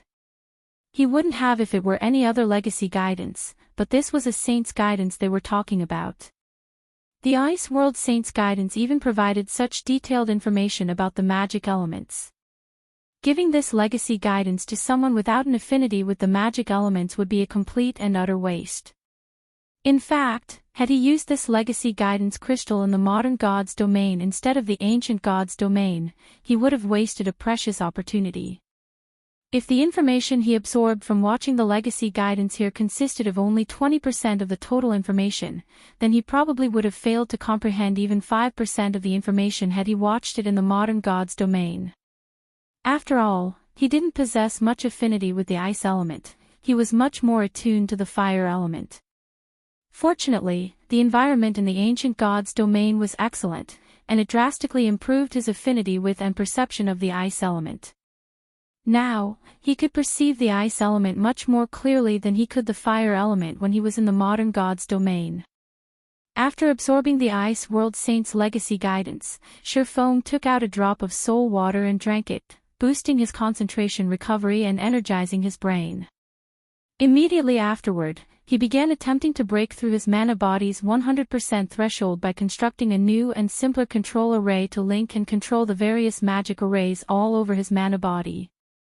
Previously, I insisted on using only one mana manipulation method to control the magic arrays of my body. On the other hand, the Ice World Saint constructed his mana body with the ice element and used several mana manipulation methods to gather and manipulate the ice element. For now, I should follow his example and try using 2 manipulation methods to control my mana body's magic arrays. After thinking up to this point, Feng began experimenting. Previously, he had been controlling the magic arrays on his mana body according to the mana body's construction because he believed this was the only way to manipulate the mana in his mana body. However, his thoughts changed after seeing the Ice World Saint using multiple mana manipulation methods to control the magic elements in his mana body. Master magicians like Feng excelled in attacking from multiple fronts. Since he couldn't break through the 100% threshold by attacking from only a single front, he would try attacking from multiple fronts simultaneously, which would allow him to maximize the effects of every magic array. Subsequently, the intensity of the mana Feng's body radiated fluctuated repeatedly. Sometimes, his mana didn't even reach the standard of ordinary Tier 3 players. Sometimes, it would far surpass the times he had fully exerted himself. He experimented for 3 consecutive hours and tested several dozen mana manipulation methods. From his experimentation, he concluded that using multiple methods simultaneously to manipulate his mana body was incredibly difficult. Even with his current concentration standard, he could just barely implement 3 at a time. However, the benefits of a threefold manipulation method were also evident. He had directly broken through the 100% threshold and reached the legendary 112% mark. Unfortunately, when implementing a threefold manipulation method, his mind would be so occupied that he couldn't execute a bronze combat technique, much less a mana technique. Hence, to maintain his combat power, Feng had no choice but to abandon a threefold manipulation method for a twofold manipulation method. 87%. 102%. 99%. The completion rate of Feng's mana body changed constantly. At the same time, the rate at which he expended his concentration also increased. This is the last option that suits me. I'll be satisfied so long as it goes beyond 103%. Of the various twofold manipulation methods Feng had tried, the best one produced a result of 103%. However, he wasn't particularly satisfied with it. After all, he had already experienced what having a mana body with 112% of its potential unlocked felt like, and it was a truly amazing experience. Meanwhile, after combining the manipulation method of light-shadow, the mana technique he frequently used, with his original mana manipulation method and continuously refining the combination, he had produced what he deemed to be the best combination currently possible. If this one still didn't work, he would have no choice but to settle for the 103% manipulation method. Taking a deep breath, Feng opened his eyes abruptly and began manipulating the magic arrays inside his mana body. Immediately, the magic arrays began operating one after another, drawing upon the ambient mana in the room. The mana density around him increased steadily. 120%. 134%. 157%. As the density of the mana surrounding Feng increased, the sensitivity of his 5 senses also improved slightly. Although the improvement was minor, there was no doubt that they had improved. The next moment, the numerous magic arrays all over Feng's mana body began combining into a super-large magic array. Read latest chapters at Wuxia World. EU Boom. Suddenly, a ripple of mana spread from Feng's body and surged toward the surrounding walls. The mana inside the living room then stilled. However, a moment later, every bit of mana inside the room converged around Feng, a faint layer of mist forming around him. If one did not possess an acute sensitivity to mana, they would most likely have difficulty noticing this layer of condensed mana flowing over Feng's body. System, congratulations. You have successfully surpassed the mana body's 100% threshold and achieved a 110% completion rate. Chapter 2773, Mana Beyond the Limit. Upon hearing the system's voice ringing by his ears, Feng revealed a rare expression of joy. A 110% completion rate. Sure enough, integrating the mana manipulation method of mana techniques is the way to go. The mana manipulation method of light-shadow was much more refined than the methods he had thought up by himself, especially in the aspect of manipulating magic elements. His own manipulation methods utilized only the 4 major elements, while light-shadow utilized both the 4 major elements and the 7 supreme elements. Due to this difference, he had managed to unlock his mana body's potential to 110% with just a twofold manipulation method.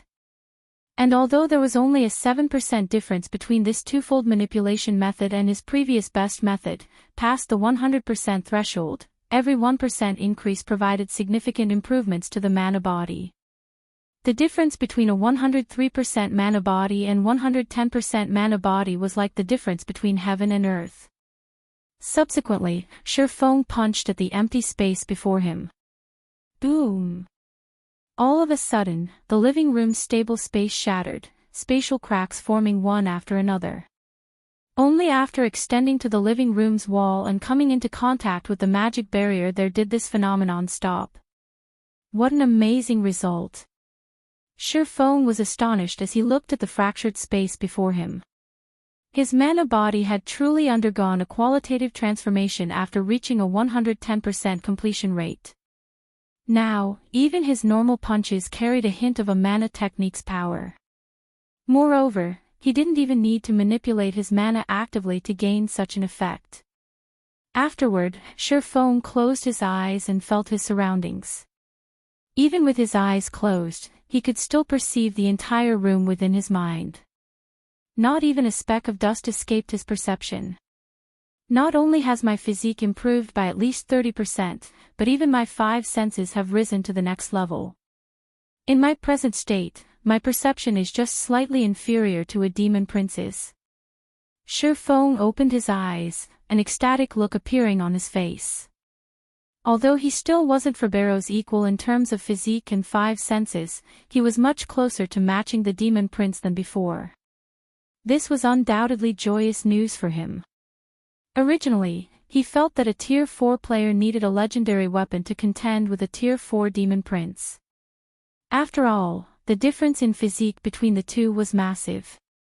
However, Feng now felt that it might just be possible for players to gain the astonishing physique of a demon prince while still at Tier 4.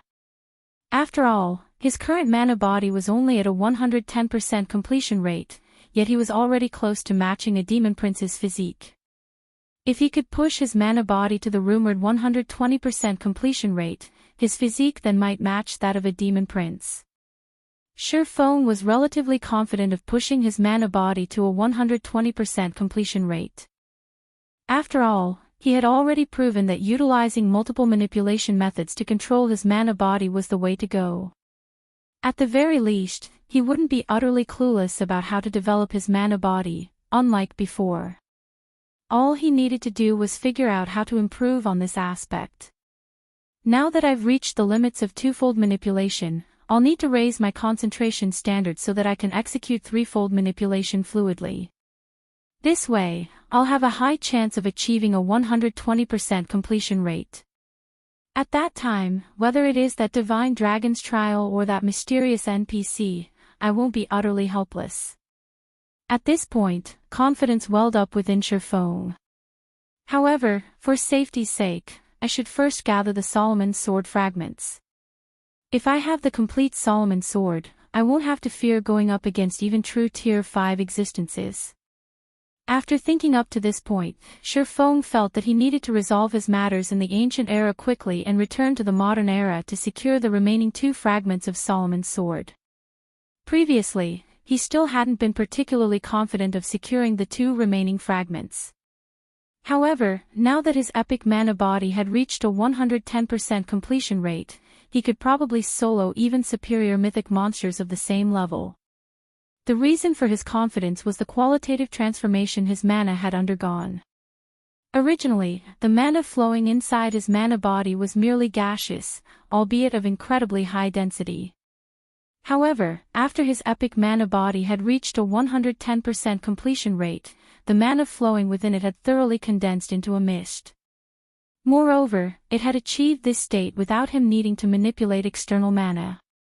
Since God's domain's foundation was mana, the strength of a player's mana had a huge impact on their combat power, especially when using skills and spells. A skill powered with mist-like mana wouldn't just be 30% or 50% stronger than a skill powered with gaseous mana. Instead, the two would be on completely different levels. Why were superior mythic monsters so much more powerful than mythic monsters of the same level?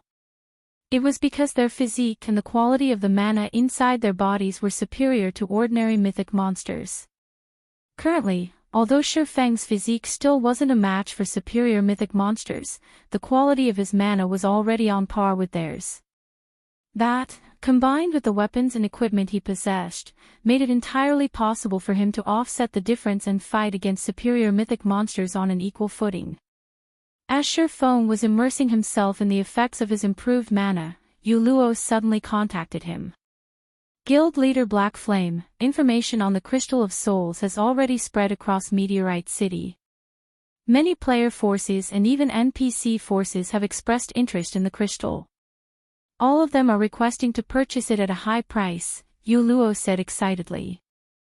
The Skyflare adventurer team, one of the top 3 player forces in the city, contacted me, saying they are willing to purchase the crystal for 150,000 magic crystals. If it were in the modern god's domain, 150,000 magic crystals would be equivalent to 60,000 gold. That was already enough money to arm a 100-man team to the teeth.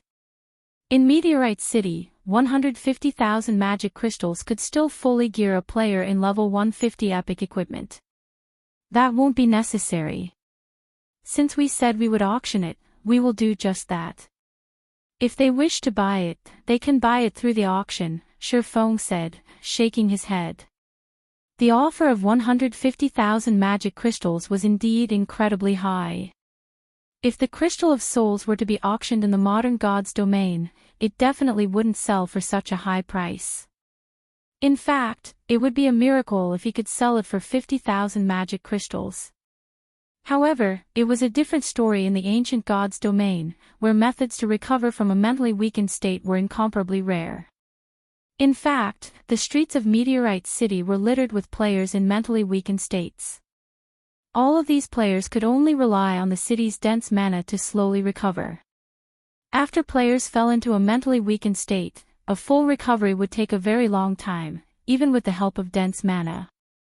If these players were willing to stay cooped up in Meteorite City without leaving to grind even once, they would still need around 2 weeks to recover. Yet, it was simply impossible for expert players to stay inactive for such a long period. A period of 2 weeks was already enough to create a huge gap between expert players. In fact, even dying twice wouldn't cost as much as remaining inactive for 2 weeks. Hence, an excellent recovery item like the Crystal of Souls was considerably precious to the ancient god's domain's players and NPCs. Meanwhile, his purpose in holding the auction this time was simply to find out the market price for the Crystal of Souls. Only after doing so could he maximize his profits. After all, he didn't have a lot of Crystals of Souls on hand since he didn't kill a lot of monsters that were 5 levels higher than himself and at the Great Lord rank or above. Not to mention, he would also use some of the crystals normally. As a result, he only had 43 Crystals of Souls saved up. On the other hand, he had plenty of soul water. At this time, he already had 2,764 drops accumulated. This was the fruit of long-term accumulation. Although he had given out a lot of soul water to the guild members using the bronze and silver legacy tablets, he still had a lot remaining. However, the soul water's effects were significantly inferior to those of the Crystal of Souls. If the Crystal of Souls couldn't sell for a high price, then the soul water naturally wouldn't sell for much either. But now that Skyflare is also competing for the Crystal of Soul, both player and NPC forces will most likely step aside out of respect for Skyflare. After all, aside from Skyflare's commander, one of Skyflare's vice commanders is rumored to have also reached Tier 4 already, Luo explained. She naturally understood Feng's thoughts. Read latest chapters at Wuxia World. EU, the various powers won't pick a fight with Skyflare just for one Crystal of Souls. If you go through with the auction, I'm afraid it won't go for a high price. This world was different from the world they came from. The NPC cities here were separated by great distances. Only after reaching Tier 4 would players be able to travel between NPC cities without worry. Tier 3 players could only roam the vicinity of the main city they belonged to. This meant that players residing in the same city would often come across each other. Meanwhile, Tier 4 combatants were considered true powerhouses in God's domain. Even NPCs feared them greatly, all the more the player forces. If one angered the Skyflare adventurer team, one shouldn't even think about leaving the city to grind for levels anymore. A player force is suspected to have 2 Tier 4 players. Feng was surprised by this revelation.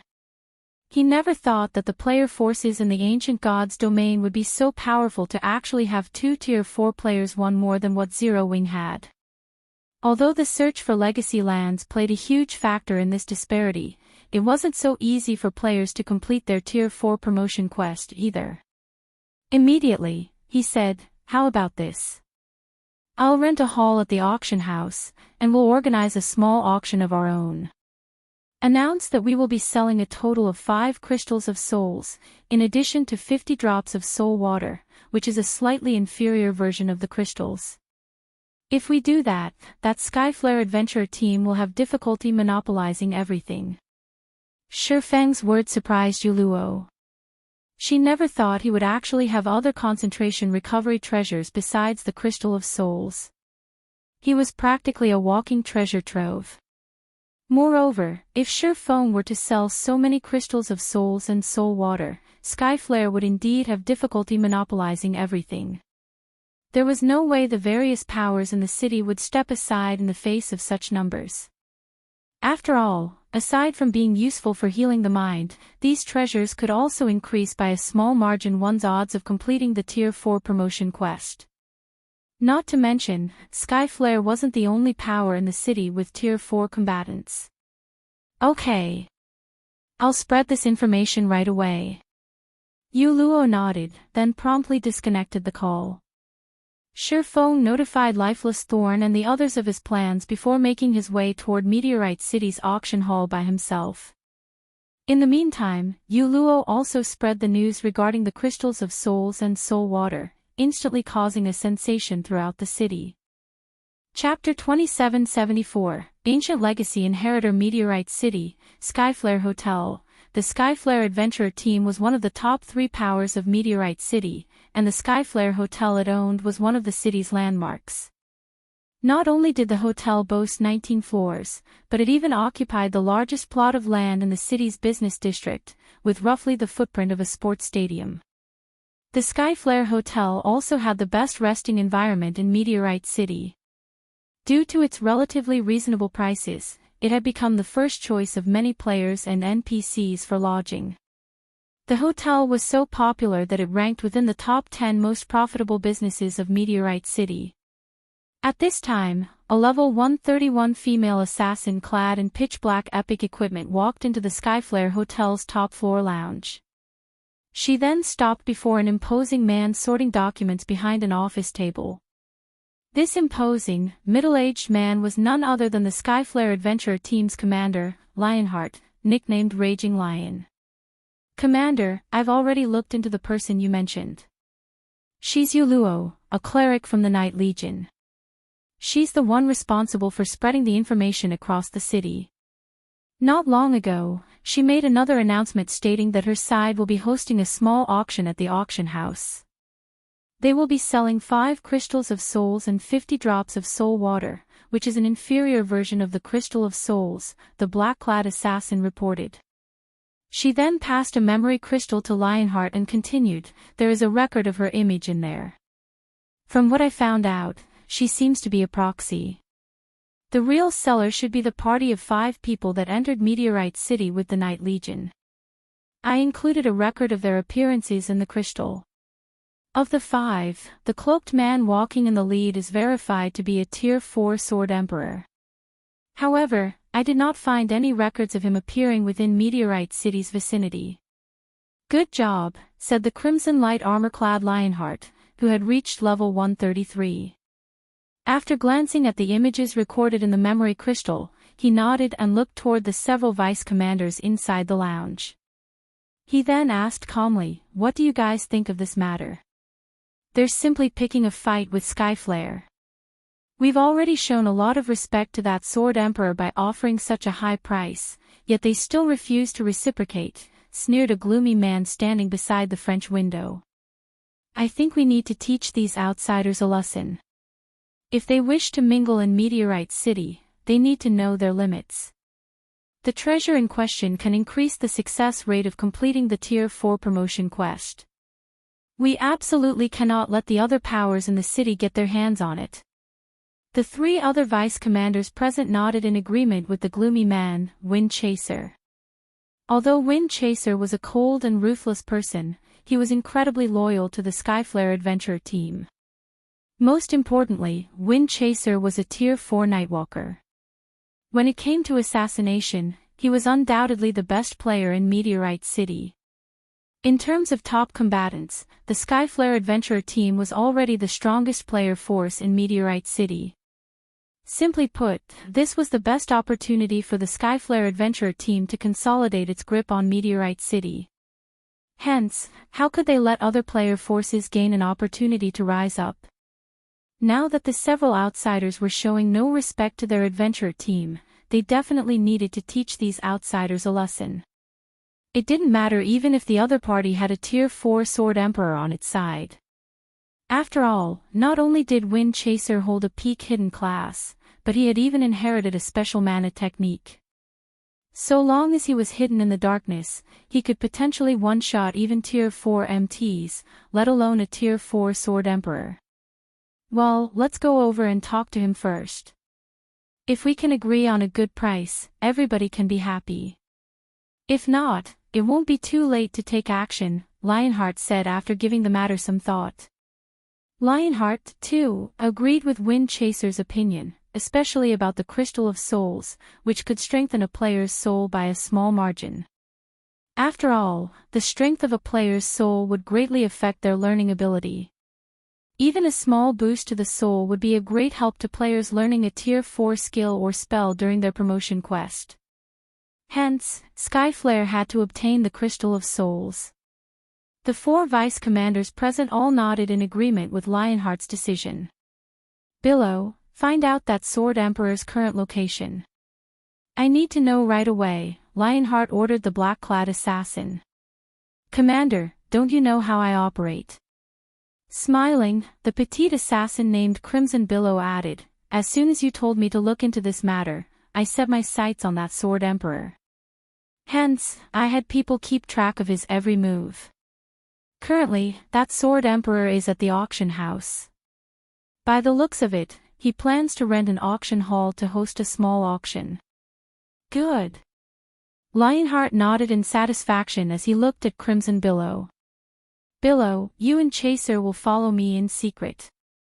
I'll meet with that Sword Emperor in person and find out his origins and purpose. Truthfully, he felt very curious about the Sword Emperor mentioned. Tier 4 players were still incredibly rare in the current God's domain. According to Skyflare's information network, most main cities had only one Tier 4 player. The main cities with 2 or 3 Tier 4 players were all cities with massive populations. Logically, after a player reached Tier 4, the first thing they should do was expand their influence in their city as much as possible, capitalizing on their advantage. However, this foreign Sword Emperor had actually chosen to visit another city. It was simply inconceivable. Understood. Crimson Billow and Wind Chaser responded respectfully. Meteorite City, Auction House. Meteorite City was a large trade city, and the auction house could be said to be the most prosperous place here. Not only was the local auction house much larger than the ones found in the modern God's domain's royal capitals, but its visitor traffic was also massive. A huge variety of products was on sale, including mana ore, which was quite rare in the modern God's domain, sold by the stack at dastardly cheap prices. One stack of 200 mana ores cost only 49 magic crystals. If sold in the modern God's domain, it would be bought out instantly. After all, mana ore was a byproduct of certain ores, and the chances of acquiring it were low. Hence, the price of mana ore in the modern world was already close to 30 silver coins per piece. Even then, supply was still tight. It's a pity I can't travel freely between the two worlds. Otherwise, I could definitely make a killing, and Zero Wing wouldn't have to worry about lacking funds and resources anymore. Feng sighed ruefully as he looked at the available items in the auction house. According to the old man's words, only 10 people could visit the ancient god's domain at a time. Moreover, while first-time visitors could get in for free, the second visit onward had a price. It might be fine if the price was reasonable, but if it was exorbitant, his visits to the ancient era would be limited. Although he could leave the visits to other people, the importance of the ancient god's domain was too significant. If the Earthfall's secret land's secret got out, every superpower on the continent would either try to annihilate Zero Wing or compete for the secret land. Feng spent 500 magic crystals to rent a small auction hall that could fit 200 people, at most.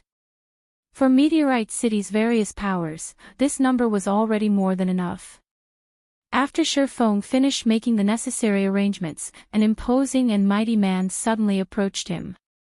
The man was clad in crimson light armor and carried a knight's shield with crimson runes.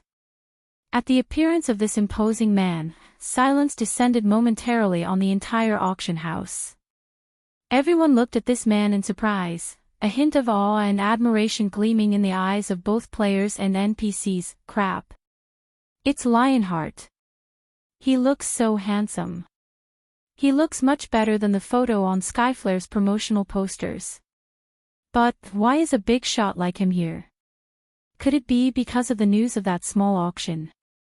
A discussion over Lionheart promptly broke out in the auction hall. Everyone couldn't help wondering why a VIP like Lionheart would personally visit the auction house. Skyflare's commander. He actually came in person. Yu Luo, who had just arrived in the auction house, gaped in shock and doubted her eyes when she saw Lionheart enter the building. Lionheart was an amazing individual. Despite having started with nothing in this ruthless world, the adventurer team he established had grown to the point where it managed to defeat several large guilds and become one of the top 3 powers in Meteorite City. In terms of achievements, the Skyflare adventurer team easily eclipsed the Heaven's Blade adventurer team. On the interstellar continent, living resources were incredibly scarce. Ordinary civilians couldn't hope to compare with large guilds in terms of the resources they could acquire. This was because large guilds generally had high-level authorities as backers. These authorities boasted resources and influence far greater than those of the large guilds on Earth. Just one word from these high-level authorities would be enough to allow a civilian who could barely feed themselves to move to the interstellar continent's core area. In the core area, one would be able to not only eat like a king but also enjoy recreational activities in the real world and appreciate the beauty of the vast universe. Just this point alone allowed large guilds to walk over civilian players with no background. Meanwhile, Lionheart was only a civilian on the interstellar continent. His development of Skyflare to such an extent was a remarkable feat. He was practically a legend among the civilians there. If he were in the modern god's domain, he would definitely become a noteworthy existence known throughout the mainland. The next moment, Lionheart stopped before Feng. Immediately, everyone in the auction house focused on Feng curiously, the stares making him feel very uncomfortable. "You're the person selling the crystals of souls, right?" Looking at Feng, Lionheart went straight to the point, saying, "I am Lionheart, the Skyflare adventurer team's commander. You should have heard of me already." "Of course, I've heard of you. In fact, I've heard a lot about you." Feng did not deny Lionheart's statement. Calmly, he asked, "May I know what business you have with me?" Read latest chapters at Wuxia World. Feng had gained plenty of information regarding Lionheart. The man was undoubtedly a powerhouse. Not only did he reach the domain realm, but he had even set foot onto the second step, the upper domain realm. The amount of time he had spent immersed in virtual reality games was much greater than that of the modern God's Domain's players. Rumor had it that Lionheart's control over mana had already reached the Advanced Master Magician standard and that he was only half a step away from becoming a Grandmaster. In addition, Lionheart also possessed an ancient hidden class called the Blood Knight, which gave him the strongest defense among players. At this point, he was a complete monster when it came to defense. His terrifying defense was why the Skyflare adventurer team had managed to conquer plenty of powerful bosses. The adventurer team had even killed quite a few level 120 superior mythic bosses. Hence, Lionheart was also known as Meteorite's Wall by Meteorite City's players.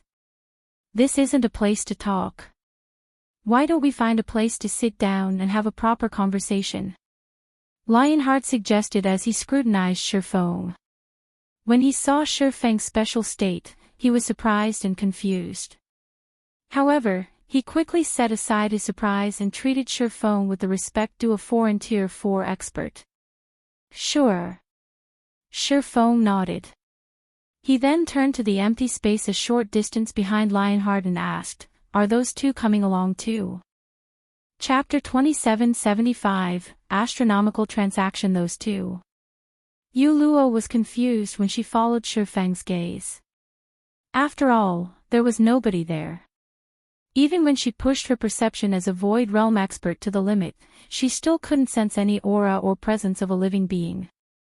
She didn't notice any unusual fluctuations in space either. Experts at the Void Realm would be aware of even the slightest disturbances around them.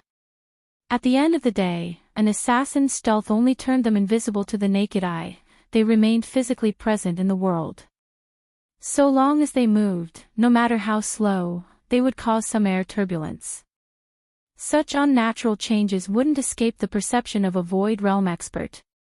Hence, even a Void Realm assassin generally couldn't get within 30 yards of other Void Realm experts undetected. Normally, they could operate only outside the 30-yard radius. As for assassins at the Domain Realm, while they could perform better, they still wouldn't be able to get within 20 yards of Void Realm experts undetected. And even if they did manage this feat, they would be able to maintain it for only a matter of seconds. However, the spot Feng was currently looking at was within 20 yards of himself. Moreover, the conversation between Feng and Lionheart had lasted more than a few seconds already.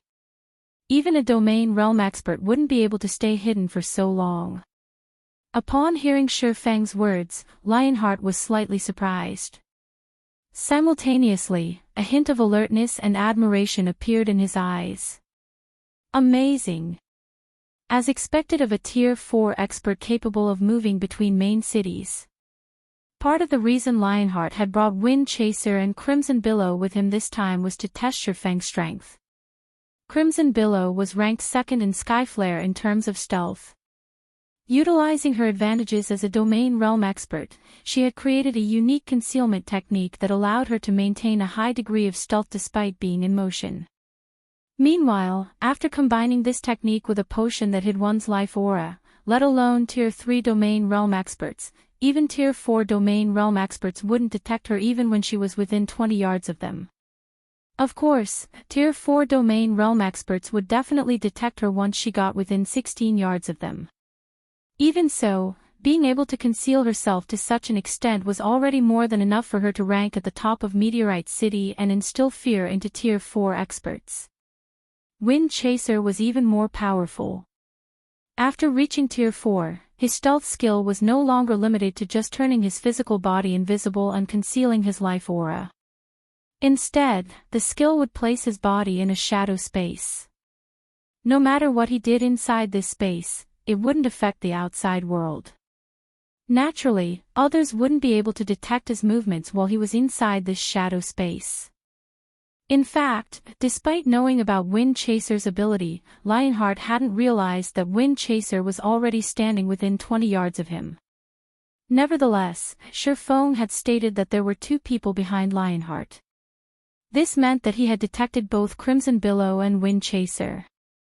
"Chaser, Billow, you two can show yourselves now," Lionheart said, smiling as he looked at the empty space Feng indicated. "No need to hide anymore." As soon as Lionheart finished speaking, two figures gradually appeared in that empty space.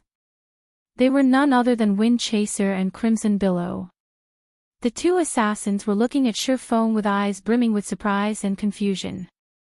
"Commander, did I show some irregularities just now?" Crimson Billow quietly asked Lionheart through the team chat. Afraid that she would get detected, she had deliberately maintained a 21-yard distance between herself and Feng. After all, she hardly knew anything about Feng, apart from the fact that he was a Tier 4 expert, and she didn't wish to ruin Lionheart's attempt at probing Feng's strength. Yet, despite the 21-yard distance, he still detected her. Excluding Lionheart, this was the first time a Tier 4 individual perceived her from beyond 20 yards. You didn't. It's just that this person is much stronger than we thought, Lionheart responded, shaking his head.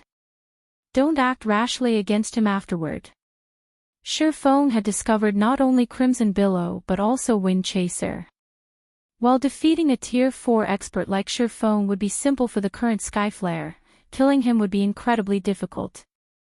Unless absolutely necessary, they had best not offend this Sword Emperor. In response, both Crimson Billow and Wind Chaser nodded silently. The trio had conversed for only 2 or 3 seconds, so outsiders did not find anything wrong with the situation. They merely saw Wind Chaser and Crimson Billow approaching Lionheart slowly after making their appearance.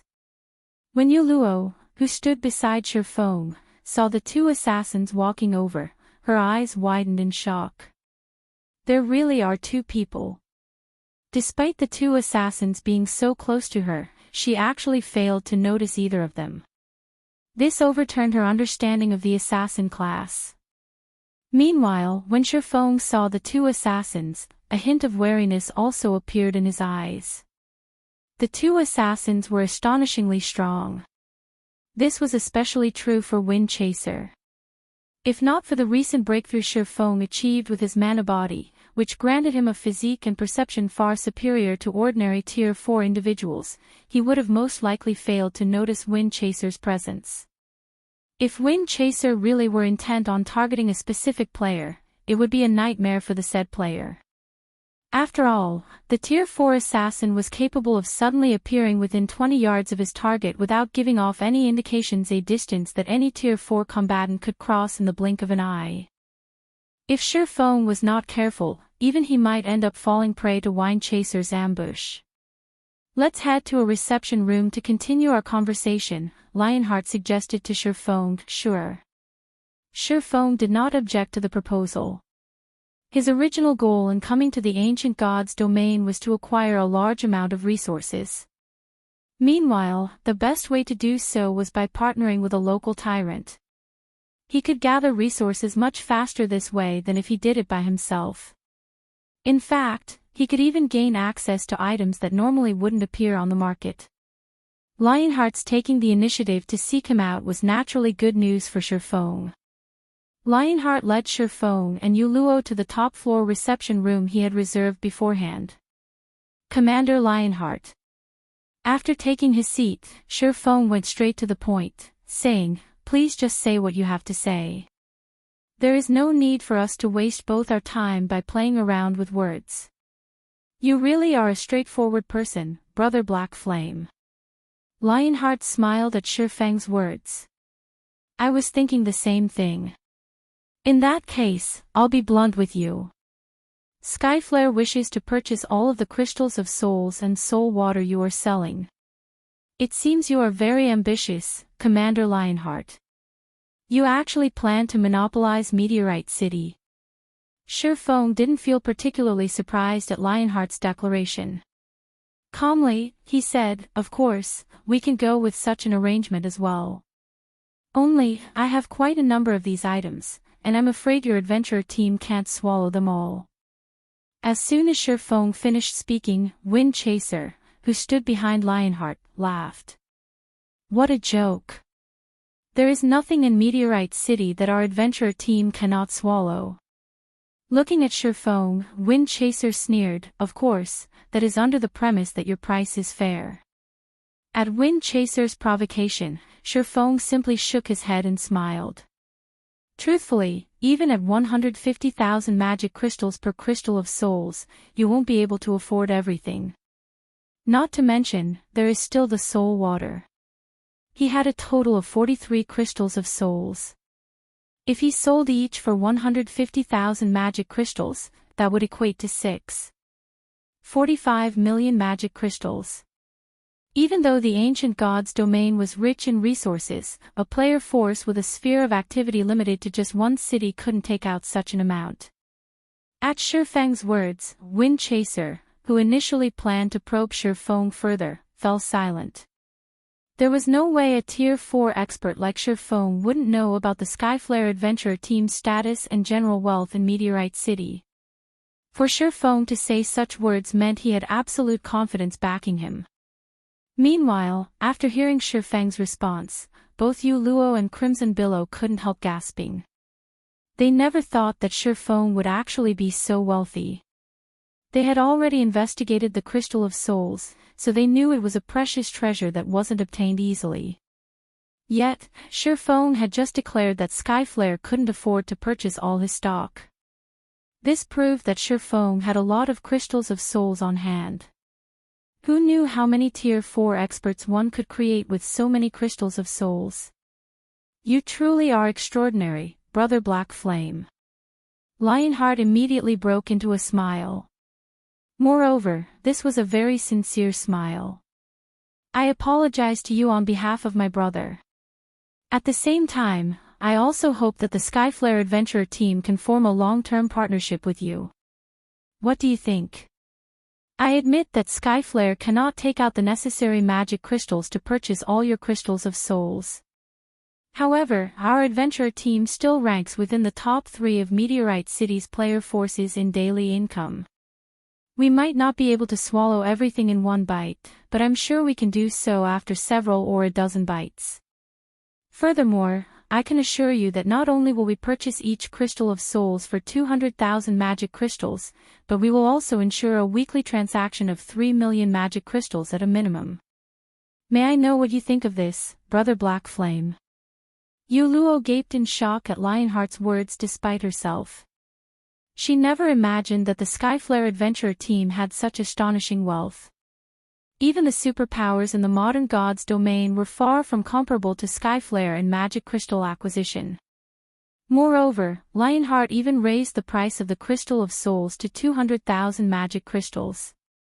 Skyflare was probably the only power in Meteorite City capable of offering such a price. After all, a piece of fragmented legendary equipment cost only around 500,000 magic crystals, while fragmented legendary weapons cost around 1 million magic crystals. Lionheart's promise of a weekly transaction of 3 million magic crystals meant Skyflare was trading away 3 fragmented legendary weapons every week. Commander. At this time, even Wind Chaser was stunned by Lionheart's offer. The Skyflare adventurer team operated only in Meteorite City's vicinity, and there were only so many resources available in the area. If Skyflare really pushed through with this transaction, the adventurer team would have to tighten its belt and strictly limit its future expenditures. Read latest chapters at Wuxia World. EU, okay, I can agree to those conditions, Feng said, nodding. After giving the matter some thought, he felt that this price was probably the best he could get for the Crystals of Souls. Even if he could get a higher price at an auction, it wouldn't be much higher. However, before this, I wish to test you, Commander Lionheart. We can verify our transaction depending on your performance. What do you think? Test our commander. Feng's words infuriated Wind Chaser. Crimson Billow's complexion also darkened, a hint of hostility appearing in her eyes as she looked at Feng. Even super guilds would not dare say that they wished to test their commander's qualifications for cooperation, yet a person of unknown origin actually did so. Feng was utterly looking down on the Skyflare adventurer team. However, before Wind Chaser or Crimson Billow could say anything else, Lionheart extended a hand to stop them. He then looked at Feng with a glint of determination in his eyes as he asked, "May I know how you wish to conduct your test, Brother Black Flame?" "Simple. So long as you survive a hit from me, you'll pass," Feng said decisively. Chapter 2776, Duel between Sword and Shield, Survive a hit from you. Lionheart was momentarily stunned by Feng's words. Even Wind Chaser and Crimson Billow fell into a daze for a long time. They felt that Feng was simply toying with the Skyflare adventurer team. Looking at Feng, Wind Chaser asked to verify, "Are you sure this is your condition? Do you know what title our commander holds in Meteorite City?" Initially, Wind Chaser thought that Feng would make things difficult for them to invalidate this transaction. Yet, Feng's condition for partnership was simply for Lionheart to survive a hit from him. This test was beyond simple. Let alone Tier 4 players, even superior mythic monsters were incapable of one-shotting Lionheart. The Skyflare adventurer team had relied precisely on Lionheart's overwhelming defense to develop to its current extent. It would be a complete and utter joke to say that a Tier 4 player could one-shot Lionheart. For a moment, Wind Chaser even suspected that Feng had never bothered looking into Lionheart's information. Either that or the man thought that Lionheart's fame was exaggerated. Of course. I'm very certain. Feng nodded earnestly. Yuluo also couldn't help looking at Feng strangely. She simply couldn't understand why Feng would set such a meaningless condition. She knew that Feng was indeed very strong. This was evident from how he repelled over a dozen Tier 3 demon leaders with one move. However, Lionheart wasn't a pushover either. The achievements he had today were piled up through innumerable battles. Wind Chaser and Crimson Billow turned to Lionheart. Although they didn't know what Lionheart thought of this matter, Feng's test presented no problem to them. It wouldn't even be an exaggeration to call it a free pass. Meanwhile, so long as their two sides entered into a partnership, the Skyflare adventurer team would be able to gain full control over Meteorite City easily. In fact, it wouldn't be long before they could start establishing branches in other NPC main cities. And even if the player forces of the other cities opposed Skyflare's intrusion, they would have difficulty doing so. After all, what truly mattered in a fight between powers were Tier 4 combatants.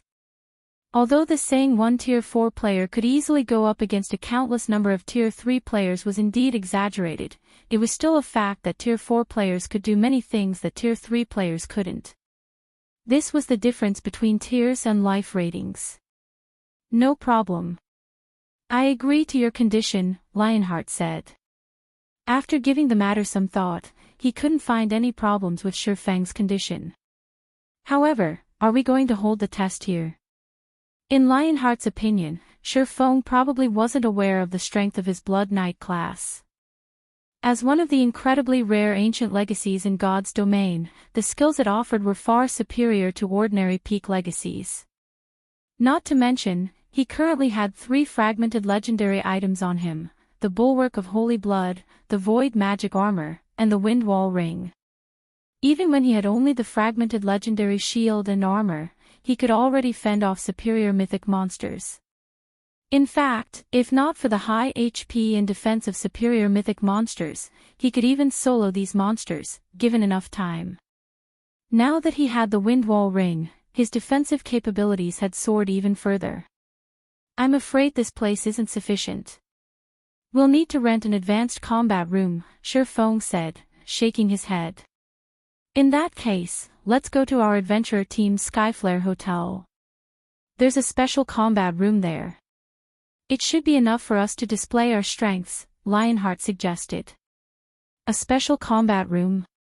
Feng was surprised at Lionheart's words. He never thought that special combat rooms already existed in the ancient god's domain. Special combat rooms were far superior to advanced combat rooms. They were perfect for practicing skill and spell usage.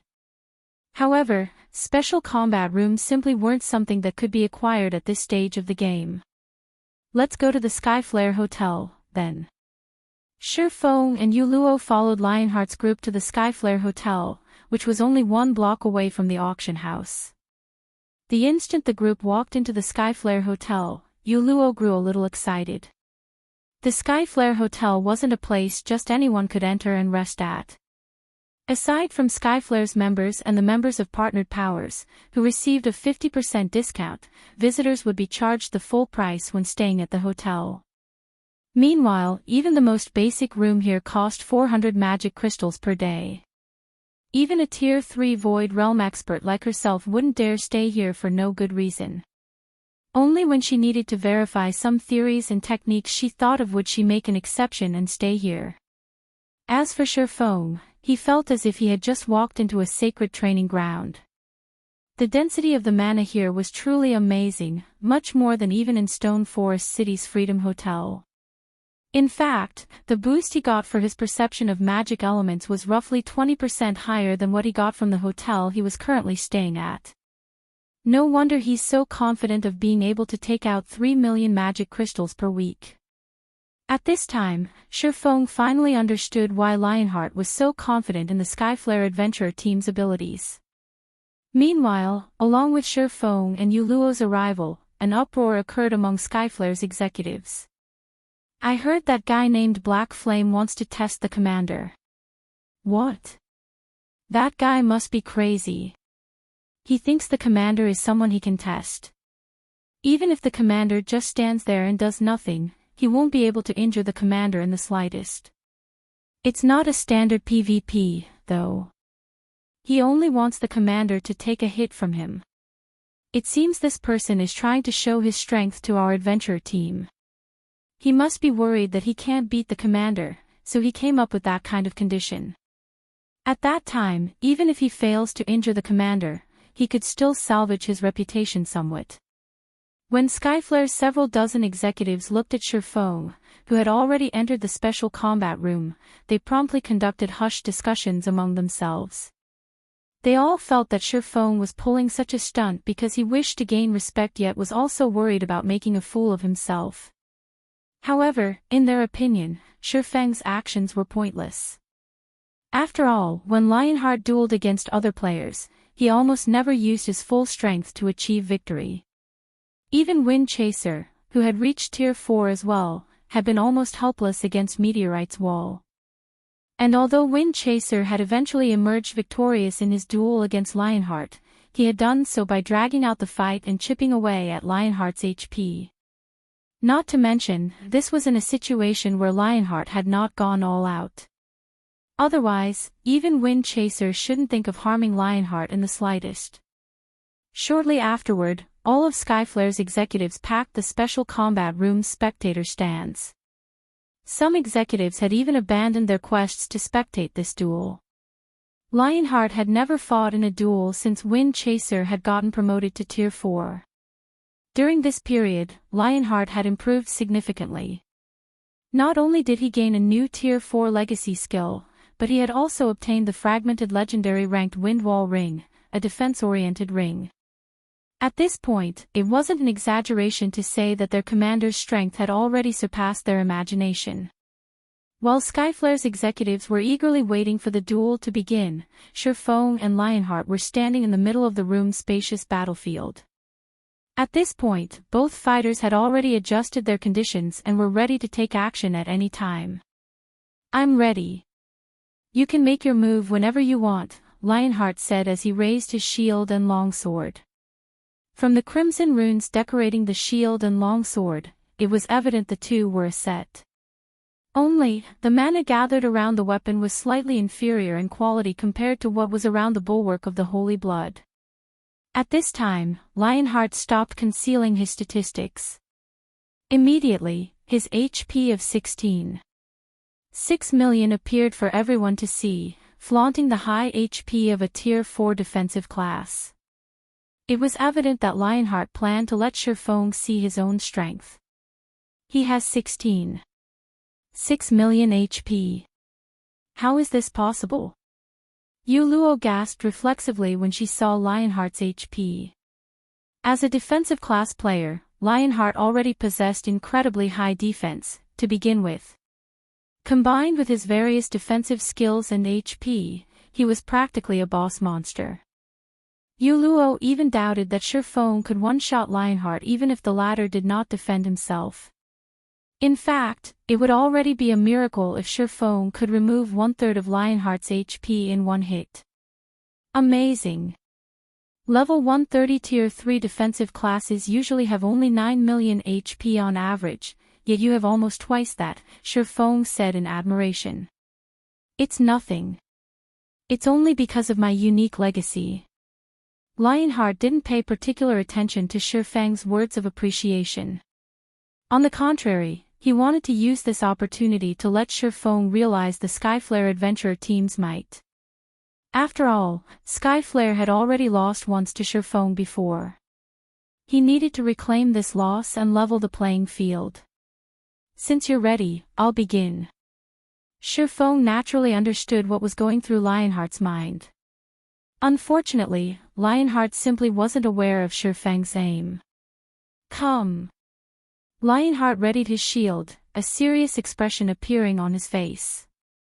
Immediately afterward, not only did Lionheart's aura skyrocket in intensity, but a faint, blood-red barrier had also appeared around his body. Crap. The commander is getting serious. He's actually going all out and fully exerting his mana body right off the bat, one of Skyflare's vice commanders, a robust, level 132 shield warrior, said in astonishment. Blood armor. This was the Tier 4 legacy skill Lionheart obtained after achieving a 100% completion rate with his mana body. Although the magic barrier appeared flimsy, it could absorb up to 5 million damage. Moreover, the barrier would replenish itself once every 40 seconds. In other words, if one failed to cause over 5 million damage to Lionheart within 40 seconds, one had no chance of slaying him. Had Lionheart used this move during his duel with Wind Chaser back then, Wind Chaser wouldn't have been able to harm him at all. However, before Skyflare's members were done admiring their commander's Tier 4 passive skill, they saw Feng unsheath the Abyssal Blade. Immediately afterward, everyone clearly sensed the mana in the room trembling and freezing momentarily. Before anyone could react to the unexpected development, Feng raised the Abyssal Blade with both hands and looked at Lionheart. The mana inside the special combat room then began to boil, the phenomenon causing everyone present to shudder involuntarily. Afterward, everyone felt a wave of scorching heat wash over their body. How is this possible? When Wind Chaser sensed the mana around him boiling, he was stunned. After all, the space inside the special combat room was massive, with a 1,000-yard radius. That was more than enough for 2 Tier 4 players to fight to their heart's content. Nevertheless, Feng caused all of the mana inside the combat room to boil just by entering a stance. This kind of thing was simply unheard of. At this time, Lionheart's gaze also changed. If entering a stance was enough to trigger such a phenomenon, Feng's strength was definitely far more extraordinary than he initially thought. However, before Lionheart could take any further action, the flow of time inside the combat room seemed to slow down. The only thing capable of moving was apparently the sword in Feng's hands. Second sword, Holy Devour. As the long sword descended, an overwhelming pressure fell upon the room. Afterward, space within the room ignited, as if it couldn't withstand the terrifying and violent pressure. The resulting flames threatened to burn everything in the room into nothing. Not good. Holy Blood Wall. For Saint's Descent. Read latest chapters at Wuxia World. Upon seeing the boundless flames approaching him, Lionheart hurriedly activated the defensive skill Holy Blood Wall, then stabbed his shield into the ground and activated his strongest Tier 4 defensive legacy skill. The next moment, a twofold magic array appeared before the bulwark of Holy Blood, which was followed by an illusory crimson shield that was over a dozen meters tall. Crimson runes flared all over Lionheart's body, solidifying the surrounding space until it was as sturdy as a steel wall. Meanwhile, the instant Lionheart used Four Saints' Descent, the endless sea of flames devoured him like a giant beast. Boom! Accompanied by a thunderous explosion, the space within the special combat room transformed into a dark, empty void. Chapter 2777, Shocking Skyflare. A dark void enveloped the battlefield. Let alone Tier 3 players, even Tier 4 players couldn't survive in this space. Meanwhile, when Skyflare's executives, seated in the spectator stands, saw this scene, they were dumbfounded. How can one carry such destructive power? Even those Tier 4 NPCs aren't capable of exhibiting such power. Is he really just a Tier 4 player? He has such terrifying strength, yet we actually failed to find any information on him. Just who is he? After a moment of silence, Skyflare's executives began a heated discussion among themselves as they goggled at the battlefield's shattered space. At this time, they no longer underestimated Feng in the slightest. Now, only shock and fear filled their hearts. With such terrifying combat power, Feng was no longer an opponent vulnerable to Zerg tactics. Only powerful Tier 4 NPCs could match him. He was actually so strong. Tasu Luo's eyes were also wide with disbelief as she looked at the shattered space. Even Angelica Teresa's strongest attack would fall short of Feng's from what she could tell. Angelica Teresa was a peak-rank Tier 4 existence and one of the top 5 powerhouses of Meteorite City. In addition, as an NPC, the items and basic attributes she possessed were also far superior to players. Yet, Feng had actually executed an attack way stronger than even Angelica Teresa's strongest attack. Commander. The commander couldn't have fallen, right? After a while, Wind Chaser and the others snapped out of their daze and searched hurriedly for Lionheart's figure in the dark void. Out of the player attacks they had seen thus far, Feng's was undoubtedly the strongest. Even Tier 4 NPCs were unlikely to be capable of executing such an attack. Hence, although they knew that Lionheart possessed a heaven-defying defense, they couldn't help doubting his ability to survive Feng's attack. After everyone had searched for some time, the shattered space gradually recovered. Two vague figures appeared, standing in the recovering space, with one of them looking incredibly miserable. This is great. The commander is still alive. I knew the commander could withstand it. He is Meteorite's wall, after all. There's no way he can be one-shot by a player. When Skyflare's members saw Lionheart's figure, they immediately grew excited. However, unlike his colleagues, Lionheart did not feel happy or excited at all. Instead, his heart pounded with fear and relief. That was too close. If not for the Windwall ring, I would have definitely been one-shot. Lionheart smiled bitterly when he looked at his remaining HP. Currently, he had less than 6 million HP remaining. While this might seem like a lot, he had only managed to retain this amount of HP thanks to the Windwall ring's passive skill. The Windwall ring's passive skill, Wind's Protection, was capable of reducing all the damage he received by 35%. Even if he received a Tier 5 attack, its damage would still be reduced by a full 35%. Wind's Protection was also the Windwall ring's only skill.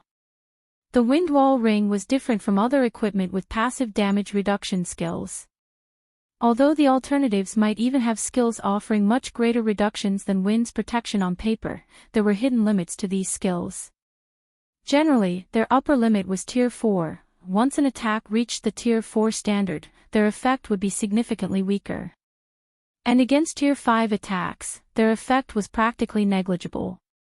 However, that was not the case for the Windwall ring's Wind's Protection. The skill's description clearly stated that it could reduce the damage of even Tier 5 attacks by 35% and not 1% less. On the other side, after Feng executed Holy Devour, his complexion had paled significantly. Is it still too much to execute this move? When Feng sensed that more than half of his concentration had disappeared, he was shocked. He had already developed his epic mana body to 110% completion rate, yet he still had trouble gathering and condensing the mana required to execute Holy Devour. For a moment, he couldn't help imagining what kind of power he could exhibit if he successfully executed the third sword, Holy Annihilation. Tier 5. Tier 6. Regardless, this is a good result. At the very least, I can now use the complete Holy Devour. Now, I should be able to cope, even against a half-step Demon King. As Feng sheathed the Abyssal Blade, he was satisfied with his previous attack. Although his mana had undergone a qualitative transformation, thanks to the improvement of his mana body, the improvement this change brought to his skills and spells was limited. It wasn't enough for them to undergo a qualitative transformation. However, it was a different story for mana techniques, whose power was highly dependent on the quality of the mana used. Now, if he went all out, he could execute an attack at the Tier 5 standard. The only drawback of Holy Devour was the huge burden it placed on his concentration. Even at peak condition, he could execute the complete Holy Devour only once. Nevertheless, it was already more than enough as a trump card. As Feng was savoring the experience of executing Holy Devour, Lionheart approached him. "Brother Black Flame, that move of yours really is ruthless. If I hadn't gained some improvements recently, I would have really died," Lionheart said jocularly. At this moment, Lionheart no longer underestimated or looked at Feng with contempt, only respect was present in his eyes. The fact that Feng had managed to execute such a move as a player meant that he already stood at the apex of the entire God's domain. Just this point alone was already more than enough to earn him everyone's respect. In God's domain, strength was everything. It was also something that could not be faked. For Feng to have developed himself to this extent, he must have experienced countless trials and hardships. "You're too humble, Commander Lionheart. The fact that you managed to block my attack is all due to your own ability, not luck." Looking at Lionheart, Feng added, "Now that our one-hit agreement is complete, according to our previous arrangement, I will supply the Crystals of Souls and Soul Water to only the Skyflare Adventurer team for Meteorite City's side." "Thank you. As for the matter of magic crystals, please rest assured. The Skyflare Adventurer team definitely won't let you down, Brother Black Flame." Lionheart couldn't help feeling a little happy at Feng's words. With Feng willing to partner with Skyflare, Skyflare would be able to take full control of Meteorite City easily. Next, let's talk about the specifics of our transaction. Going straight to the point, Feng said, "Like I said before, so long as you manage to withstand one hit from me, I will agree to partner with you, Commander Lionheart. However, after we start our cooperation, I'll need your help with something. Of course, I won't have you help me for nothing. In exchange, I'll sell the Crystals of Souls at 150,000 magic crystals each to Skyflare. How about it? 150,000 each." Lionheart was slightly tempted. "May I know what you need help with?" Previously, when he offered to purchase the Crystals of Souls at 200,000 magic crystals each, the price was actually a little too high for Skyflare to bear. However, the Crystals of Souls were far too important. They would also play a crucial role when Skyflare attempted to conquer other main cities. Hence, he had gone through with the price. Lowering the price to 150,000 magic crystals each would definitely alleviate a lot of Skyflare's burden. "Help me kill a boss," Feng said, smiling. The reason Feng wanted to test Lionheart wasn't just to experiment with the power of his upgraded mana body.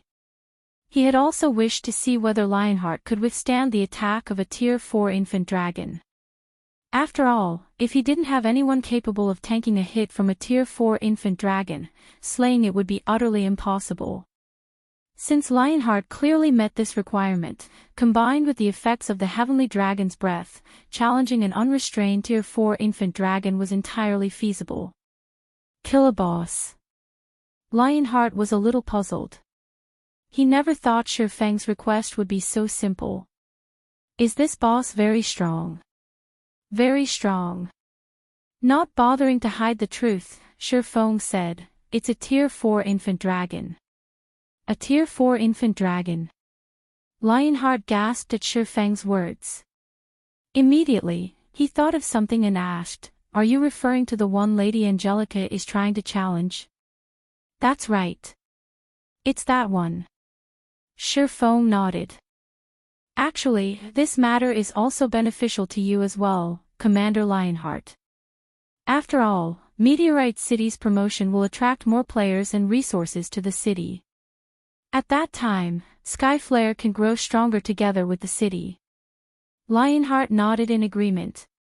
In reality, he, too, wished for Meteorite City to grow stronger and become an advanced main city. However, the incredibly high difficulty of challenging a Tier 4 infant dragon made him decide to have Skyflare opt out of Angelica Teresa's expedition. After all, Skyflare already had 2 Tier 4 players under its command, and it had yet to stabilize its advantages.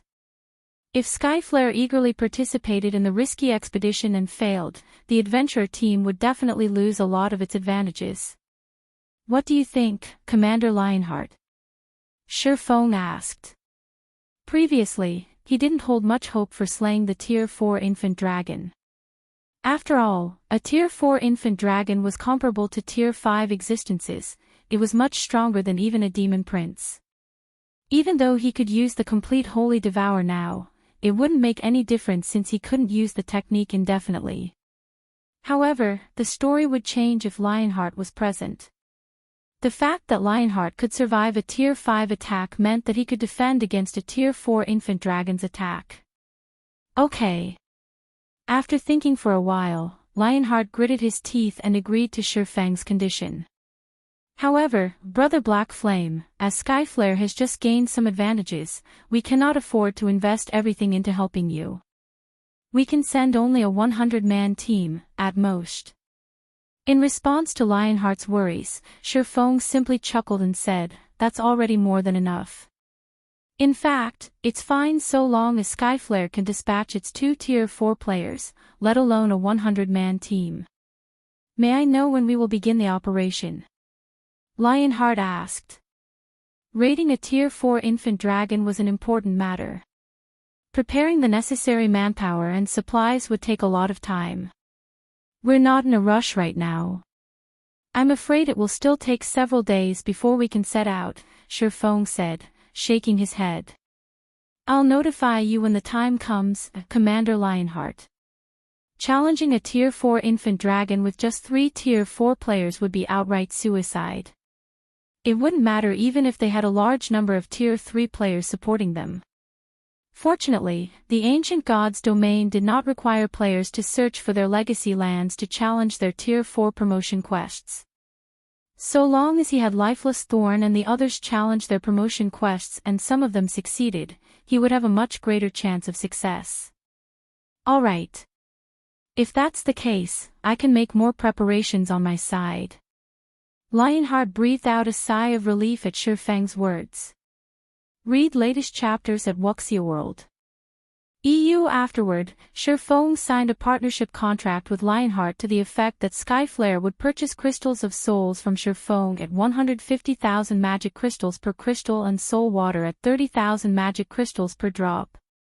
For the first transaction, Skyflare purchased a total of 20 crystals of souls and 50 drops of soul water, the total expenditure amounting to 4.5 million magic crystals. When it came to magic crystals, Skyflare was wealthier than most superpowers operating in the modern god's domain. When the transaction was completed, Feng couldn't help his elation. After all, he now had the 8 million magic crystals required to construct the small mobile fortress. Afterward, all he needed to do was collect 2 million pieces of mana ore and 30,000 mana stones. In addition, he also had a chance to raid the Tier 4 infant dragon. Leaving the Skyflare Hotel, Feng looked at the additional 4.5 million magic crystals in his bag and smiled. Now that I have the money, it's about time to have Lifeless Thorn and the others undergo their promotion. Chapter 2778, Semi-Finished Mana Body Meteorite City, Silver Hotel. After Feng received 4.5 million magic crystals from Skyflare, he returned to the Silver Hotel with Yuluo. As for the small auction he initially planned to hold, Lionheart had announced to the public that Skyflare would monopolize all of the products. Hence, the commotion over the auction died down quickly. None of Meteorite City's various powers dared to voice their opinions on Skyflare's monopoly. After all, Skyflare was the sole power in the city with 2 Tier 4 combatants under its command. Previously, the powers with Tier 4 combatants still dared to stand up against Skyflare because Lionheart could not easily kill other Tier 4 combatants by himself. However, now that Skyflare's Wind Chaser was a Tier 4 assassin, it would be a piece of cake for Skyflare to kill any individual Tier 4 combatant. Hence, even the other two of the top 3 player forces in Meteorite City decided to tolerate the situation. Not to mention, while the Crystal of Souls could indeed strengthen an individual soul, the amount of help this improvement could provide in the Tier 4 promotion quest was minuscule. Even if Skyflare obtained all 5 Crystals of Souls, the adventurer team would, at most, increase the number of Tier 4 combatants it had from 2 to 3.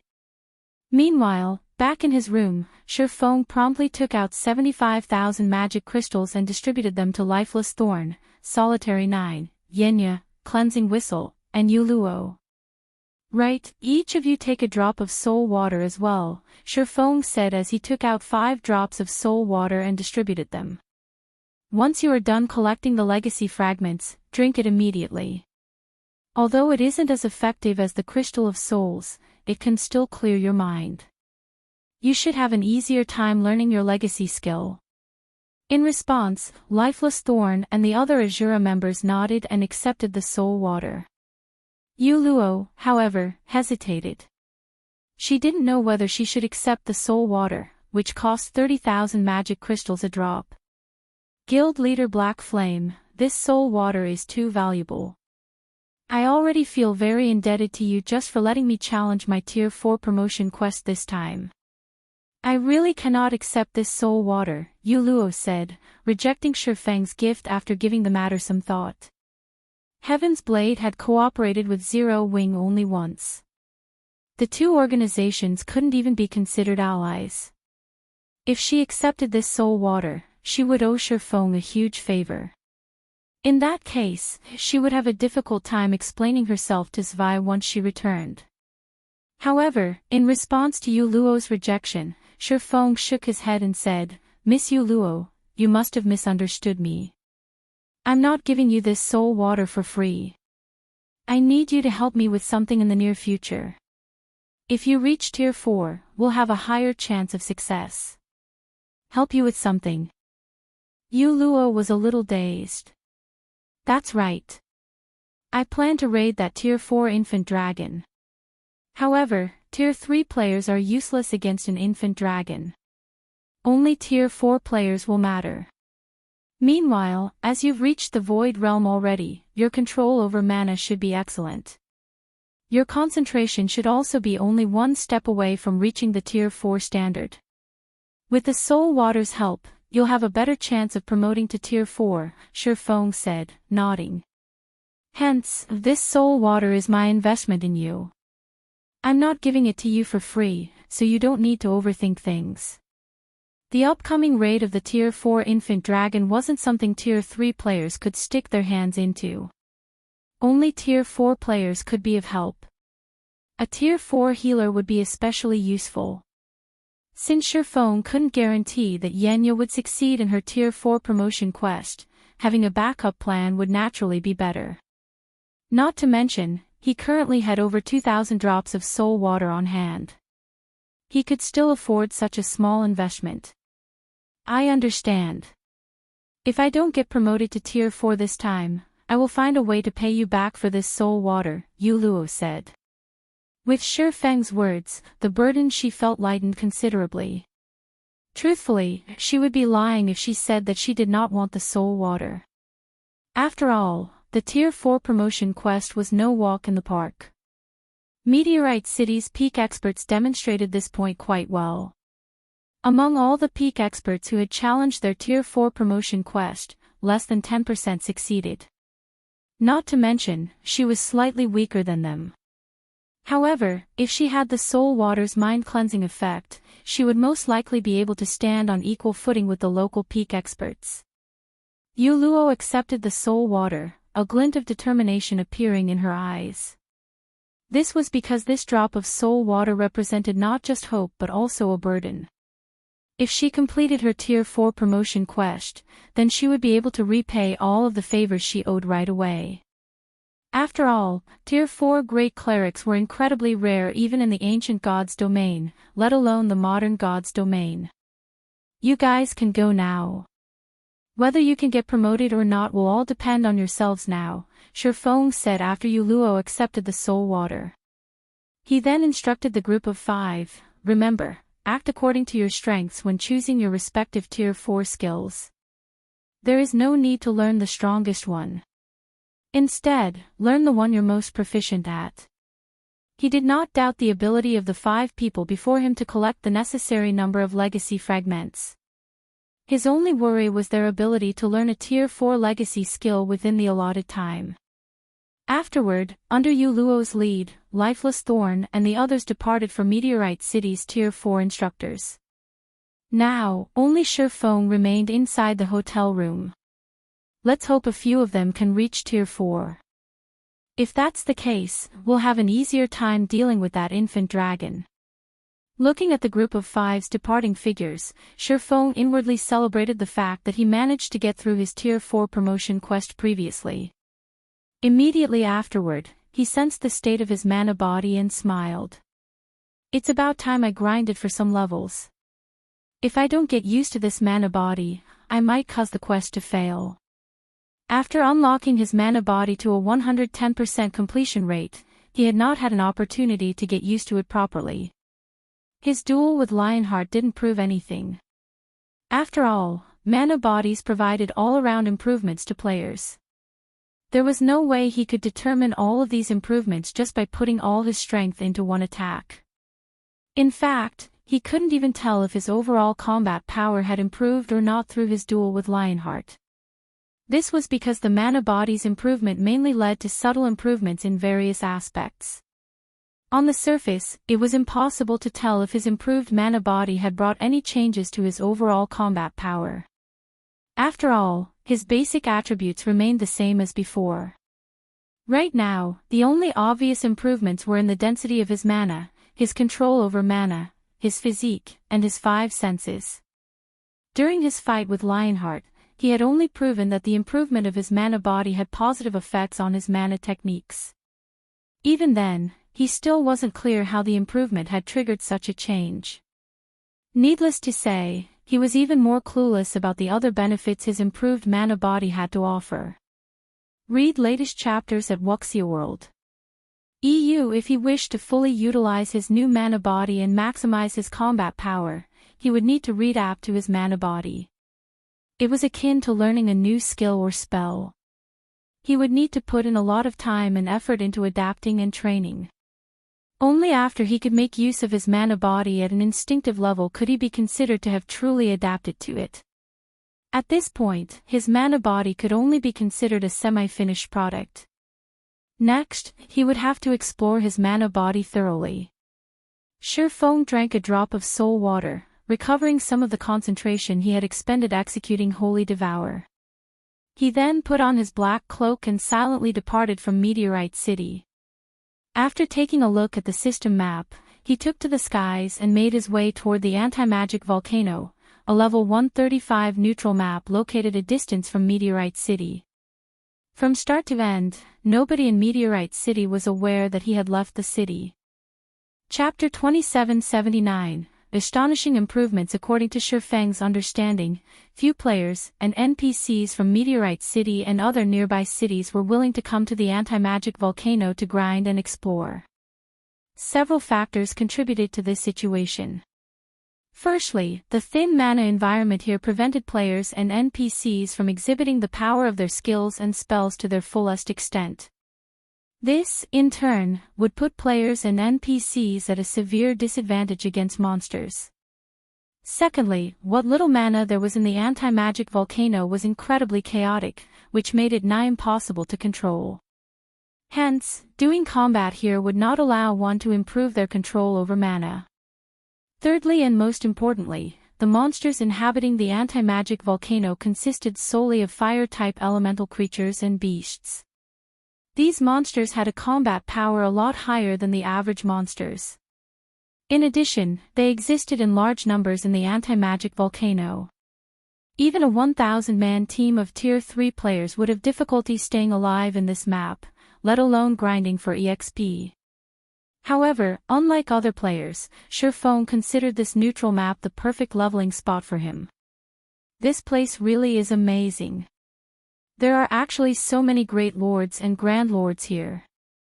As Feng looked down at the wandering monsters while hovering in midair, he couldn't help a little excitement. With this, I won't have to worry about not having enough crystals of souls. Volcanic Behemoth, Demonic Beast, Grand Lord, Level 139 HP 3,600,000,000, Infernal Warlord, Elemental Creature, Great Lord, Level 137 HP 1,320,000,000, Infernal Chieftain, Elemental Creature, Grand Lord, HP 3,100,000,000. Feng had to admit that the anti-magic volcano was a sight to behold. This neutral map teemed with Great Lord-ranked monsters. Moreover, they moved in large groups of 100 or more closely positioned to each other. If one made too much of a commotion when fighting a group of monsters here, one would easily attract monsters from other areas. However, despite the high difficulty of this map, it was the perfect grinding spot for Tier 4 existences, specifically Tier 4 experts with a mana domain. Feng charged at the volcanic behemoth, the strongest monster in sight, without hesitation. The next moment, when Feng got within 300 yards of the volcanic behemoth, the Grand Lord in question noticed his presence. Immediately, the 30-meter-tall beast covered in flaming scales let loose a deafening roar. The roar instantly attracted the wandering and resting volcanic beasts, and over 3,000 volcanic beasts converged on the volcanic behemoth's location in the blink of an eye. The majority of these volcanic beasts were level 135+ lords, with some of them great lords. Even a 1,000-man team composed of Tier 3 experts of the same level would falter when faced with so many volcanic beasts. After all, not only were these monsters moving in an organized manner, but the mana their bodies radiated also showed faint signs of synchronizing, which would double the power of the fire-type spells they cast. Suddenly, thousands of fiery attacks shot into the air, heading toward Feng. Although the attacks were not fully synchronized with each other, the sheer number still allowed them to exhibit power at the Tier 4 standard. That was more than enough to deter any ordinary Tier 4 combatant from tanking the attacks. Come. However, when Feng saw the several thousand attacks coming at him, not only did he not show the slightest sign of fear, but he even displayed excitement. The next moment, Feng swung his hand and began manipulating his mana body's power. Suddenly, with Feng as the center, a ripple spread into the surroundings. At the same time, a storm brewed in the surrounding space, causing even space to shudder. Boom! Boom! Boom! For a time, explosions echoed throughout the sky in rapid succession. The sky itself transformed into a sea of flames as the storm annihilated the thousands of fiery attacks. Afterward, the volcanic beasts enveloped by the storm knelt on the ground one after another. Only the Great Lord-ranked volcanic beasts remained standing. However, standing was pretty much all they could do, as even moving their bodies took grueling effort. As for the volcanic behemoth, the leader of the volcanic beasts, it didn't fare that much better than the Great Lord-ranked volcanic beasts either. My mana domain has improved to such an extent. Feng was astonished when he saw the thousands of kneeling volcanic beasts and the volcanic behemoth, which had great difficulty moving his current mana domain, was actually capable of suppressing even a Grand Lord to such an extent. Despite being a strength-based demonic beast, the volcanic behemoth had barely half of its mobility left. If he used his mana domain against agility-based demonic creatures, the suppression effect would most likely be even more prominent. After a moment reveling in the improvement of his mana domain, Feng stopped being polite with the volcanic beasts. Immediately, he activated Blade Domain and began slaughtering the volcanic beasts with the 7 summon magic swords. All his attacks dealt damage in the tens of millions, with critical hits causing over 100 million damage. In the case of the Lord-ranked volcanic beasts, which had only several hundred million HP, they fell after just 2 or 3 hits. In the end, it took Feng less than half an hour to annihilate the 3,000+ volcanic beasts. Even the volcanic behemoth failed to escape his grasp. Since Feng fought monsters of a higher level, his experience bar skyrocketed after the battle ended. Of course, as he had already reached Tier 4, monsters at the Lord rank and below granted him diminished EXP. Only those at the Great Lord rank and above granted him normal amounts of EXP.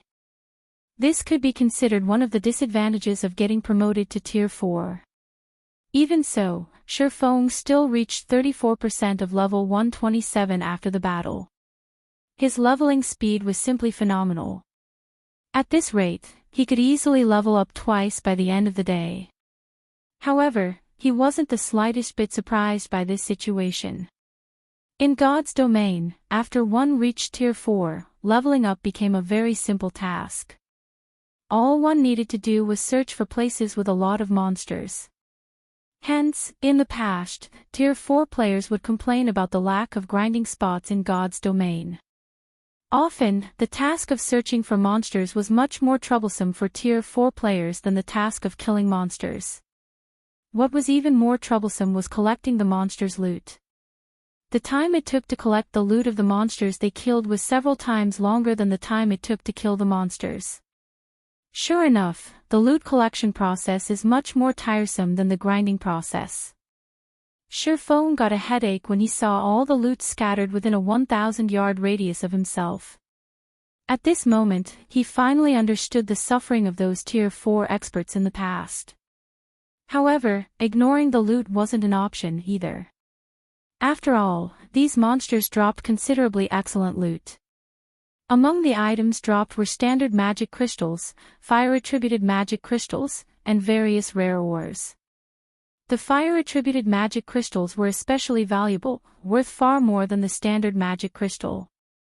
Attributed magic crystals were essential in the production of certain epic weapons and equipment. Some peak constructions also required attributed magic crystals to build. However, attributed magic crystals were incredibly rare in the modern God's domain. Hence, it would be a massive waste to simply ignore the loot. Feng ended up spending 2 whole hours gathering all of the items scattered across the battlefield. However, he had to admit that he had earned a huge harvest. Even if he ignored the numerous level 130 bronze, mysterious iron, secret silver, and fine gold weapons and equipment he got, just the magic crystals numbered over 4,000 already. He had also picked up over 300 fire-attributed magic crystals. Afterward, he killed several more groups of monsters in the anti-magic volcano, pushing his level from 127 to 128, the total number of magic crystals collected to beyond 30,000, and the number of fire-attributed magic crystals collected to 1,500. Be it his leveling speed or money-making speed, both exceeded the standard of ordinary Tier 4 players. Since the sky was darkening, Feng found a safe cave and called up his system interface. That's enough for today. With several more days grinding here, I should be able to exceed the average level of the peak experts here. By then, I shouldn't be at a disadvantage in levels when the Infant Dragon raid takes place. When Feng saw that he had already reached 19% of level 128, he found his leveling speed very satisfactory. Not to mention, he had managed to produce 7 crystals of souls through today's grind, far more than what he could produce in the modern God's domain. Afterward, Feng logged out of the game to rest. After all, he had already spent more than 24 hours online. Even if he was using the Fearless cabin now, staying online for long periods still wasn't wise. Once he went offline, before he could even climb out of his cabin, a message notification sounded in his cabin. The message's sender was none other than Liang Jing, the person managing Zero Wing's headquarters on his behalf right now. Guild leader, you finally decided to pick up. Liang Jing said in exasperation. I've already brought the 2 vice guild leaders to Yuantian City as per your request. What should we do now? Read latest chapters at Wuxia World. EU, you're here already. Surprised by Liang Jing's swift action, Feng chuckled and said, okay, bring them to the upper zone's entrance now. I'll wait for you there. The upper zone's entrance. Liang Jing couldn't help growing a little excited at Feng's words. Okay. We'll be there in 3 hours. Feng burst into laughter at Liang Jing's excited expression. However, he understood her mood. After all, the upper zone was a place countless people yearned to enter. But this is a problem. I only managed to get 100 points yesterday, even after exchanging all of the credits I had. If the two of them join me, I can't even afford food for the three of us. It seems I'll have to convert those 5,000 units of 7 luminaries crystal now. The thought of the food prices here gave Feng a headache. Fortunately, he had earned a killing from mythology. Otherwise, he would have to start begging for food. Feng tidied himself up and hurried to the Green God Tower. Chapter 2780, Minor Character. Upper Zone, Base Layer. Feng enjoyed the scenery of the base layer as he strolled around the residential area he lived in. Contrary to his expectations, he did not see any of the paradisiacal sceneries depicted in the rumors spread in the outside world. Instead, what he saw were only high-rise buildings. The areas not occupied by high-rise buildings held facilities such as restaurants, training halls, and gyms. Moreover, compared to the outside world, almost all of the people gave the impression that they were incredibly busy, and they all had tense expressions on their faces. This could be considered natural. After all, the upper zone wasn't some kind of paradise. Instead, it was a place with far more intense competition than the outside world. From what Feng understood, Yuantian City's upper zone had a population of less than 300,000, nearly a quarter of which were employees of the Green God Company. As for the remaining inhabitants, the majority of them belonged to the various major corporations, and only a small portion were people who had entered the upper zone through special selections or reserved slots. Meanwhile, unlike what the general public thought, one wouldn't live a carefree life after entering the upper zone. On the contrary, one would face even greater pressure than when they lived in the outside world. The reason for this was the upper zone's ridiculously high cost of living. Just the matter of food already gave Feng a headache. Even the most basic meal cost 30 points, equivalent to 300,000 credits. Nobody would pay such an absurd price for food in the outside world. Yet, in the upper zone, this amount of money would buy only the most basic meal. This was still only a small problem in the upper zone. The truly troublesome aspect was the various training resources available here. Just living in the upper zone wouldn't be enough for a person to achieve longevity. One still needed to include various exercises and medicines into the equation, all of which cost a lot of points. Without sufficient wealth and resources, one couldn't live in the upper zone at all. Those born in the upper zone were allowed to live freely until the age of 12. Afterward, they had to undergo a series of tests until they reached 15. If they failed the tests, they would be banished from the upper zone. Moreover, passing the Green God Company's basic assessment would only qualify one to work at the lowest level of the Green God Company. Only if one conquered the mental path before the age of 20 or made a great contribution to the Green God Company would one gain authority and be considered an ordinary person in the upper zone. If one wished to live longer and better in the upper zone, and perhaps even gain influence and become someone respected by the major corporations, one would have to head to the middle layer. Otherwise, one would only be an ant living in the base layer.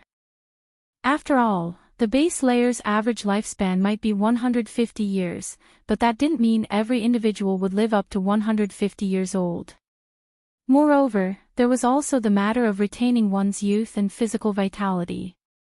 For residents living in the base layer, even if they could live a fulfilling life and constantly supplement themselves with the various resources available in the base layer, they could retain their youth until the age of 50, at most.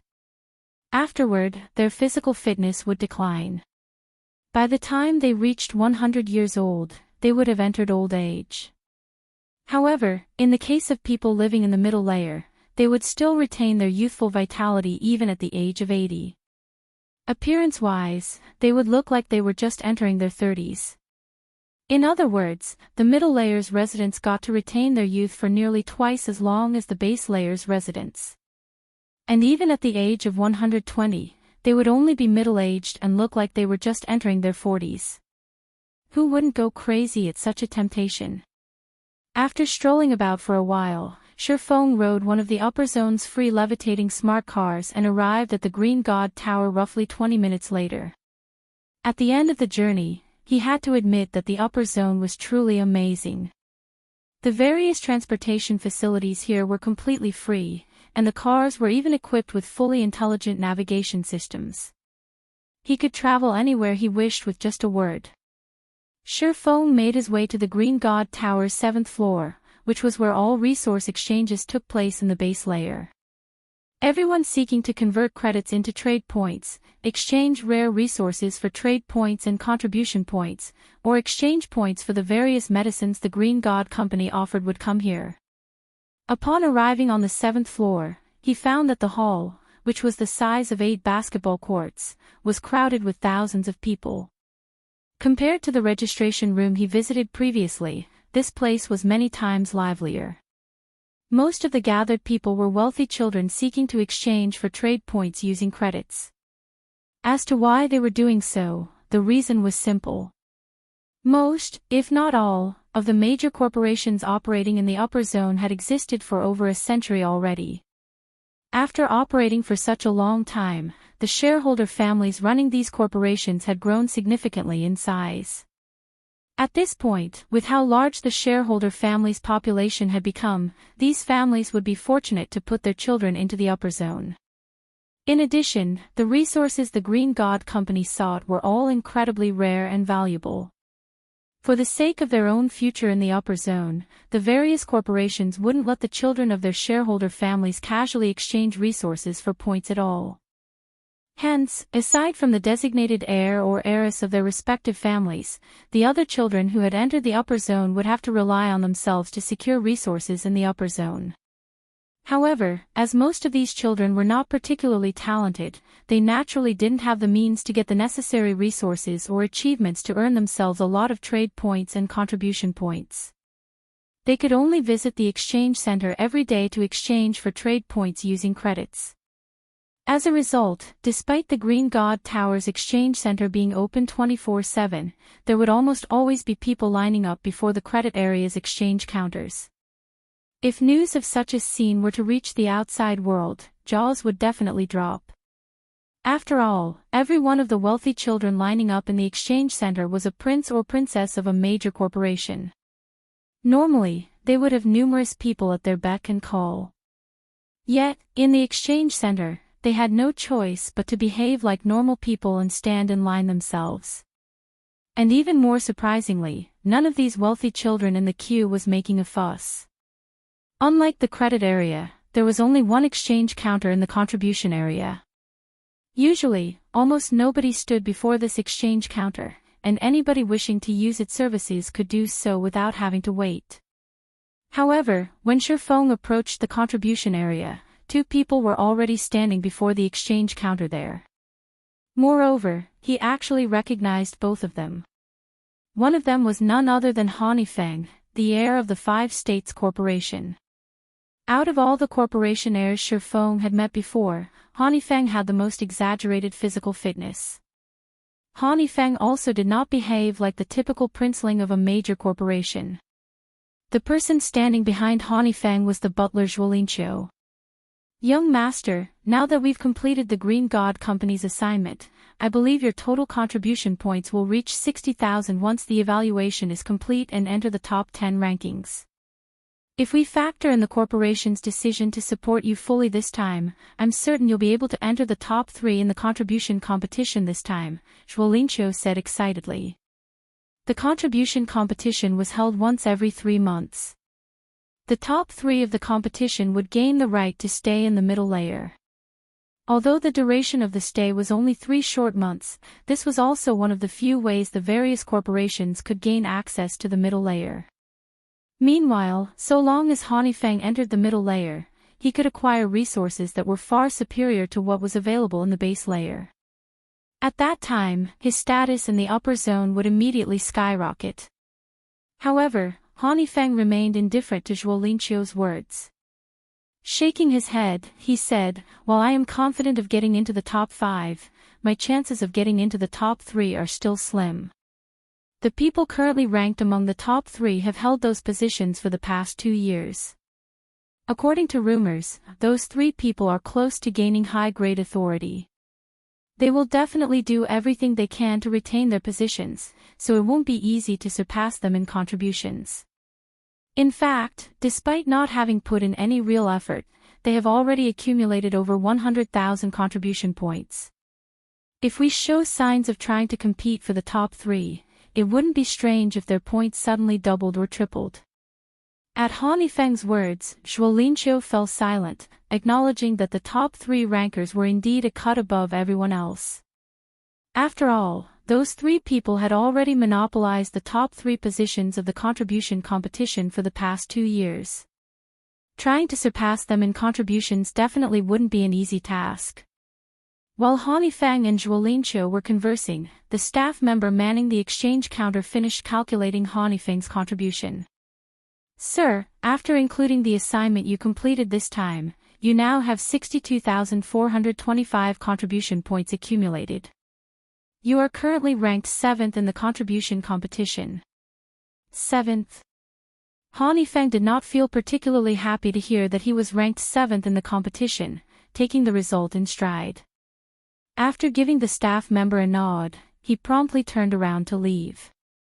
The instant Feng and Zhuolinqiu turned around, they noticed Feng making his way to the counter. Why is he here? Zhuolinqiu rubbed his eyes in doubt when he saw Feng, who was dressed in white casuals. The upper zone was a place that countless people sought to enter but couldn't. The guild leaders of many superpowers didn't have the qualifications to enter the upper zone even now. Yet, Feng, who was merely the guild leader of a pseudo-superpower, had actually entered it. This was simply incredible. At this time, let alone Zhuolinqiu, even Feng revealed a rare look of surprise on his face. When Feng last met Feng, in Fenglin City's Redstone restaurant, the latter was merely an insignificant minor character in his eyes. After all, Feng and his subordinates simply weren't capable of reaching the playing field Feng fought on. At best, he could only use Zero Wing as a pawn to hinder his opponents. Even when Zero Wing developed rapidly and became enemies with many superpowers, he still thought nothing of the guild. After all, what the various major corporations were truly competing for wasn't God's domain, but the upper zone's resources. Yet, now, a minor character like Feng had actually set foot into the upper zone. This situation was as unbelievable as a fairy tale. Did the Boulder Corporation give him a reserved slot? Feng muttered in speculation. That should be the case. Otherwise, there's no way someone like him, with no background, can enter the upper zone, Zhuolinqiu said, nodding in agreement. In the recent struggle for the reserved seats of God's domain's 12 great guilds, Frostheaven had surpassed everyone's expectations and secured itself a seat, instantly becoming a true titan in God's domain. The biggest contributor to Frostheaven's victory was undoubtedly Zero Wing. Hence, it wouldn't be strange for Frostheaven to grant Zero Wing a few of the upper zone's reserved slots in gratitude. After thinking up to this point, Feng and Zhuolinqiu calmed down. Meanwhile, as Feng walked over, he merely glanced at Feng and Zhuolinqiu before continuing on his way. He did not take the initiative to say hello. After all, he wasn't exactly familiar with the two. He was also in a hurry right now. Read latest chapters at Wuxia World. Zhuolinqiu's expression turned ugly at Feng's response. He never imagined that Feng would actually show so little respect to Feng. The man didn't even bother saying hello and merely walked away like a stranger. Feng simply didn't place the Five States Corporation in his eyes. However, before Zhuolinqiu could vent his anger, he was stunned to see Feng stop before the contribution area's exchange counter. What is he trying to do? Feng was confused when he saw Feng conversing with the staff member at the counter. That's the exchange counter for the contribution area. Did he come here to exchange for trade points because there was no line here? Sure enough, he is a minor character. He only knows how to head to places where he can gain advantages. He thinks he can save time by coming here, yet he is wholly ignorant of the rules, Zhuolinqiu sneered as he looked at Feng, who was still conversing with the staff, in contempt. However, no sooner had Zhuolinqiu finished speaking than the nearby staff members suddenly exclaimed in a loud and excited tone, "Congratulations, Mr. Shi. You have gained a total of 50,000 contribution points and 5 million trade points this time. You are currently ranked 10th in the contribution competition." Chapter 2781, Times have changed 50,000 contribution points. 10th place. When Zhuolinqiu heard the Green God Company staff's words, he was dumbfounded.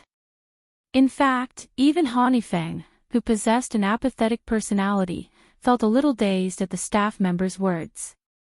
After all, Feng was initially only a pawn in their eyes. Yet, not only did he climb up to the same playing field they fought on, but he was now even actively competing with them. No wonder he didn't put us in his eyes. Realization dawned upon Zhuolinqiu as he looked at Feng. However, a moment later, a hint of mockery appeared on his face as he said, "It's a pity he doesn't know that the contribution competition participants are just warming up and that the current rankings are only temporary." The upper zone's contribution competition had been going on for many years now, and everyone mostly understood how it worked. Those intent on participating in a particular season's competition generally wouldn't reveal their cards in the first 2 months of the season. This was because contribution points were basically trump cards for participants. Naturally, it would be best if participants hid their cards as deeply as possible and only revealed them at the last possible moment. Only then could these trump cards play a vital role. Moreover, there was an added benefit to accumulating contribution points in secret, deciding whether one would continue participating in a particular season's contribution competition or not. After all, aside from time-based assignments, other forms of contributions could be reserved for future competitions if necessary. Since the contribution competition had been running for many years now, some participants had been accumulating contribution points for a long time. These participants were waiting for the fateful day when they would reveal all their cards, instantly securing one of the top 3 positions, and gain access to the middle layer. Meanwhile, the current contribution competition was less than a month long. Hence, the various participants were still testing the waters and had yet to seriously invest their contribution points. The majority of their current points were from completing time-based assignments the Green God Company issued, not from long-term assignments that could be turned in at any time. "Although I don't know why he made such a move, this is a good opportunity for us," Feng said, shaking his head as he regained his calm. "Old Zhuo, go talk to him and tell him I'll buy the remaining points he has kept hidden at double the price." Double the price? Zhuolinqiu looked at Feng in surprise. "Young master, historically, purchasing points at 1.5 times their original value is already pretty high. After all, there is no way these people can secure one of the top 3 rankings. There's no meaning for them to hold on to their points. If other people were to find out that you're offering to purchase his hidden points at double the price, they'd most likely raise their own prices, as well." There were many instances where multiple participants joined hands to compete in the contribution competition. After all, unlike contribution points gained through completing assignments, points gained through other sources could be freely traded in secret. When a competition was about to end, participants who were close to the top 3 positions would often purchase the hidden points of other participants. Naturally, as Feng was aiming for one of the top 3 positions this time, he would also participate in this practice. The exchange rate would be based on the prices of the items sold by the Green God Company. "Just do as I say." The Green God Company announced that the top 20 participants would receive a reward, so many people are trying to compete for the top 20 positions. It is only natural for the price of contribution points this time to be higher, Feng said, shaking his head. According to the information he had obtained, the Green God Company intended to further squeeze the various corporations for their wealth. To do so, the company had intensified the competition by allowing the top 20 participants to exchange for a limited number of items exclusive to the middle layer. Once this information spread, the price of contribution points would definitely increase. However, while a price hike was inevitable, the increase wouldn't be exaggerated either. After all, there were only so many items the top 20 participants could exchange using contribution points. Beyond that purchase limit, whatever contribution points they had remaining would become useless. I understand. Shuolinqiu nodded and walked toward Feng. On the other side, Feng was currently ecstatic. Just a second ago, he had still been a poor bastard in the upper zone. Now, however, he had 5 million trade points to his name, enough to purchase 5 ordinary housing units in the base layer. Of course, these points were still insufficient to purchase a large villa in the base layer. However, they were definitely more than adequate for his daily expenditure. At the very least, even after welcoming Gentle Snow and Aqua Rose into the upper zone, he wouldn't have to worry about their necessities. However, it's going to be difficult to get another large influx of points. It seems I'll have to think of a long-term way to secure 7 luminaries crystals in bulk, Feng thought with a sigh. 5,000 units of 7 luminaries crystal was a significant amount, yet it was only enough to get him 5 million trade points and 50,000 contribution points. With just this many trade points and contribution points, let alone catching up with the top 3 rankers of the competition, he probably couldn't afford anything from the middle layer. However, for his present self, obtaining more 7 luminaries crystals wasn't much of a challenge. After all, he was currently in the ancient god's domain. The resources available in the ancient era were far more abundant than in the modern era.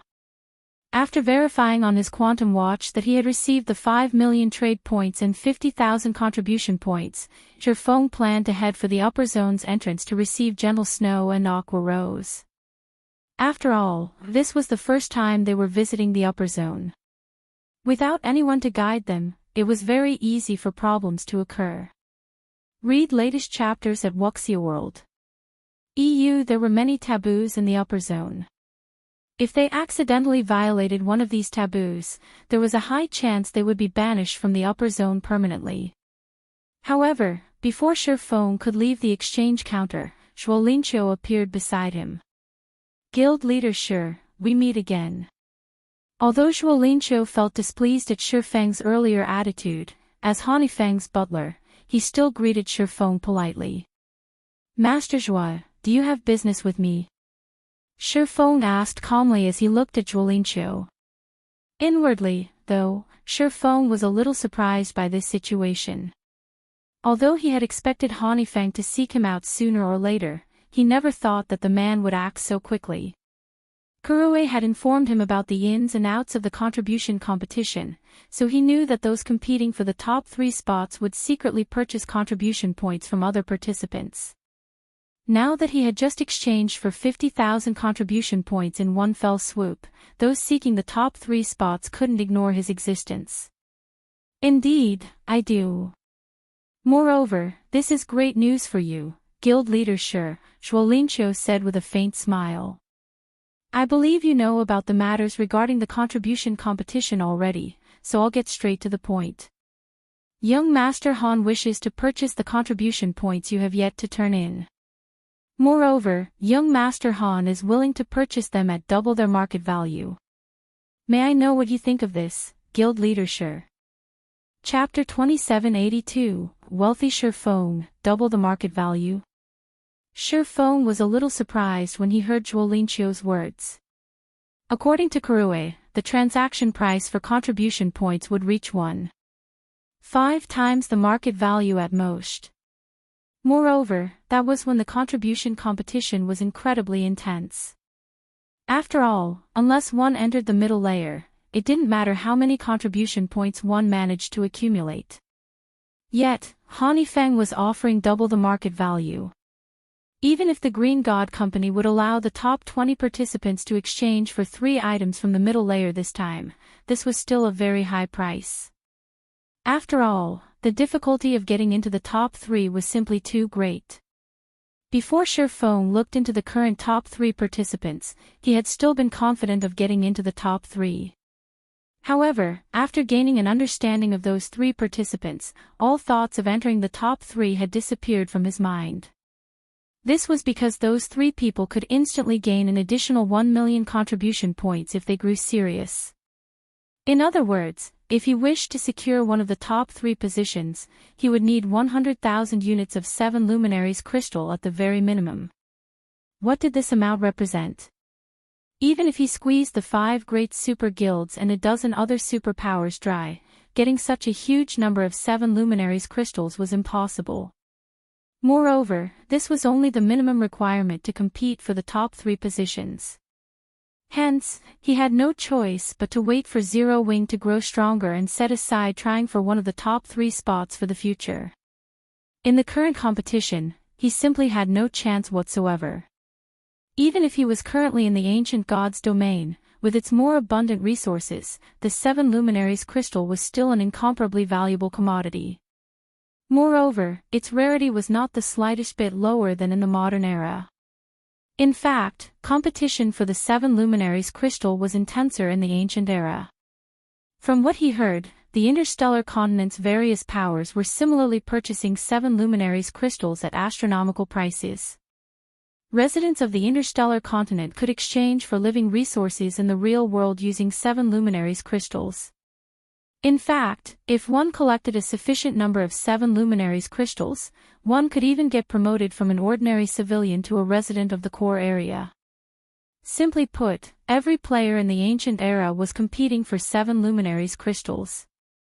On the other hand, only the major corporations based in upper zones were competing for 7 luminaries crystals in the modern god's domain. The competition over the crystals had nothing to do with ordinary players. In fact, it didn't even have anything to do with ordinary corporations. Hence, even if he were to contest frantically for 7 luminaries crystals in the ancient era, the amount he could get his hands on was unlikely to secure him one of the top 3 spots in the current contribution competition. Now, he would be satisfied so long as he could secure one of the top 20 positions, and he could indeed afford to sell a portion of his additional points. That's right. Double the market value. Guild leader sure, you should be able to see young Master Han's sincerity in this matter, Zhuolinqiu said, chuckling. I can assure you that you won't find another person in the base layer who would offer you such a price. The Five States Corporation was one of the top corporations in the country. It had deeper foundations than even the Boulder Corporation, albeit by only a slight margin. In addition, the corporation even had a genius like Feng as its heir. It was only a matter of time before the corporation set foot in the middle layer. After giving the matter some thought, Feng replied, I can agree to that price, but I have a condition. Feng's offer would tempt anyone. After all, this was equivalent to receiving a 50% discount on the various products the Green God Company put up for exchange. For Feng, who was currently severely lacking in the upper zone's resources, Feng's offer was heaven sent. Condition. What condition? Zhuolinqiu frowned slightly.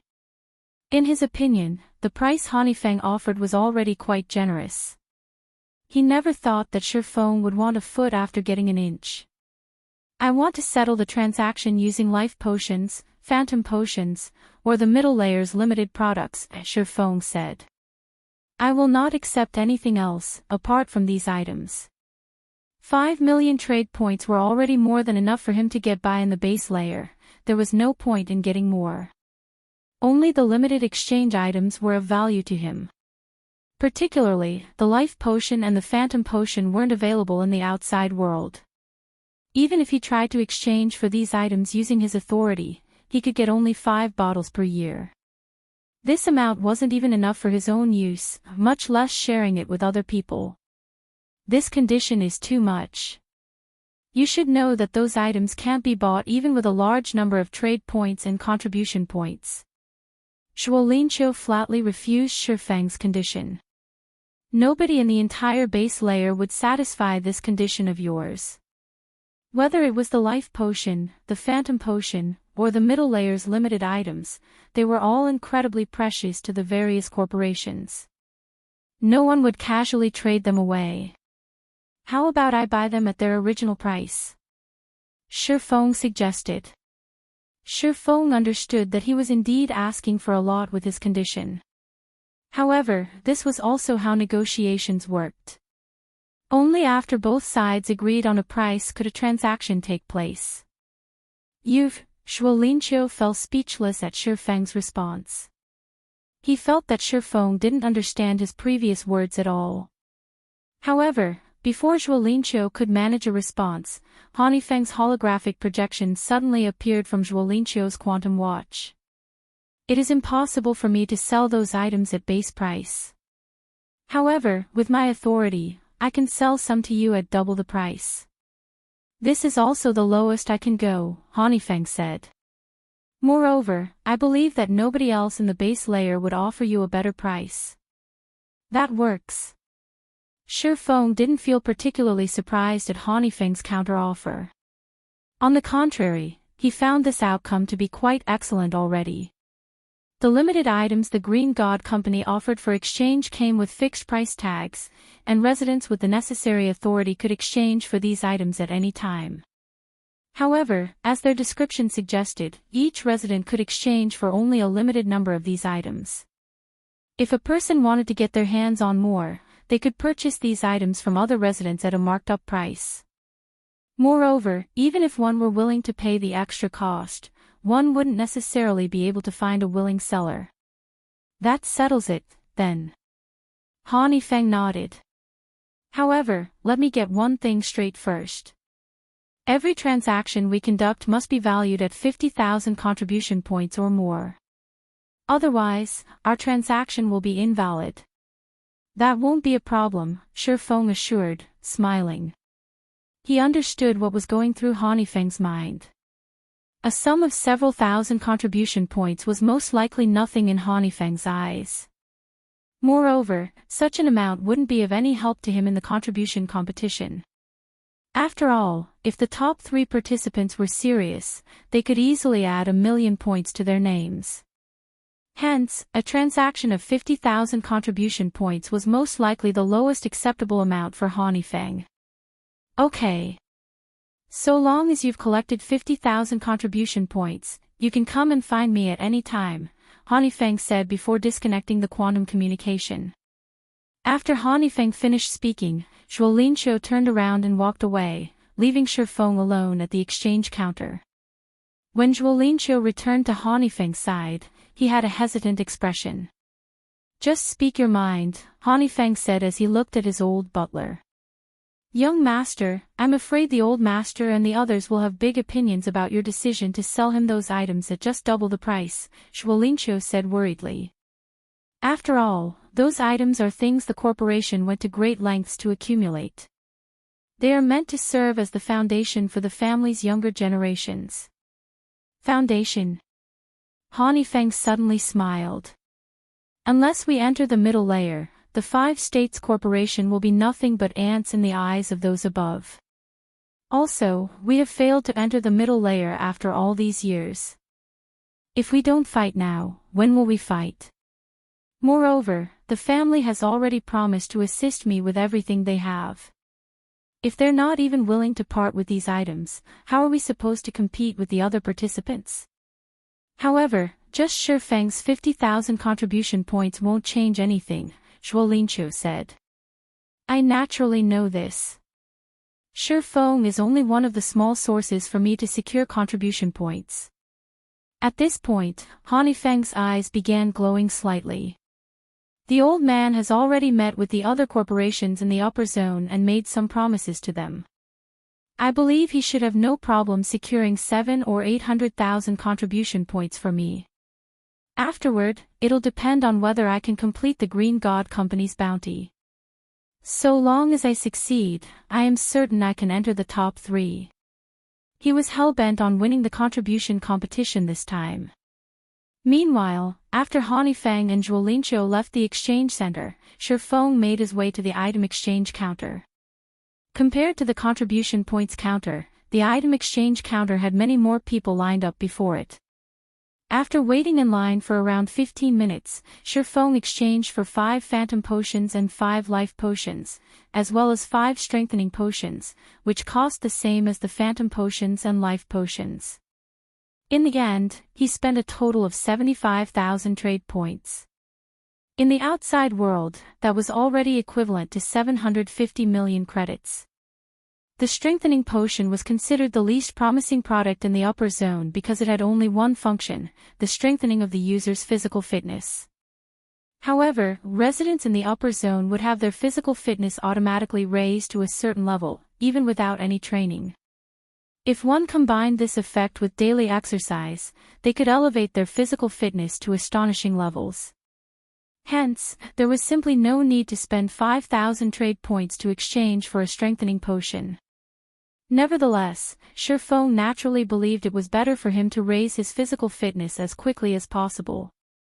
After all, the stronger his physical fitness became, the easier it would be to improve his brain activity. Often, when Feng gained enlightenment and achieved a qualitative improvement in his techniques, he would find himself facing various problems stemming from his inadequate physical fitness. Had he been as fit as Feng during those times, he wouldn't have faced any problems at all. Hence, he felt that it wasn't a loss to spend 25,000 trade points for 5 strengthening potions. Not to mention, he could already be considered a wealthy person in the base layer. It's almost time to pick up Qingxue and Aqua. After taking a look at the time, Feng promptly departed the Green God Tower and hurried over to the upper zone's entrance. Read latest chapters at Wuxia World. 2 hours later, a levitating car stopped at a designated parking lot before the gigantic metal door serving as the upper zone's entrance.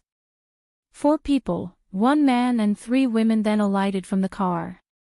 They were none other than Lei Bao, Liang Jing, Bai Qingxue, and Aqua Rose.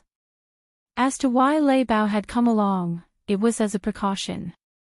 After all, many powers were currently targeting Zero Wing. Meanwhile, Liang Jing, someone with little combat power, was unsuited for going out alone. Hence, Lei Bao would usually accompany her whenever she left Zero Wing's headquarters. Ordinary bodyguards would have little to no use against the opponents Zero Wing faced. So, this is the upper zone. Liang Jing was surprised when she saw the vast steel wall at the upper zone's entry. Even Lei Bao was surprised by the sight. He never thought that the rumored upper zone would have such an appearance. Chapter 2783, Era of Hegemony Upper Zone, Entrance. While Liang Jing and Lei Bao were shocked by the sight before them, Feng, who had been waiting quietly by the entrance for some time, approached them. How is it? It's different from what you imagined, right? Feng asked, smiling faintly as he looked at the two. Their expressions and thoughts were exactly the same as his when he first arrived before the upper zone. Guild leader, how is the upper zone? Liang Jing asked as she looked at Feng. Is it as amazing as the rumors make it out to be? There were many rumors circulating in the outside world about the upper zones. Nobody was allowed to go near the upper zones without permission despite them being in the middle of bustling cities. Hence, while everyone knew of the upper zone's existence, no outsider truly understood them. In fact, there was not the smallest piece of official news on the upper zone in the world. The information everyone knew came only from rumors. Lei Bao couldn't help pricking up his ears at Liang Jing's question. To him, the upper zone was a place he never even dared to dream of visiting. After all, even world champions in fighting couldn't visit it. It's amazing. Feng replied with a smile. It's even more amazing than the rumors make it out to be. The people inside can constantly grow stronger physically without doing any training. So, is it true that even world champion level fighters are not a big deal in the upper zone? Lei Bao asked when he heard Feng's words.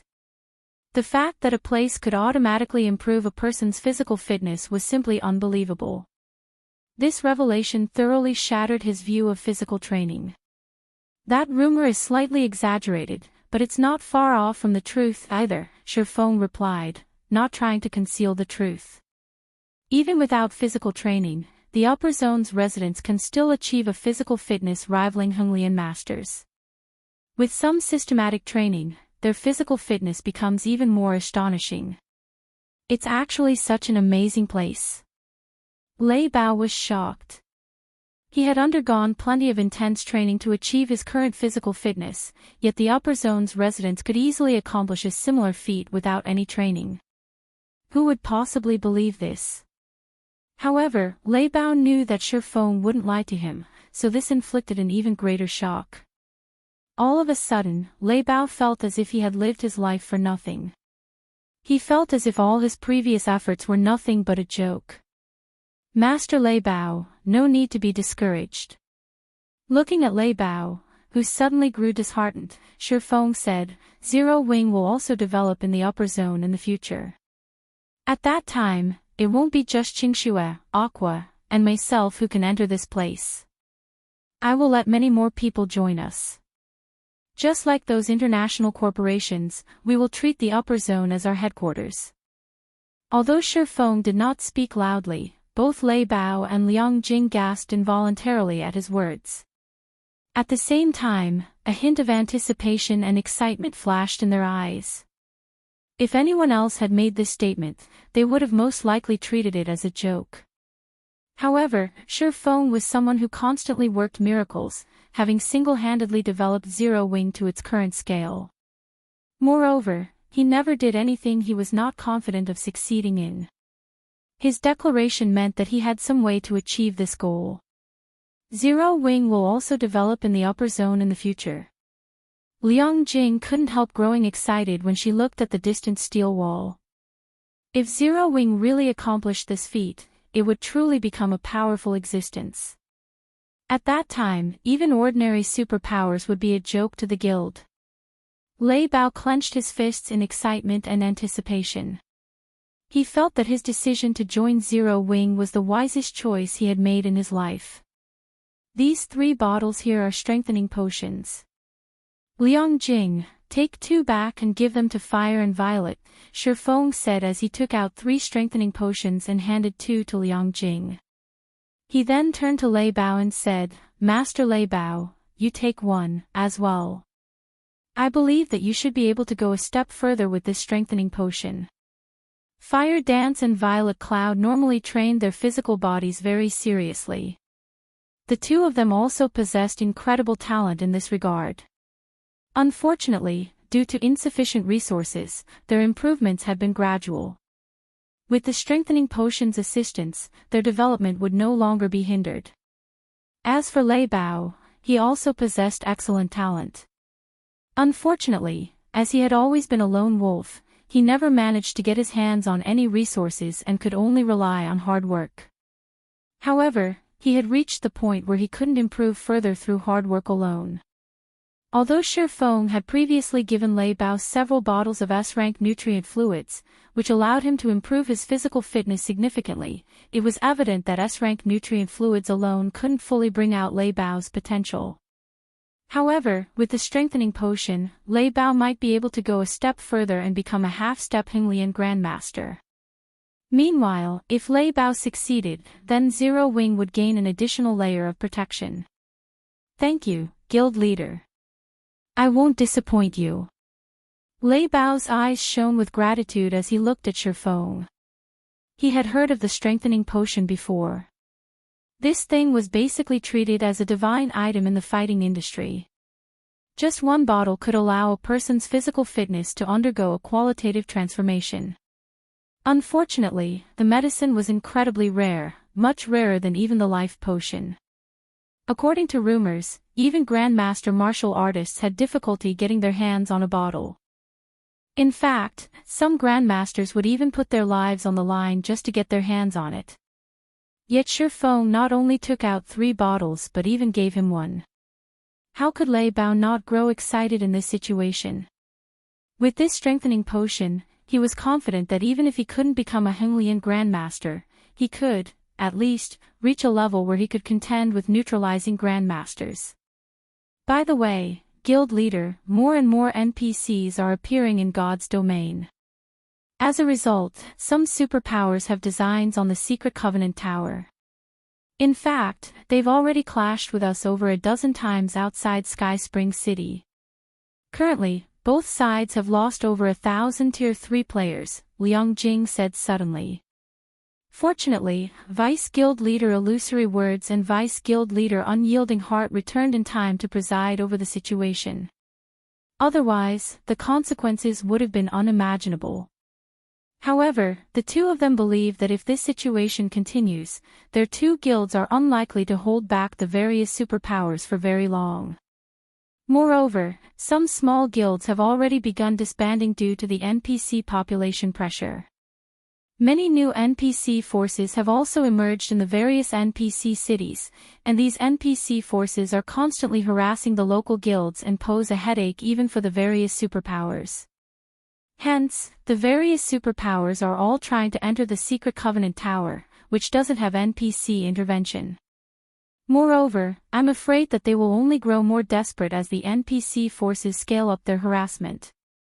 Feng frowned upon hearing Liang Jing's report on God's domains and the Secret Covenant Tower's present situation.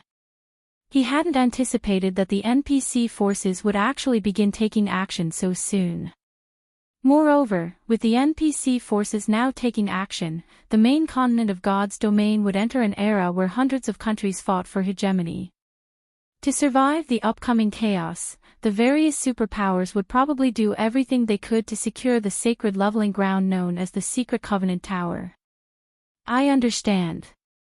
After giving the matter some thought, Feng looked at Liang Jing and instructed, for now, have everyone in the guild avoid going out to do quests if possible. Instead, have them focus on grinding in the Secret Covenant Tower and restrict their sphere of activity to Sky Spring City and our 3 guild cities.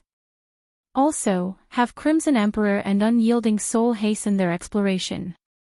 It doesn't matter even if it increases the chances of the secret getting out. Our side will do the same as well. Originally, he thought that it would take the NPC forces another 2 weeks to take action. However, contrary to his expectations, the NPC forces had evidently completed their investigations already and made a move. Once begun, the NPC forces' harassment would only escalate as time passed.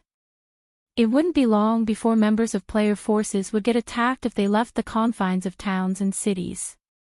Given enough time, NPC forces would even start launching attacks on guild towns and cities, forcing the various guilds to abandon their guild towns and cities. This, in turn, would cripple the guild's income and force them to disband. Okay. I'll contact them once I return. Liang Jing nodded. Feng gave Liang Jing a few more instructions, such as secretly collecting the basic materials needed to construct the small mobile fortress, then brought Gentle Snow and Aqua Rose into the upper zone. As for Liang Jing and Lei Bao, after looking at the 3 of them enviously for a moment, they promptly left in the levitating car. In the upper zone, Gentle Snow and Aqua Rose's condition immediately saw slight improvements. Now, they no longer looked as cold and indifferent as before. The degree of mental deterioration they suffered also declined significantly. After they consumed the luxury set meals, which Feng bought for 300 trade points each, their mental states even showed signs of stabilizing. They also no longer appeared indifferent to everything around them. At the very least, they display some interest in the upper zone's matters. Occasionally, they even took the initiative to say a few words. Seeing the two's condition stabilizing, Feng breathed out a sigh of relief. Read latest chapters at Wuxia World.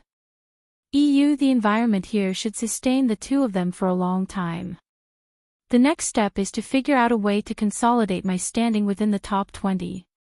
After seeing Gentle Snow and Aqua Rose enter their respective fearless cabins, Feng started planning how to earn 7 Luminaries crystals in God's domain.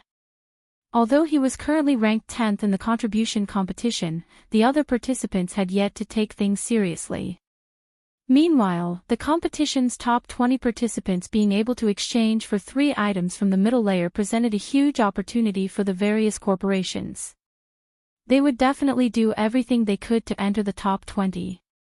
If he wished to secure his position within the top 20, he would need 200,000 contribution points, at the very least, and possibly more if the competition was intense. After all, the various corporations had been operating in the upper zone for a long time now. The wealth they had accumulated wasn't something he could hope to rival. In other words, he was still short of 15,000 units of 7 luminaries crystals right now. This was an astronomical number, even for the 5 great super guilds.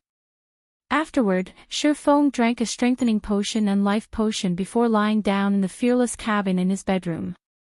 Log in. Chapter 2784, Tier 4 Upper Rank Anti-Magic Mountain Range, Deep Valley. At the Anti-Magic Mountain Range's core area, the mana was scorching hot. Individuals without 300 points in fire resistance would instantly die upon entering Deep Valley. In addition, plenty of level 140 Great Lord ranked monsters occupied this place. Due to the environment, native Lord ranked monsters could exert power on the level of Great Lords, while Great Lord ranked monsters could exhibit combat power at the standard of Grand Lords. Let alone players, even Tier 4 NPCs of the same level wouldn't dare come here. However, a black shadow was currently flying through the flame-filled magma valley with over 100 Great Lord-ranked magma colossi on its tail. All of these magma colossi were over 10 meters tall. When over a century of them ran together, their footsteps shook the valley. The commotion continuously attracted Lord-ranked monsters to join in the chase. Magma Colossus, Elemental Creature, Great Lord, Level 140 HP 1,950,000,000. It seems this is the most I can attract in this area. After a glance at the Magma Colossi and Magma Golems chasing after him, Feng began chanting an incantation in midair. He had spent over a dozen minutes luring Magma Colossi. Despite his efforts, the group grew to just a little more than 100. Even the number of Lord-ranked Magma Golems only hovered around 3,000. When he tried luring more, some of the ones chasing after him would lose interest and return to their original locations. It was evident that the main god system did not want to allow Tier 4 players to slaughter these low-intellect elemental creatures freely. Hence, the system had granted them the instinct to remain in their respective territories. Meanwhile, as the Magma Colossi were about to get close enough to attack Feng, he completed the incantation for Flame Domain and released it. Originally, Flame Domain was only an AoE offensive spell, its range and power weren't comparable to large-scale destruction spells. Even so, it still possessed incredible power. However, Feng's mana domain, mana quality, and the environment here had buffed Flame Domain to the point where it rivaled Tier 4 large-scale destruction spells. Even though the Magma Colossi and Magma Golems possessed high elemental resistance as elemental creatures, in front of absolute power, their HPs still fell rapidly. The monsters lost over 16 million HP every second. Moreover, the damage even increased by 20% every second. By the time Flame Domain's 7-second duration ended, the Magma Golems were already in tatters. They had clearly fallen into a heavily injured state. The Magma Colossi, though, fared much better, as they had lost only around 100 million HP and nothing else. If only I had a great wizard here. Just one Tier 4 curse would be enough to deal with the Lord-ranked rabble. Afterward, all I would have to do is focus on dealing with the Great Lords. Feng felt a little frustrated as he looked at the heavily injured Magma Golems. He had been grinding for 6 consecutive days now, and he had basically wiped out the monsters in the Anti-Magic Mountain Range's outer and inner areas. Now, he was left with only the monsters in the core area to grind for EXP. However, the majority of the monsters here were only at the Lord rank, and they awarded him with barely any EXP when killed.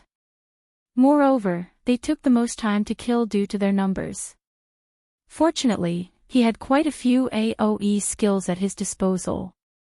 The 7 Luminaries Ring's Flame Domain was especially helpful.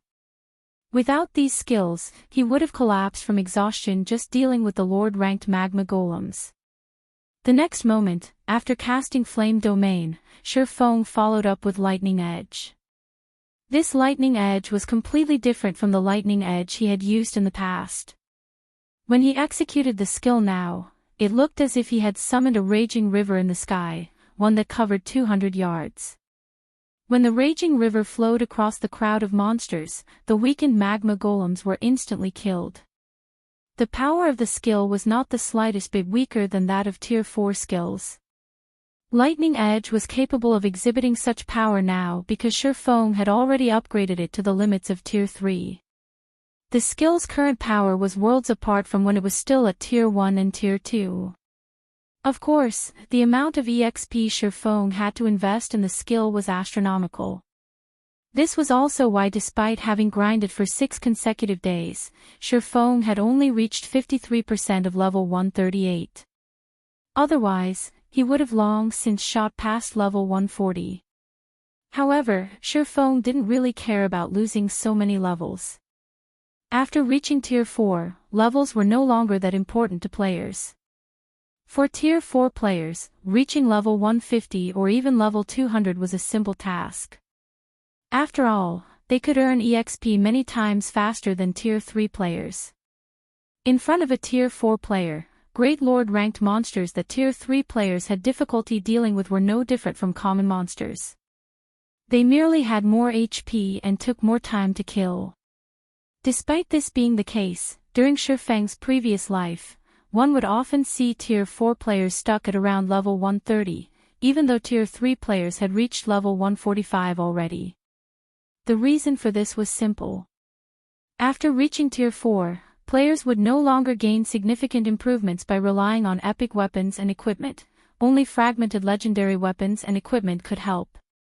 Meanwhile, apart from obtaining fragmented legendary items, one other way Tier 4 players could improve their combat power by a large margin was through Tier 4 skills and spells. Hence, after reaching Tier 4, anyone with brains would search for Tier 4 skill and spell books. This was especially true for Tier 4 magical classes. A Tier 4 spellbook was more valuable than several pieces of top-tier epic weapons and equipment. Of course, due to the rarity of Tier 4 skill and spellbooks, not all Tier 4 players would be lucky enough to invest their EXP into nurturing their skills to Tier 4. Instead, most Tier 4 players would have to spend legacy skill points to learn Tier 4 legacy skills. Such players would be fortunate to have 3 or 4 Tier 4 skills in their arsenal. This was also why most independent players who reached Tier 4 would possess high levels, while the various large guilds' Tier 4 experts would have low levels. After all, the search for Tier 4 skill books required a lot of manpower. They were not items that could be found easily by relying on one person's strength. Lightning Edge was a Tier 4 skill Feng had obtained from the Titan Library. Previously, when he was still at Tier 3, he couldn't gain EXP rapidly. Hence, he had always left the skill at Tier 2. Now that he had reached Tier 4, he naturally couldn't continue wasting the skill's potential. After all, the Titan Library was a place players could enter only 3 times in their entire lifetimes. In other words, players could obtain 3 skill books, at most, from there. Most of the players that had visited the Titan Library had left with Tier 4 skill books because the Tier 5 and Tier 6 skill books were not things ordinary people could obtain.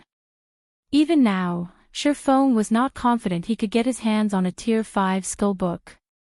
After all, the higher a player's tier was, the more challenging the trial they would face inside the Titan Library. Back then, he had managed to reach the library's central area because he was only at Tier 2. If he had visited the Titan Library when he was at Tier 3, he might not have reached the central area. Needless to say, now that he was at Tier 4, his chances of success were even lower. Hence, unless he spent his legacy skill points, he wouldn't be able to learn new Tier 4 skills for the foreseeable future. This fact remained true even though he was currently in the ancient god's domain. Even during the ancient era, Tier 4 skill books were not common goods. Following this, Feng spent around 20 minutes finishing off the remaining magma colossi.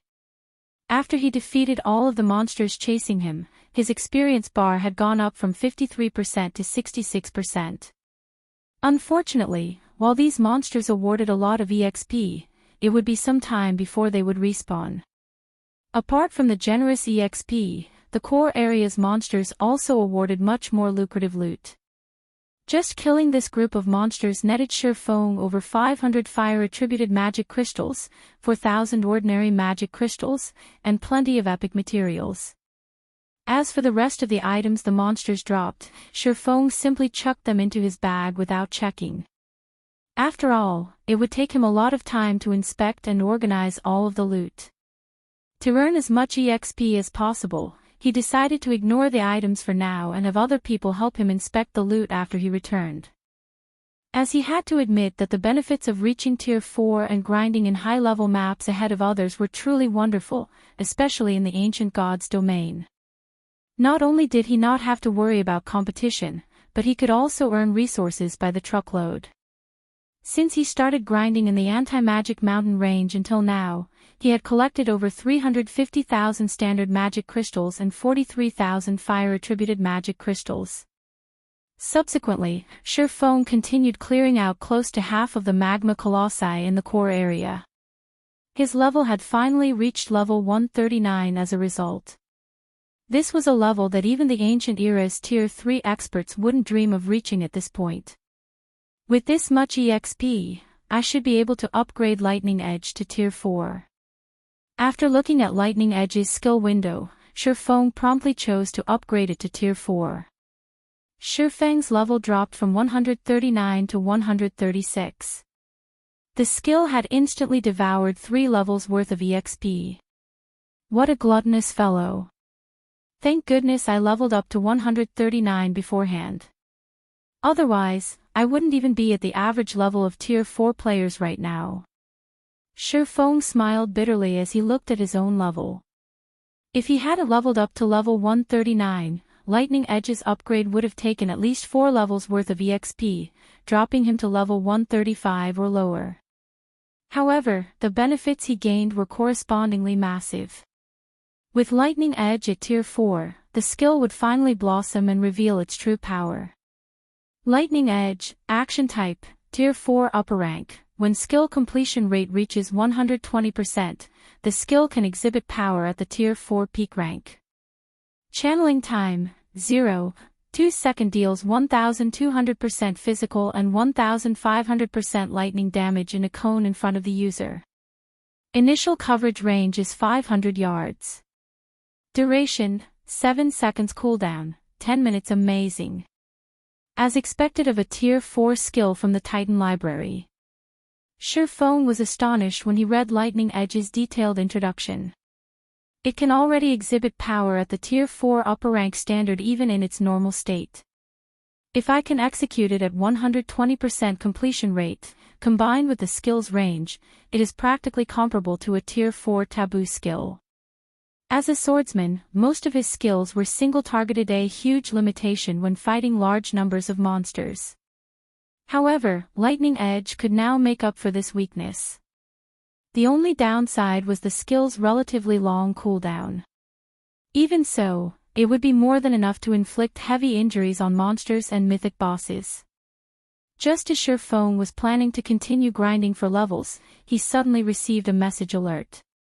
Read latest chapters at Wuxia World. EU. The sender of the message was Solitary 9, and the message's content was simple: everyone has left their respective legacy lands already. That's quick of them. Feng smiled when he saw Solitary 9's message. Now that I've resolved the problem of my deficient skills and level, it's time to head back. He activated the 7 Luminaries Ring space movement, teleporting toward Meteorite City. As return scrolls did not exist in the Ancient Gods domain, players had to rely on their own 2 feet to travel to NPC towns and cities, which was a great inconvenience. If not for him having reached Tier 4, which granted him the ability to fly freely, and the omnipotent 7 Luminaries Ring, returning to Meteorite City would take ages. However, perhaps that was why the Ancient Era's players did not surpass the Modern Era's players by too much in terms of levels despite the Ancient Era's advantages over the Modern Era. 20 minutes later, Feng arrived before Meteorite City's entrance. Just like before, he could still see a ton of people coming and going. Chapter 2785, Differences gradually emerge. Meteorite City, Main Street. As Feng walked through the city's main street, he noticed a visible change in the city's players. The number of Tier 3 experts roaming the main street was around 10% more than before. While this increase didn't seem significant, if one street saw a 10% increase to its Tier 3 traffic, then the other streets should have experienced a similar increase as well. In other words, Meteorite City as a whole had gained a 10% increase to its Tier 3 player population. In the case of Meteorite City, such an increase meant that the city had gained over 100,000 more Tier 3 experts, a number that probably exceeded even the total of the 5 great super guilds' Tier 3 experts. Aside from the Tier 3 player population, another evident change had also occurred to the city's atmosphere. To be precise, an atmosphere of tension and excitement now enveloped the city. Before Feng could start looking into the city's situation, though, he overheard a conversation between several Tier 3 experts in a nearby open-air bar. Crap! My application actually got rejected. I'm a level 131, Tier 3 ranger, for God's sake. Any other adventure team or guild would be more than happy to welcome me with open arms. Skyflare is simply too arrogant, a tanned, robust youth snarled. A level 132 middle-aged man carrying a round shield shook his head and chuckled at the male youth's complaint. You're not the only one. The number of Tier 3 experts Skyflare is rejecting currently ranges between 700 to 1,000 daily. Less than 10% of those who apply at Skyflare actually get in. Moreover, Skyflare's recruitment criteria are growing stricter by the day. That's right. The present Skyflare is no longer the same as before. It already has 4 Tier 4 experts. Moreover, according to insider information, 2 of them managed to reach Tier 4 thanks to the Crystal of Souls and Soul Water. From what I heard, Skyflare still has plenty of Crystals of Souls and Soul Water, a level 131, Tier 3 assassin youth said, agreeing with the middle-aged man's words.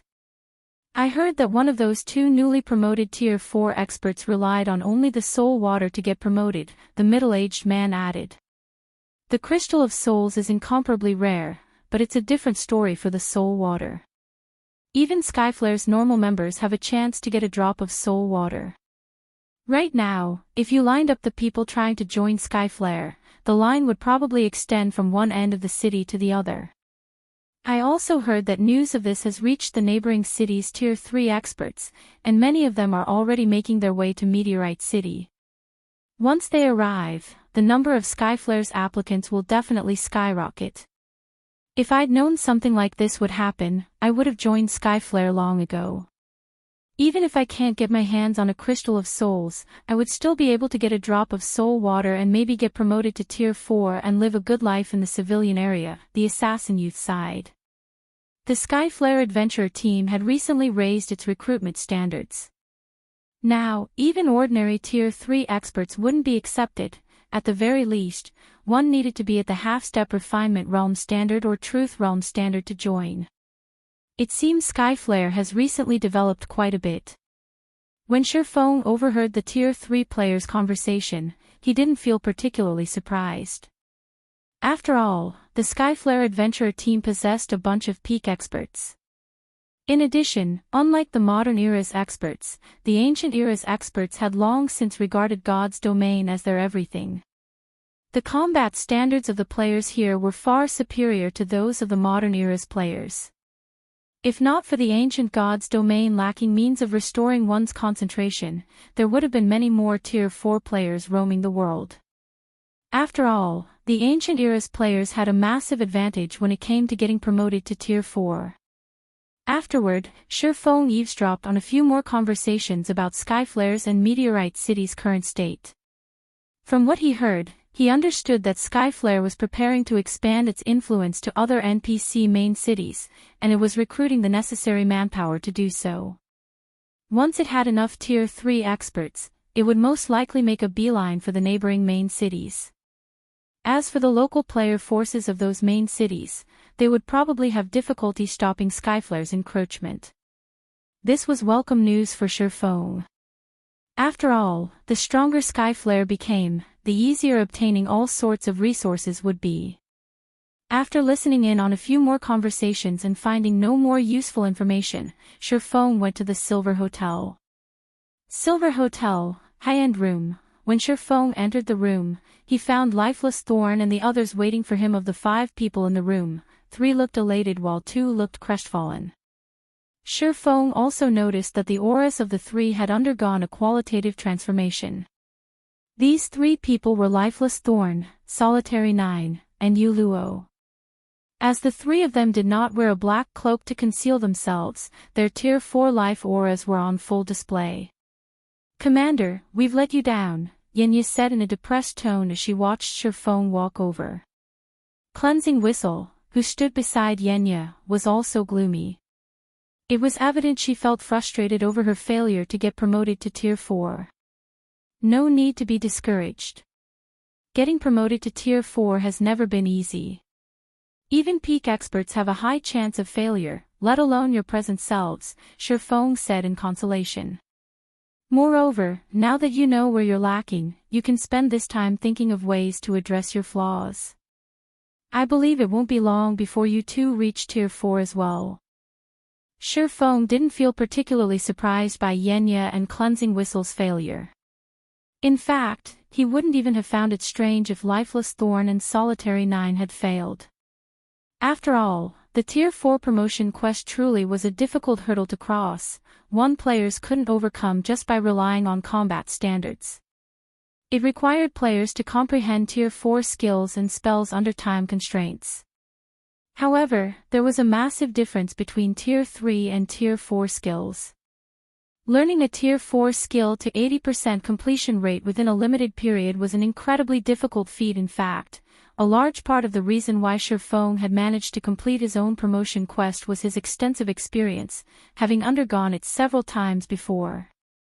In comparison, Yenya and Cleansing Whistle did not have such experience. Hence, their failure was very normal. According to past statistics, 99% of the various superpowers core members failed their Tier 4 promotion quest when they challenged it for the first time. Most never reached Tier 4. Those capable of reaching Tier 4 had normally experienced 2 or 3 failures before succeeding, with some even having suffered 5 or 6 failures. Hence, Tier 4 could be considered an invisible barrier that thoroughly distinguished players from each other. It was also because of this invisible barrier that an insurmountable gap had formed between the various superpowers and ordinary powers. Upon hearing Feng's words, Yuluo nodded subconsciously in agreement, as she had very nearly failed her promotion quest this time. Were it not for the Soul Water's help, she definitely wouldn't have finished learning her Tier 4 spell within the allotted time. "Guild leader, can Whistle and I remain here, then?" Yenya asked Feng. Unlike the modern God's Domain, players here were not required to search for their legacy land when challenging their Tier 4 promotion quest. They could attempt their promotion so long as they paid the necessary magic crystals. The only problem was that players who failed their promotion quest had to wait 20 natural days before they could challenge it again. This, Feng was at a loss as to how to answer Yenya. "I can't say for certain. I don't mind letting you challenge your promotion quests again 20 days later. However, I honestly don't know whether you can remain here for such a long period." The old man did not say how long they could stay in the ancient God's domain. They also didn't know what would hasten their departure from the ancient era. Of course, they weren't completely without options for leaving. Previously, the old man had said that if they drew the attention of the world of God's domain, they would be repatriated to the modern era. In other words, so long as they did something to make the world notice them, they would quickly be banished. One possibility Feng could think of was raiding the Tier 4 infant dragon themselves, without Angelica Teresa's help. Angelica Teresa was a historical figure in the modern God's domain. If the miracle of her slaying a Tier 4 infant dragon disappeared, the world of God's domain would most likely notice them. If even that didn't work, they could just cause a ruckus in the ancient era, such as killing important NPCs and affecting God's domain's history. The world would definitely notice them then. However, Feng didn't know when they could return to the ancient era again in that case. He also didn't know what kind of effects their actions would have on the world. Is that so? Yenya and Cleansing Whistle couldn't help feeling helpless when they heard Feng's answer. If they returned to the modern god's domain, reaching Tier 4 would become many times more difficult. After all, the task of searching for their Tier 4 legacy land was incredibly challenging afterward. Lifeless Thorn, Solitary 9, and Yuluo shared their experiences learning their respective Tier 4 skills and spells with Yenya and Cleansing Whistle. At the same time, the three of them also sought guidance from Feng regarding the combat methods of Tier 4 players. They were especially keen to learn how to utilize environmental mana in combat. After reaching Tier 4, they finally understood just how massive the gap between Tier 3 and Tier 4 classes was. Particularly, the way they controlled mana was completely different.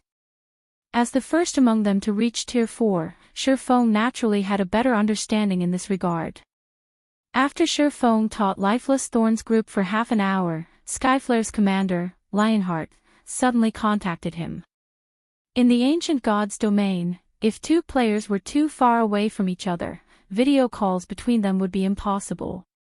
At most, they could only exchange messages. The transmission of messages wasn't instantaneous, either. Depending on the distance, the transmission times would also vary. In the aspect of communication, the ancient god's domain was far inferior to the modern god's domain. However, it was this inferiority that made the ancient era feel more like a real world. "Brother Black Flame, you're finally back," Lionheart said, a hearty look appearing on his face when he saw Feng. "May I know when we can meet up?" "We can meet up now. I've already dealt with the matters on my side," Feng replied, smiling. "It just so happens that I need to discuss the previous matter with you." From Lionheart's expression, Feng could tell that the crystals of souls and soul water were of significant help to the Skyflare adventurer team. Otherwise, Lionheart wouldn't have contacted him as soon as he returned. Read latest chapters at Wuxia World. EU, okay. Let's meet in the Skyflare Hotel. I've already prepared everything on my side, Lionheart said, smiling. I also have a big surprise prepared for you, Brother Black Flame. No problem. I'll head over now. Feng nodded. He then disconnected the call and turned to Lifeless Thorn and the others. The three of you should get ready. We'll be heading to the Skyflare Hotel in a moment, and we might begin the operation right away. In response, Lifeless Thorn, Solitary 9, and Yuluo nodded without hesitation. They understood that they were what Feng had been waiting for all this time. Now that they had completed their promotion quests, it was indeed time to take action. As for Yenya and Cleansing Whistle, Feng decided to let the two of them remain in Meteorite City in the hopes that they could avoid the world's detection and challenge their Tier 4 promotion quests again 20 days later. Shortly afterward, Feng's four left the Silver Hotel and made their way to the Skyflare Hotel.